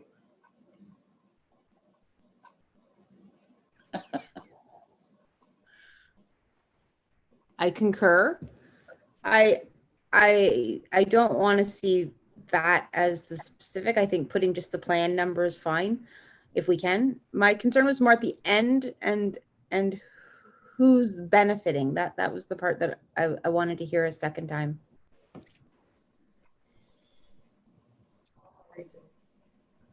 She could, yeah, the clerk can read the resolution again, just to make sure that I'll read the second part and then I'll read it in full. Okay, read the second part. And then further, council directs staff to take appropriate actions for the removal of infrastructure that is located on township-owned road allowances and/or shore road allowances that are not for the benefit of waterfront or water-adjacent property owners. I think there's something strange about that. Like I think it's from what I heard from everyone, it seemed to be more of an infringement on use and where it is, not so much about waterfront property owners. I don't know. I don't live on water and I don't agree with it. I don't know what that means. I don't know what you mean by that. So we're trying to put language down on the paper on the resolution that reflects the specificity of location. This is about, the conversation today was about. And I guess if it's just saying on township property, then everyone that's on water is going to. Is there any, I guess we have to pass a resolution no matter what. I was going to say, like, until we know exactly what we're going to do with adjacent properties, does it make sense to hold the resolution? No. No. Yeah, we're talking about going back to what Councillor Dayu had mentioned about inclusive language versus exclusive language. Mhm. I would like to suggest that this resolution has been crafted by the planner, the CAO, and the clerk, and that it reflects the conversation that was held and the outcome. I mean, I'm happy with it. What are other councillors thinking? I guess let's hear it again. Councillor Dayu. Yeah, it's one of those things where there's planning speak and then there's general interpretation, and what matters here is planning speak. So I think we have three planners crafting the message. I think we should go with what they think is the right way, because I do believe it does reflect the decision made. I would agree. Could you, we have a mover and a seconder. Could you just read the resolution and we'll see where we get with the, just read the whole thing. And Moved by Councillor Shortreed, second by Deputy Mayor Danielson. Be it resolved, Council receives planning report PL 7720 submitted by Sean O'Callaghan and dated November 19th, 2020. And further, Council directs staff to take the appropriate actions for the removal of infrastructure that is located on township-owned road allowances and/or shore road allowances that are not for the benefit of waterfront or water-adjacent property owners. Councillor Dayu, are you voting in advance or do you have a question? No, it's a question. I'm wondering, is it premature to add what happens next to to those property provisos? So, and that council further directs staff to come up with a plan for naturalizing the shoreline or for determining what next for those spaces, or is that irrelevant to this particular resolution? Well, I think council's very clearly made the decision that these pieces of infrastructure need to be removed. What's coming back is the how. And so we will have further conversations about the how. Okay, fine. I feel confident that the resolution reflects the conversation. But again, yeah, I can do that. So you've heard that resolution. All in favor? There you go. It's carried. Good call, Madam Warden. Okay, thank you. Good thoughtful conversation. Thank you, Sean, for your work on that, and certainly Angie and Dawn for your assistance there just toward the end.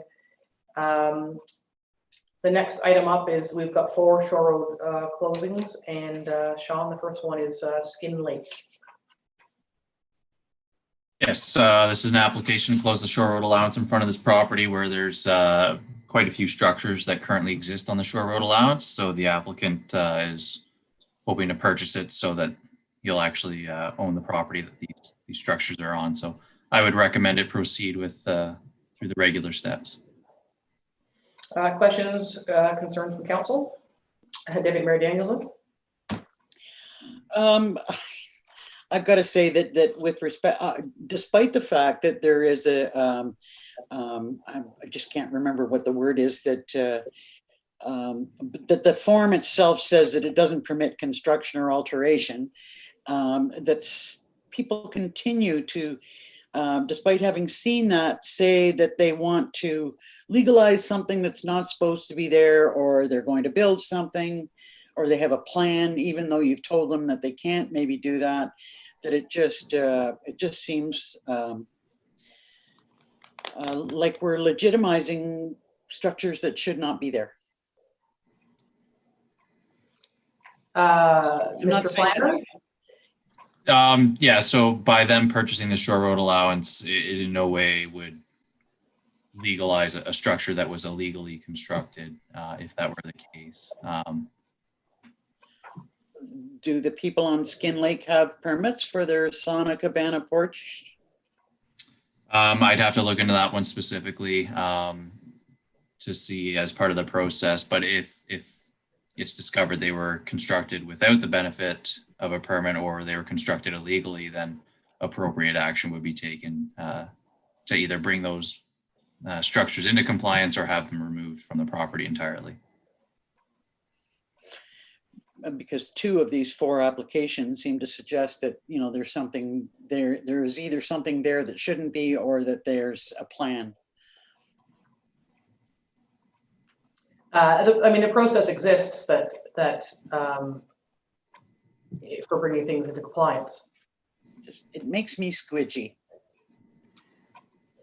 Indeed, I would say, you know, the process exists. There's no guarantee that what people want to do can happen once they purchase, especially if there's a minor variance involved, which is sometimes the case. So it's your call, Liz. Are you satisfied with the answer from the planner, or did you want to talk about it more, or what would you like to do there? No, I guess I'm satisfied with the answer of the planner, you know, that there will be a follow-up with respect to that and appropriate action taken if something is there without benefit of permit.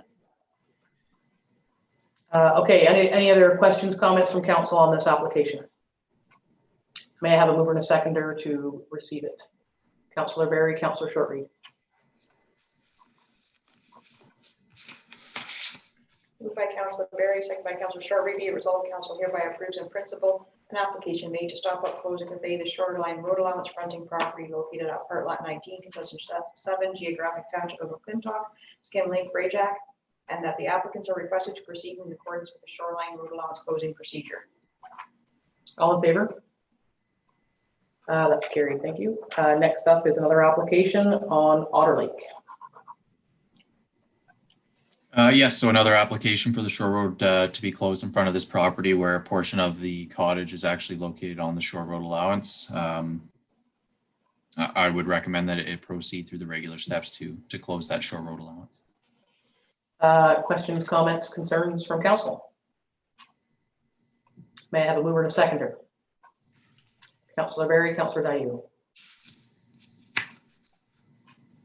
Moved by Councillor Barry, second by Councillor Dayu. Be it resolved, council hereby approves in principle an application made to stop up, close, and convey the Shore Road allowance fronting property located at parts lot 2 and 3, concession 2, geographic township of McClintock, Otter Lake, Ellerington, and that the applicants are hereby requested to proceed in accordance with the shoreline road allowance closing procedure. All in favor? It's carried. Cushog Lake, Sinclair on Cushog Lake. Shore Road closing. Yes, another application to close the Shore Road allowance in front of this property. Nothing really out of the ordinary with this, and would recommend that it proceed through the regular steps as well. Again, any questions or thoughts from council? Deputy Mayor Danielson. Just my apologies to the planner. He's heard that concern from me before, and it's still, when I see people's rationale, it does disturb me. I love the rationale for this particular application. Oh, with just the preservation of the space, yeah. Yeah. May I have a mover and a seconder? I didn't get that far yet, did I? A mover and a seconder for that. Councillor Shortreed, Deputy Mayor Danielson. Moved by Councillor Shortreed, second by Deputy Mayor Danielson. Be it resolved, council hereby approves in principle an application made to stop up, close, and convey the shoreline road allowance fronting property located at part of lot 3, concession 7, geographic township of Stanhope, Cushog Lake, Sinclair, and that the applicants are requested to proceed in accordance with the shoreline road allowance closing procedure. All in favor? It's carried. And the final one, again, another application on Skin Lake. Yes, another application to close the Shore Road allowance in front of this property. There's a screened-in porch located on the Shore Road allowance, but I would recommend that they proceed through the regular steps to close the Shore Road allowance. Questions or comments from council? May I have a mover and a seconder, please? Councillor Dayu, Deputy Mayor Danielson. Moved by Councillor Dayu, second by Deputy Mayor Danielson. Be it resolved, council hereby approves in principle an application made to stop up, close, and convey the Shore Road allowance fronting property located at concession 7, part lot 19, geographic township of McClintock, Skin Lake, Thurlback, and that the applicant is requested to proceed in accordance with the Shore Road allowance closing procedure. All in favor? That's carried. Thank you, Mr. O'Callaghan. Yeah, thank you. External boards, of course, nothing's meeting these days. Madam Warden, is there anything for any new announcements from EOR that we need to know about? I think it would be fair to say that we're very close to hearing who the successful candidate is going to be for the Cell Gap project that will be going ahead next year. With respect to the GIG project, there's still lots of support from all levels of government. However, as with the last application, there's a number of hoops that are required by the federal government, and those are being worked on. Okay, thank you for that. Next up is general business. And so the deadline has been announced for request for delegation at Roma. So this always comes to our agenda to see if there's anything that we need to press upon our friends of the province. I don't know, I guess I'll go through the Crown land issue. Some members of council will recall. So there is one option. Last year at AMO 2019, we made a delegation on two matters. One was in relation to the jurisdictional gap in relation to provincial authority over local land use planning in regards to the quarry at Harvey Lake. And the second one was around the overuse, misuse of the gravel pit, the MNRF owned gravel pit at Livingston Lake, where there's been camping for years. The problem has been sort of ebbing and flowing, and more recently flowing. The delegation last year was disappointing, as neither the minister nor his staff seemed to be well acquainted with the problems. I had reported that outcome to the Livingston Lake folks and asked them to keep me in the loop if there was anything further. They had established quite a working relationship with MNR. I think they had to wrestle their way into that. So I hadn't heard anything. And then Councillor Dayu, because it's her ward, had been contacted, and from some folks who continue to be concerned about activity in that pit. I will circle back to Jen to clarify that. Those details. We had also heard at the time about earlier this year, or in the fall, early fall, somewhere around I think it was the end of August or September, there being camping at Crown Lake, which has happened an awful lot over the years, which is just further up the road, and that there had been some sort of music. That there had been music and a whole bunch of people camping, and that's not a campsite. Neither is the gravel pit. So I followed up with Laurie Scott. Anyway, it ended up that Councillor Dayu and the CAO and I had a conversation. And Jen, if you want to just give council a bit of an update on the concerns around the Livingston Lake pit that you had heard from those folks, I'd appreciate that. Sure. So as Mayor Moffat, as you indicated, this issue has been going on for many, many years now.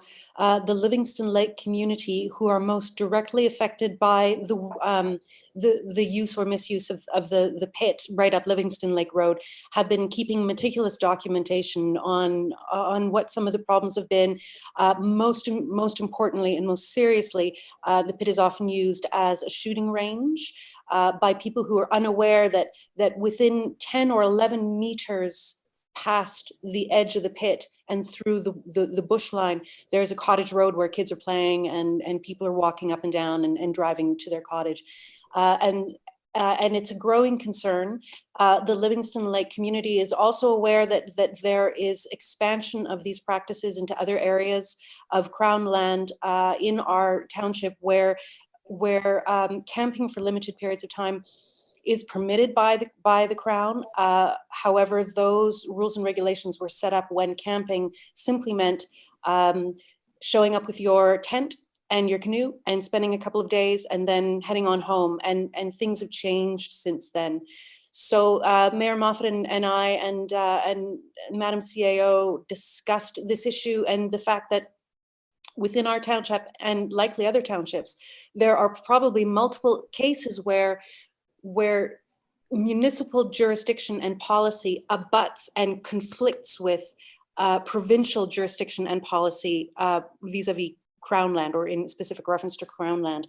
And I'd be so interested in seeing if we can craft an evidence-based delegation to Roma around that concern, be it about Livingston Lake in particular, or more generally, this concern about abutting of jurisdictional policy of these between the municipality and the province.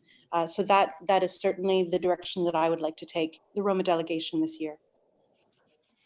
Thank you for that. And just to follow up, so I did contact Laurie Scott's office after hearing about the music party at Crown Lake, and I have asked for a point person with the ministry, with MNRF, to have an ongoing conversation. That has not been organized. My last email on that was just yesterday. So Angie and Jennifer and I had the Zoom meeting. I sent Laurie Scott's office a modified version of the 2019 delegation at AMO to include more detail, and also took the opportunity to create some maps from the county GIS to illustrate the length of the distance. One of the problems with enforcement is that the Livingston Lake Pit is some 72 kilometers from the Algonquin Highlands OPP office, and Crown Lake is a further 10. So I've also reached out to AMO to ask if there, I remember there being something said somewhere about potential changes to the Public Lands Act. AMO was not aware that there was any movement in this regard, but they would take the Crown land abuse issue to ministry staff, sort of just in general conversation whenever the opportunity arises. So they will also receive a modified version of the 2019 AMO brief on that topic. I additionally contacted the OPP commanders of both of Huntsville and Haliburton to see, get some details on what happened when the OPP visited the camping music incident at Crown Lake. And I guess if anyone who's thinking, honestly, who cares? In the middle of a pandemic, there were a bunch of people camping, and there was alleged to have been very little social distancing, and it was just a little bit of a big party on Crown Land. Existing members of council will remember that a number of years ago, when Mark Coleman worked for us as our Parks and Trails person, we had tried to work with the MNRF to assume management of the Crown Lake location, but they had declined involvement at that time. Crown Lake is just the end of a road in a really remote area, and it's been used as a camping location for years. There are no facilities there.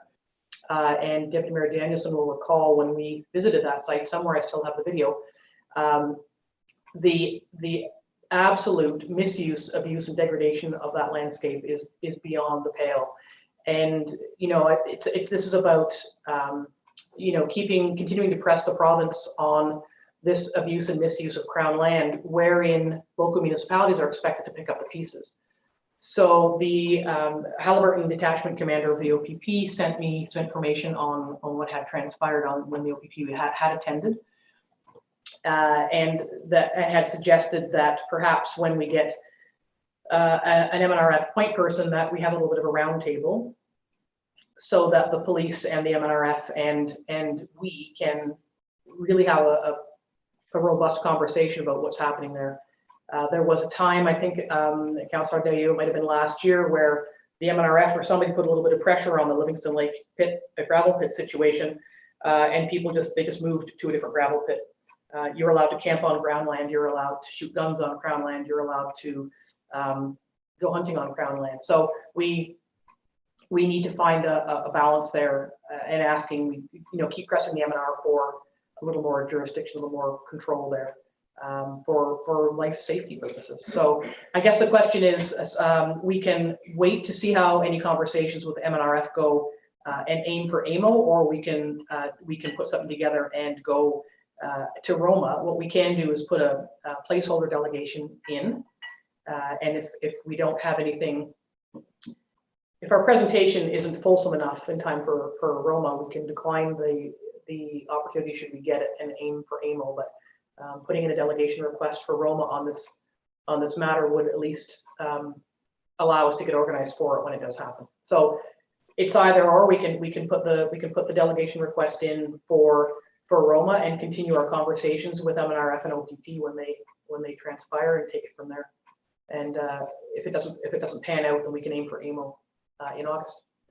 So that would be the plan around that. So a delegation placeholder on this matter for Roma is a good idea, just to be on the safe side if we can get it put together.